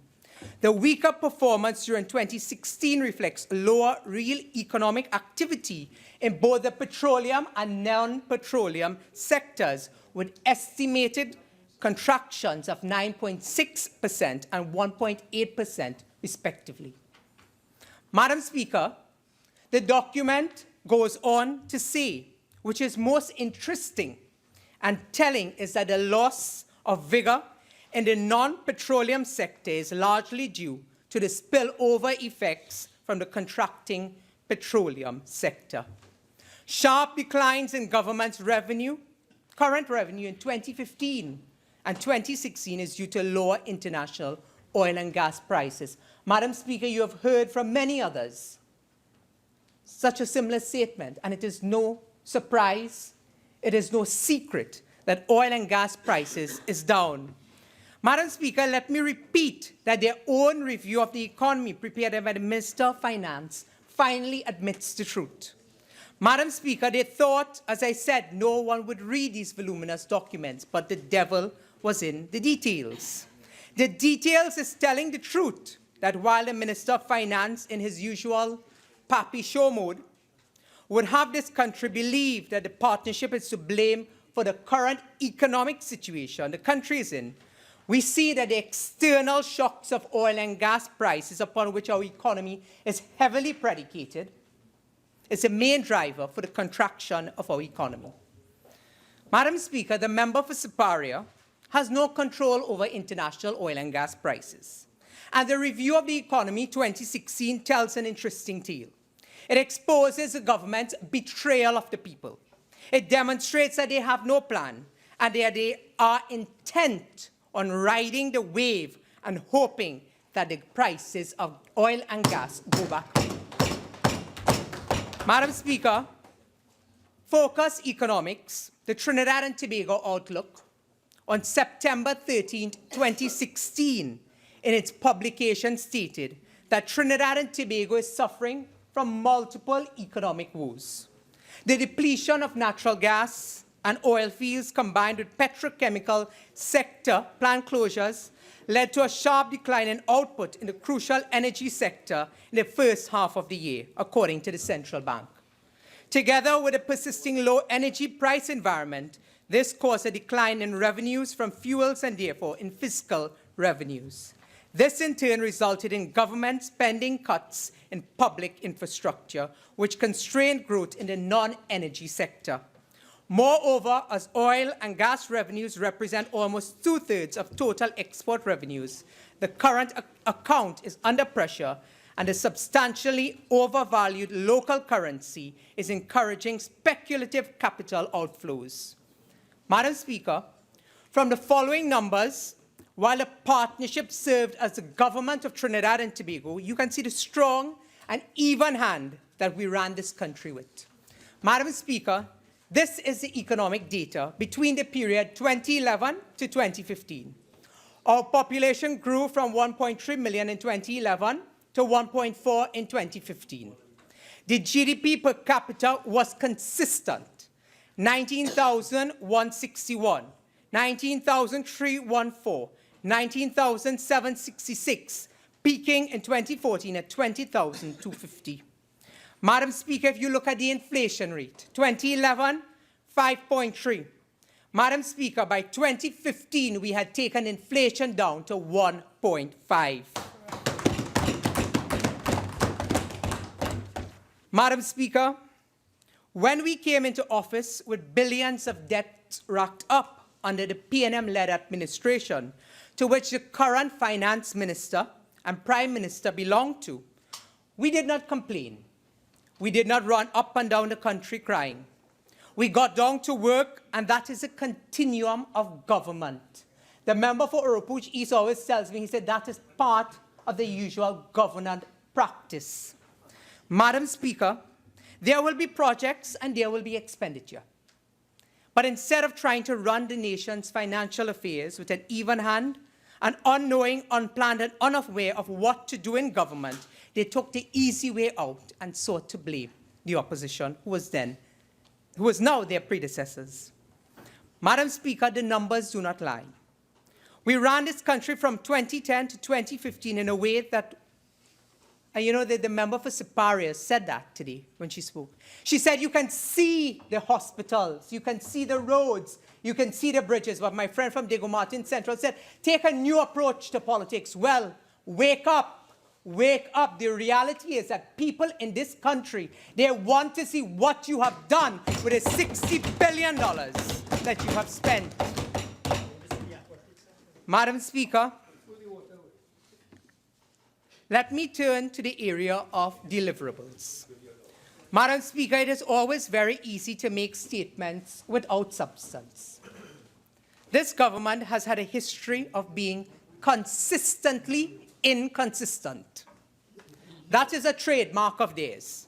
But Madam Speaker, when we look at the promises contained in last year's budget by this government with respect to policy and implementation, they obviously will get a failing grade. You know, Madam Speaker, I saw on October 2nd, 2016, the Trinidad Guardian, in its EY report, they did a fact-finding mission. And I'm so gratified that many of these media houses, you know, we see, especially in this US election cycle, a lot of fact-finding missions that what politicians say, that you go back and you check to see whether or not it is true.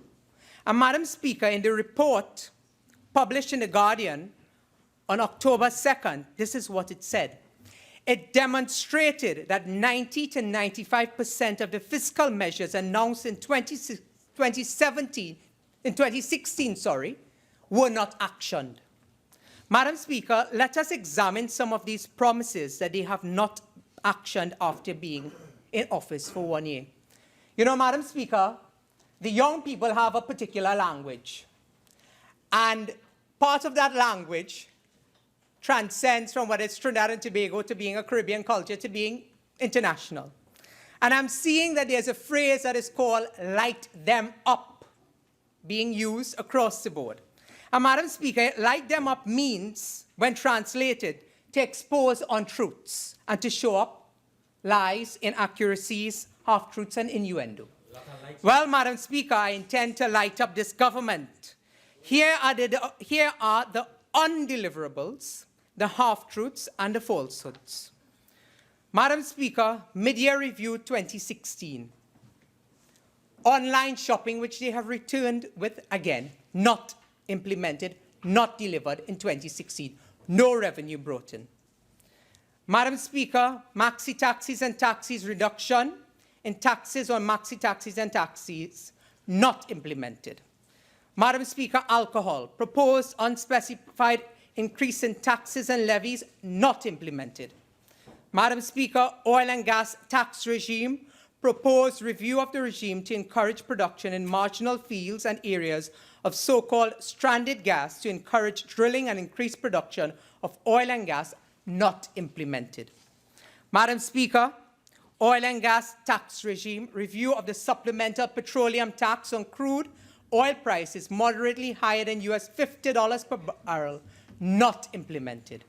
Madam Speaker, VAT, proposal to seriously consider reducing the statutory period of an acceptable delay in VAT refunds to 3 months, not implemented. Madam Speaker, property tax, which again we hear about in 2017, enforced collection of property tax using old rates and levels as a starting point, not implemented. Agri-processing, and my friend from Mayaro spoke about so much of this. Again, every year in the budget, they repeat the same promise. Agri-processing tax and incentives, tax holiday and other incentives for agricultural processing industries, Madam Speaker, not implemented. Light them up. Madam Speaker, all the crocodile tears that they cried today about not being able to bridge the gap between revenue and expenditure has a lot to do with their own feelings. They have failed to action anything substantial that they said would have brought in much needed revenue. Madam Speaker, the government, according to economists again, Indira Sijiwan Ali, has adopted a haphazard approach when it comes to the fuel subsidy. They are aiming for sound bites that would appease the population, to give them the feeling that everyone is contributing to the national burden.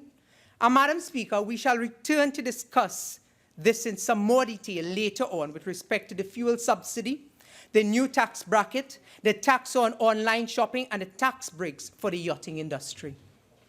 Madam Speaker, the government has always had a problem with maths and arithmetic, as evident today when the leader of the opposition spoke with having provided two figures in terms of what really is the budget presentation for 2016-2017. But Madam Speaker, let us continue to light them up. This is a reality of what has occurred.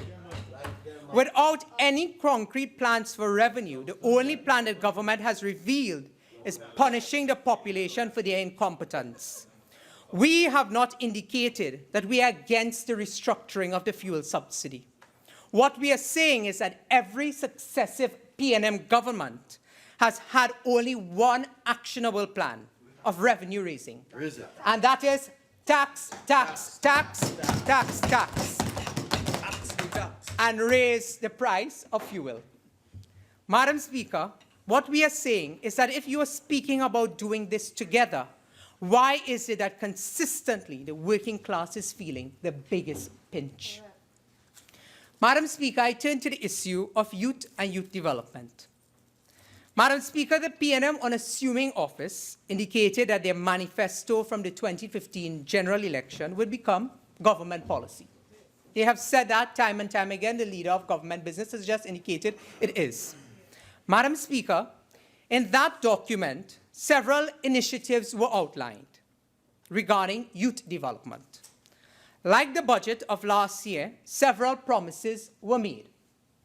Madam Speaker, this is what they said they will do, and this is contained in their manifesto.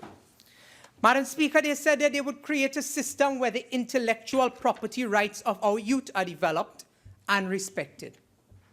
Madam Speaker, not delivered, not implemented, nothing has happened with this policy.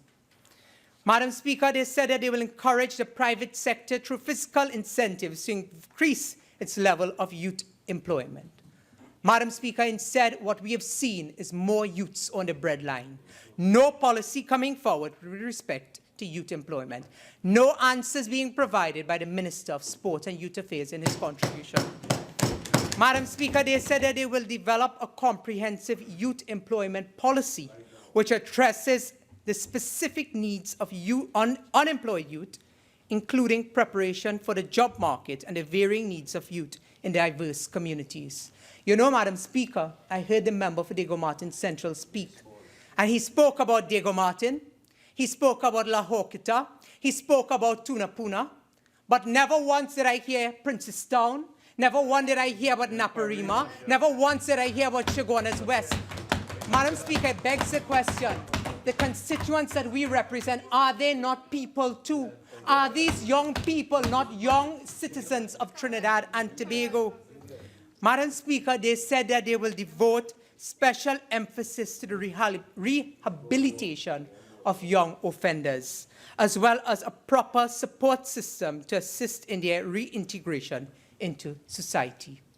Madam Speaker, you know, I recall the member for San Fernando West coming to this House indicating that we needed to pass the Family and Children Division Bill and that it needed to happen within a specified time, and big song and dance about what the member for Princestown supported and what he did not support, which turned out to be nothing but lies. If you check the report, that the member for Princestown was not even at the Joint Select Committee that day when those issues were discussed. But Madam Speaker, up to today, those pieces of legislation, that particular piece of legislation remains. Standing Order 48-6 about lies, please. Member, I will allow it because it was not imputed on any particular member. Madam Speaker. Madam Speaker, he did say the member for San Fernando West.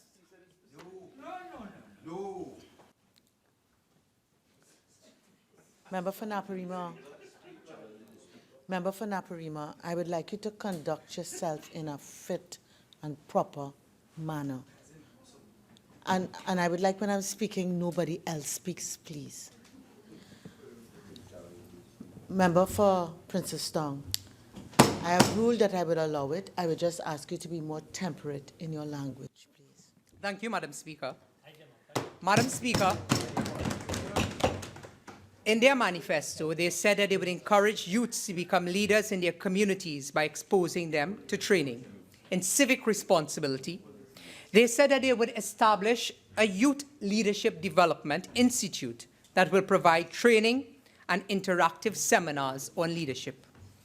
Madam Speaker, their manifesto said that they would highlight positive aspects of youth using young role models to assist in restructuring the perception of young people and using that avenue to disseminate information on critical issues such as sexually transmitted diseases, HIV and AIDS. Madam Speaker, once again, this was not mentioned at all by the member for Diego Martin Central as part of the plans for the Ministry of Sport and Youth Affairs. Madam Speaker, they said that they will develop an annual youth expo and special radio and television programs to allow youth to discuss the issues which affect them and focus on youth employment. Again, Madam Speaker, absolutely nothing has been done in this regard.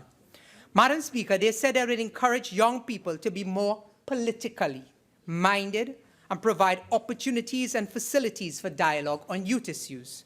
They said that they would create a forum for the youth arms of the national parties and independent young voices to debate and discuss issues. Again, Madam Speaker, 1 year later and absolutely nothing. Madam Speaker, they said that they will provide youth facilities in villages and regions of Trinidad and Tobago that will allow positive recreation and healthy lifestyles among the young, so as to give vulnerable youth a safe haven to socialize while receiving coaching. Madam Speaker, absolutely nothing has been done. We continue to light them up because nothing has been done in this regard, Madam Speaker. Madam Speaker, not one of these items have been accomplished. Madam Speaker, in their public sector investment program of 2017 on page 106 under youth and entrepreneurship, I see that the government has allocated $500,000 towards the Youth Leadership Institute. Madam Speaker, I fear this is another mama guy, another attempt once more to hoodwink the young people. Madam Speaker, next year we would be in the same position speaking about a youth leadership institution, since we are judging them from their past performance about lip service to the youths. You know, Madam Speaker, sometimes I am actually surprised when you speak to members opposite. It's amazing as though that they don't share these documents with them. They do not read their PSIP or their social sector programs because they do not even speak about it when they have the chance to tell the population what are their plans. But Madam Speaker, $500,000, and I'm almost certain, just like all the other measures they have mentioned, absolutely nothing will become of it. Madam Speaker, the top 5 financially viable and sound companies in today's world are technology-based companies. Apple, Facebook, Samsung, Google, and Twitter. Madam Speaker, in an increasingly competitive, technologically driven environment, ICTs is very important. And I was happy to hear the member for Horquetta Talparo speak a bit about this. Madam Speaker, I felt ashamed, embarrassed, and mortified for the Minister of Finance when he spoke about information technology and broadband. Madam Speaker, Trinidad and Tobago, under a Kamala Persad-Bissessa administration, had jumped 15 places. Let me repeat that. 15 places on the World Economic Forum Index for our education sector becoming more technologically driven. A member for Caroni East, you had a very instrumental role in that, in putting policy into action. Madam Speaker, 15 places of the World Economic Forum Index that allowed us to focus on empowering young people through technology, through our laptop initiative, so that they would be able to compete successfully in this ever-changing ICT environment. Madam Speaker, the Minister of Education announced that government will be providing 100 laptops for schools, but it will remain the property of the ministry, not the student. Madam Speaker, they have acknowledged, even though they do not want to publicly, that the program was a great initiative. However, Madam Speaker, their spite, their bitterness, their acrimony has led them to the betrayal of the people. Madam Speaker, the Minister of Finance announced unashamedly that students would be allowed through a new program called Bring Your Own Device. Madam Speaker, you would recall the leader of the opposition has often said that inside the PNM, that is a big people party, and that there are those whose children do not know what hardship is like. They do not know what it is like to scramble to put bhaji and roti and butter and bake on the table. Madam Speaker, these are the issues that affect the men, women, and children of our society. Madam Speaker, once more, they have moved the technology out of the hands of our children and out of the homes of our nation. The big people party, Madam Speaker, and their boys and girls alone would have the competitive advantage because they can now bring their own laptops and smart devices to school. Madam Speaker, this program ranks of discrimination, and the government must be held accountable. Madam Speaker, while we acknowledge that the leading companies globally are ICT-based companies, we must also prepare our workforce to adapt to these demands. Government, through the Minister of Finance, has indicated in the budget statement, page 60, Madam Speaker, if you turn to the budget statement, under the heading Curriculum Reform, that an ICT education plan would be unveiled to span the next 5 years. Madam Speaker, when the partnership government was there, it was already in place. We had already put that in place. And Madam Speaker, what they are seeking to do is dismantle the strides we made in the education sector. Madam Speaker, a few months ago, the nation awoke to a photograph on the front pages of our newspapers, with half the cabinet on board a bus. I think all they were missing, Madam Speaker, were red noses and colorful wigs. Well, maybe except for one or two. Madam Speaker, they were launching the island-wide north to south, east to west broadband for free internet access across the country. Madam Speaker, I said to myself, my God, is that the broadband they were boasting about? Madam Speaker, the smiles on their faces showed one of achievement. And after 1 year in office, they have put broadband on buses to run up and down Port of Spain to San Fernando, and then tell the country, free broadband for all. Madam Speaker, what a bunch of jokers. You know, the member for Siparia spoke about the 3 J's. Julian, Jones, Jupiter. Now, the fourth one she did mention was the pack of jokers, collectively. Madam Speaker, in the area of sport, it is evident that this is by far the worst performance by a minister in this portfolio. Madam Speaker, the government has placed priority on the wrong projects and the wrong areas that need attention and focus. Madam Speaker, first of all, the flagship projects of the partnership administration in the area of sport is the National Aquatic Center, the National Tennis Center, the National Cycling Center, and the Northeastern Multipurpose Facility in Granby. Madam Speaker, we take ownership of those facilities in terms of completing those projects. Madam Speaker, I saw recently the Rowley-led government has listed these facilities as part of the achievement.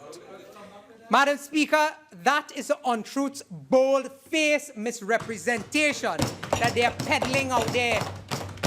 Madam Speaker, these facilities were completed by the partnership.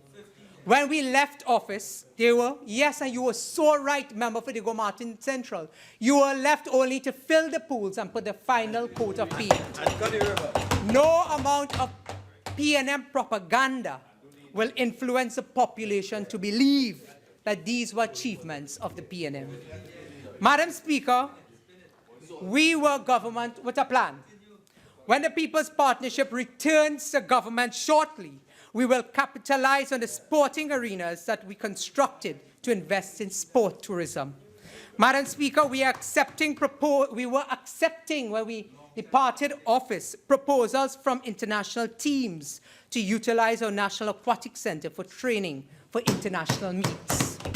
Madam Speaker, this in turn would have brought in revenue and create jobs in the local market. Madam Speaker, you know, the member for Diego Martin Central spoke about young people, and he spoke about all these projects, but never once did he talk about job creation for the young people of Trinidad and Tobago. That was a vision for the member for Siparia. Madam Speaker, the Taruba Stadium would have been transformed as part of the National Sporting Academy for Trinidad and Tobago. Madam Speaker, we intended on creating avenues through the national sporting complexes to open up new areas for sport for Trinidad and Tobago nationals. By investing in people through sport, it helps them to achieve their hopes and their goals to improve their lives. Madam Speaker, the vision for sport in Trinidad and Tobago under partnership government required a major shift in culture. And I would like to pay tribute to the member for Caroni Central, who put together a lot of our policies and ideas with respect to our manifesto. It was a comprehensive manifesto that dealt with creating jobs, by creating jobs in every sector, including the sporting sector.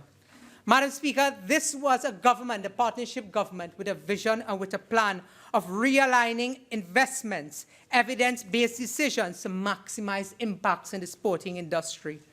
Madam Speaker, we spoke about transforming the Taruba facility into the Taruba Sports Academy. This can support activities at a nearby aquatic center, the cycling velodrome, and the National Tennis Center. Madam Speaker, was all part of a comprehensive plan.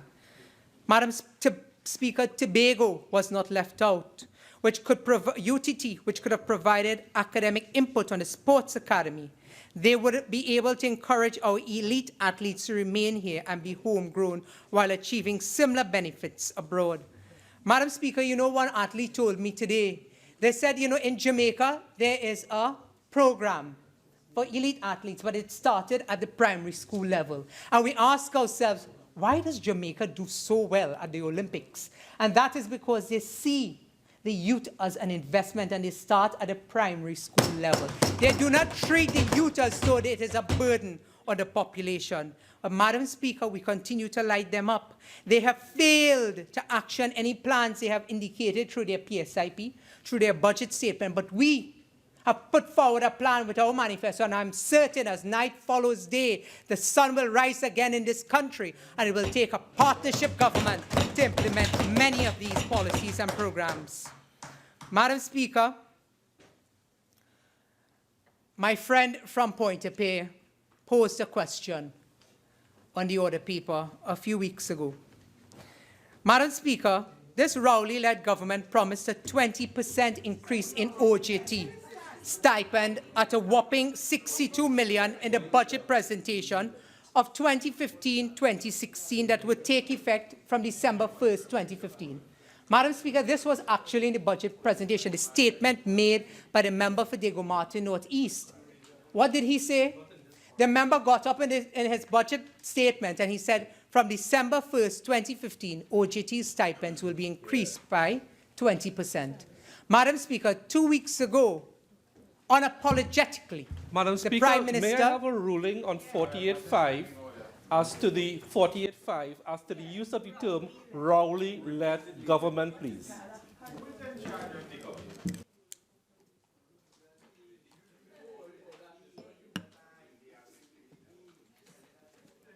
Honourable Member, this is not a reference to a member in terms of the particular standing order.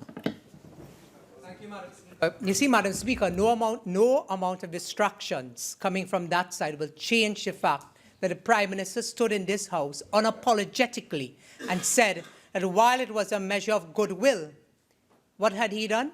Absolutely nothing. They failed the young people of this country. Madam Speaker, the government has promised a Moruga youth facility in this year's budget.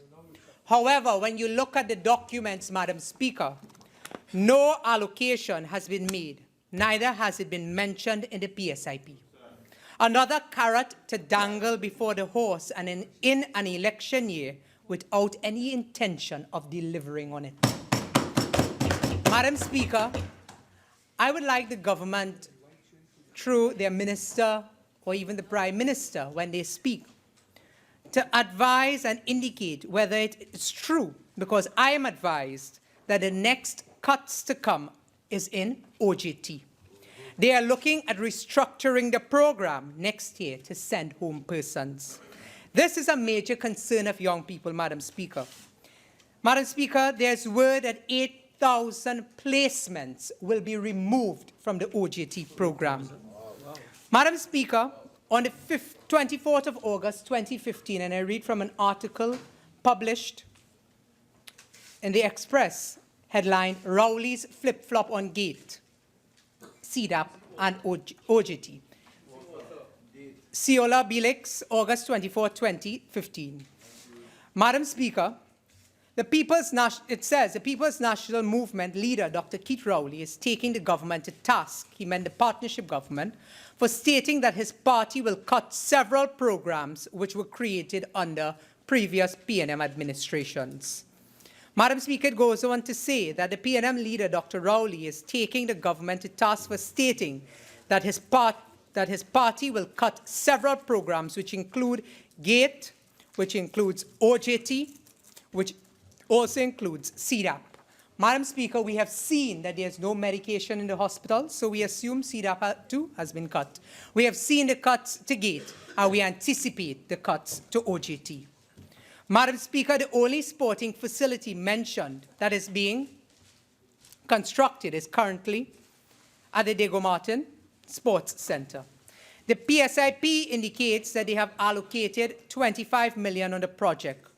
And Madam Speaker, I ask, really, who are these projects to benefit? They speak about, and the member for Diego Martin Central spoke about constituents and so on, but is it really not? And they will have to answer these questions, Madam Speaker, because these projects have been ongoing. Like many other of these sports facilities in this country, millions spent and no delivery. Madam Speaker, PNM Chairman and Minister of Rural Development, the Honorable Franklin Khan, has stated at several local government consultations that government will be moving to put the resources for recreation grounds in the hands of the regional corporations instead of the sport company. However, Madam Speaker, there has been no mention of this. There has been no plans. This has not materialized. Madam Speaker, the government is yet to explain its role in hiring a chef de mission to the Rio Olympics who has not cleared the air on a possible conflict of interest, signing on to ESPN to be a host and commentator while he was supposed to be in charge of the Olympic team. Several athletes have publicly indicated that the lack of performance and cohesion from the team was mainly because they lacked cohesion. Madam Speaker, the chef de mission who traveled to Rio with accommodation and so on provided by the state was also working for ESPN. Member, your speaking time has expired. You're entitled to 10 more minutes. Do you intend to avail yourself? You may proceed. Madam Speaker, at a time when the country has found itself in shambles because of an incompetent government, they continue to place priorities on vanity projects such as 90 million on the Lara Stadium, 400 million on buildings, $3 million in Casabon paintings, $2 million on Mercedes-Benz, and Soca on the Seas receiving an additional $500,000. Madam Speaker, they have betrayed the people. They have taken bread and butter out of the mouths of thousands of people in this country and exchanged it for paintings, Benz, and stadiums. Madam Speaker, today our hospitals are without medicine. Our cancer patients cannot get relief of pain in their last days, many of them. They do not have the dignity of having a backup plan for the unavailability of pipe-borne water at the St. James Infirmary. Madam Speaker, I've been receiving bills, quotations, and prescriptions from cancer victims across the country who cannot get medication in the national hospitals for the past 6 months. Madam Speaker, one of the most common injections for cancer victims is a drug called Zodiac. Madam Speaker, the hospitals have been without this drug for the past 4 months, and patients have been suffering, even dying. Madam Speaker, when you take the price of Zodiac of $4,500 and you divide that into 90 million, you know how many doses of Zodiac you would have gotten? Madam Speaker, you would have gotten 200,000 doses of Zodiac in the nation's hospitals. But what did they do? They spent the 90 million instead on the Brian Lara Stadium. Madam Speaker, another drug for cancer patients is unavailable is sandoglobulin, which costs $3,000 a vial. Madam Speaker, we could have gotten 30,000 vials of sandoglobulin if they had used the 90 million on the stadium for cancer patients by purchasing this drug. Madam Speaker, the hospitals is without cancer drugs known as ParlView, which costs $3,000 per unit. Madam Speaker, we could have gotten 1,000 units of ParlView for the $3 million spent on the Casabon paintings. Madam Speaker, two other drugs for cancer patients is citrabine and Kitril, which is also not available right now in our hospital. It goes for $45 a unit, Madam Speaker. Madam Speaker, for the $2 million we spent to take the back pain off the Prime Minister with the purchase of the Mercedes-Benz, for the $2 million we could have gotten 44,444 units of citrabine and Kitril. Madam Speaker, I have spoken to Trinidad and Tobago national who carries the name Johnny Gonzalez. Johnny started a petition on behalf of cancer patients and their families. He has thousands of names on that petition, and he has given me the permission to use his name in the Parliament today. Madam Speaker, Johnny and thousands of cancer victims are looking on today from their beds as we do this debate. And Madam Speaker, they are hoping that by me raising their plight, that they will be able to get some relief. Madam Speaker, I light them up again. You see, Madam Speaker, Johnny has stage 4 cancer. And for the past few months, he has made attempts to see the Minister of Health, to which I have a copy of the letter right here. And Madam Speaker, he has not had the courtesy of a response, even though that there are many, many thousands of signatures on that petition. You see, Madam Speaker, Johnny needed to get gemcitabine for his treatment, which cost 5,000 TT dollars, and he needed a dose on a weekly basis. Today, Madam Speaker, Johnny could not get the medication right here in Trinidad and Tobago. Madam Speaker, when you look at it across the ministries, the government has spent $216 million on what? Cocktail parties, publicity, promotion, overseas travel, and entertainment. When you add up all, it comes up to about $216 million. In this year's budget, spanning all ministries and boards. Madam Speaker, that $216 million could have bought 43,200 doses of gemcitabine, which could have been purchased for persons like Johnny Gonzalez in this country. Madam Speaker, in the PISIP of 2016-2017, the government on page 106 has allocated $35 million to build and refurbish community centers. Madam Speaker, there is no indication of where these centers will be built. Again, Madam Speaker, we have no trust and faith that this will happen. This is their more usual modus operandi. Madam Speaker, it appears that schools in Naparima, in Princess Song, in Siparia, like Parvati Girls and Shiva Boys, the Ramleela Center, has no mention in this budget. Madam Speaker, it is as though that these constituencies have absolutely no say in the governance of Trinidad and Tobago. You see, Madam Speaker, after 1 year in office, what was their achievement? It was not developing local art forms and institutions. Instead, their legacy lies in so-called seas and Casabon paintings. Madam Speaker, I am reliably advised that there are members of the cabinet who have viewed paintings, additional paintings, to be purchased to add to the Casabon collection in this country. And I ask the Honorable Prime Minister to categorically deny that he was one of those members who went viewing for them to buy additional paintings to add to the Casabon collection. Madam Speaker, you know Marshall Montano and Angela Hunt has a song called Party Done. Madam Speaker, party done, because apparently there's no mention of the carnival industry in the entire budget. There's no mention of it in the PSIP. Stakeholders in the carnival industry, Madam Speaker, will tell you that the last year's carnival under the PNM, this year's carnival, sorry, under the PNM, was the worst carnival in over a decade. Madam Speaker, there has been no avenues in terms of incentives. There has been no discussion in terms of how they plan on creating this industry to add additional jobs, what they can do to increase tourist arrivals through Carnival. Absolutely nothing in this regard, Madam Speaker. Madam Speaker, as I wrap up, I saw one commentator recently commenting on the Prime Minister's book, From Mason Hall to Whitehall. Madam Speaker, the commentator indicated that it appeared that people were more interested in Trinidad and Tobago in the Prime Minister's departure from Whitehall than his arrival.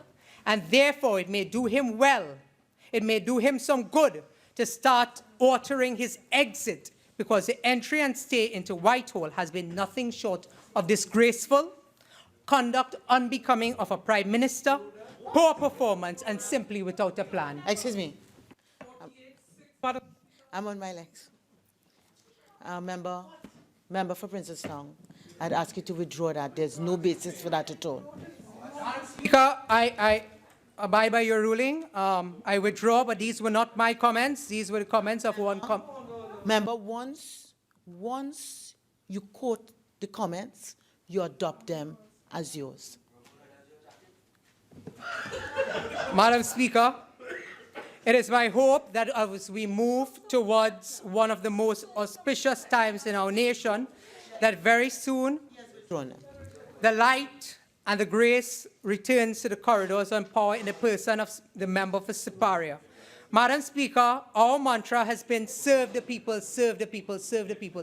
And Madam Speaker, you know, I sit in this parliament as a member, having been elected by over 15,000 members, and I continue to hear that they try to throw derogatory comments and remarks at me. But Madam Speaker, you know what? Today I've said time and time again, I will stand inside and outside of this parliament, and I will not be silenced unjustifiably in representing the voice of the people of Trinidad and Tobago.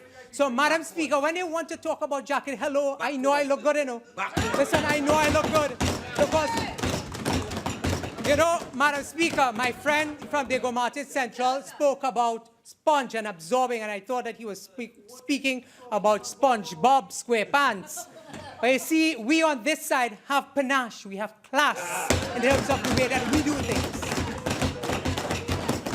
And we have learned that from the member for Siparia. So, Madam Speaker, during this auspicious time, Hindus are observing a period called Navratri, where they worship the female aspect of God. And Madam Speaker, the member for Siparia is like the Shakti in this country, and she will continue to be the guiding grace. And during this time, Madam Speaker, we pray that good governance and good representation will return to Trinidad and Tobago through the member of Siparia.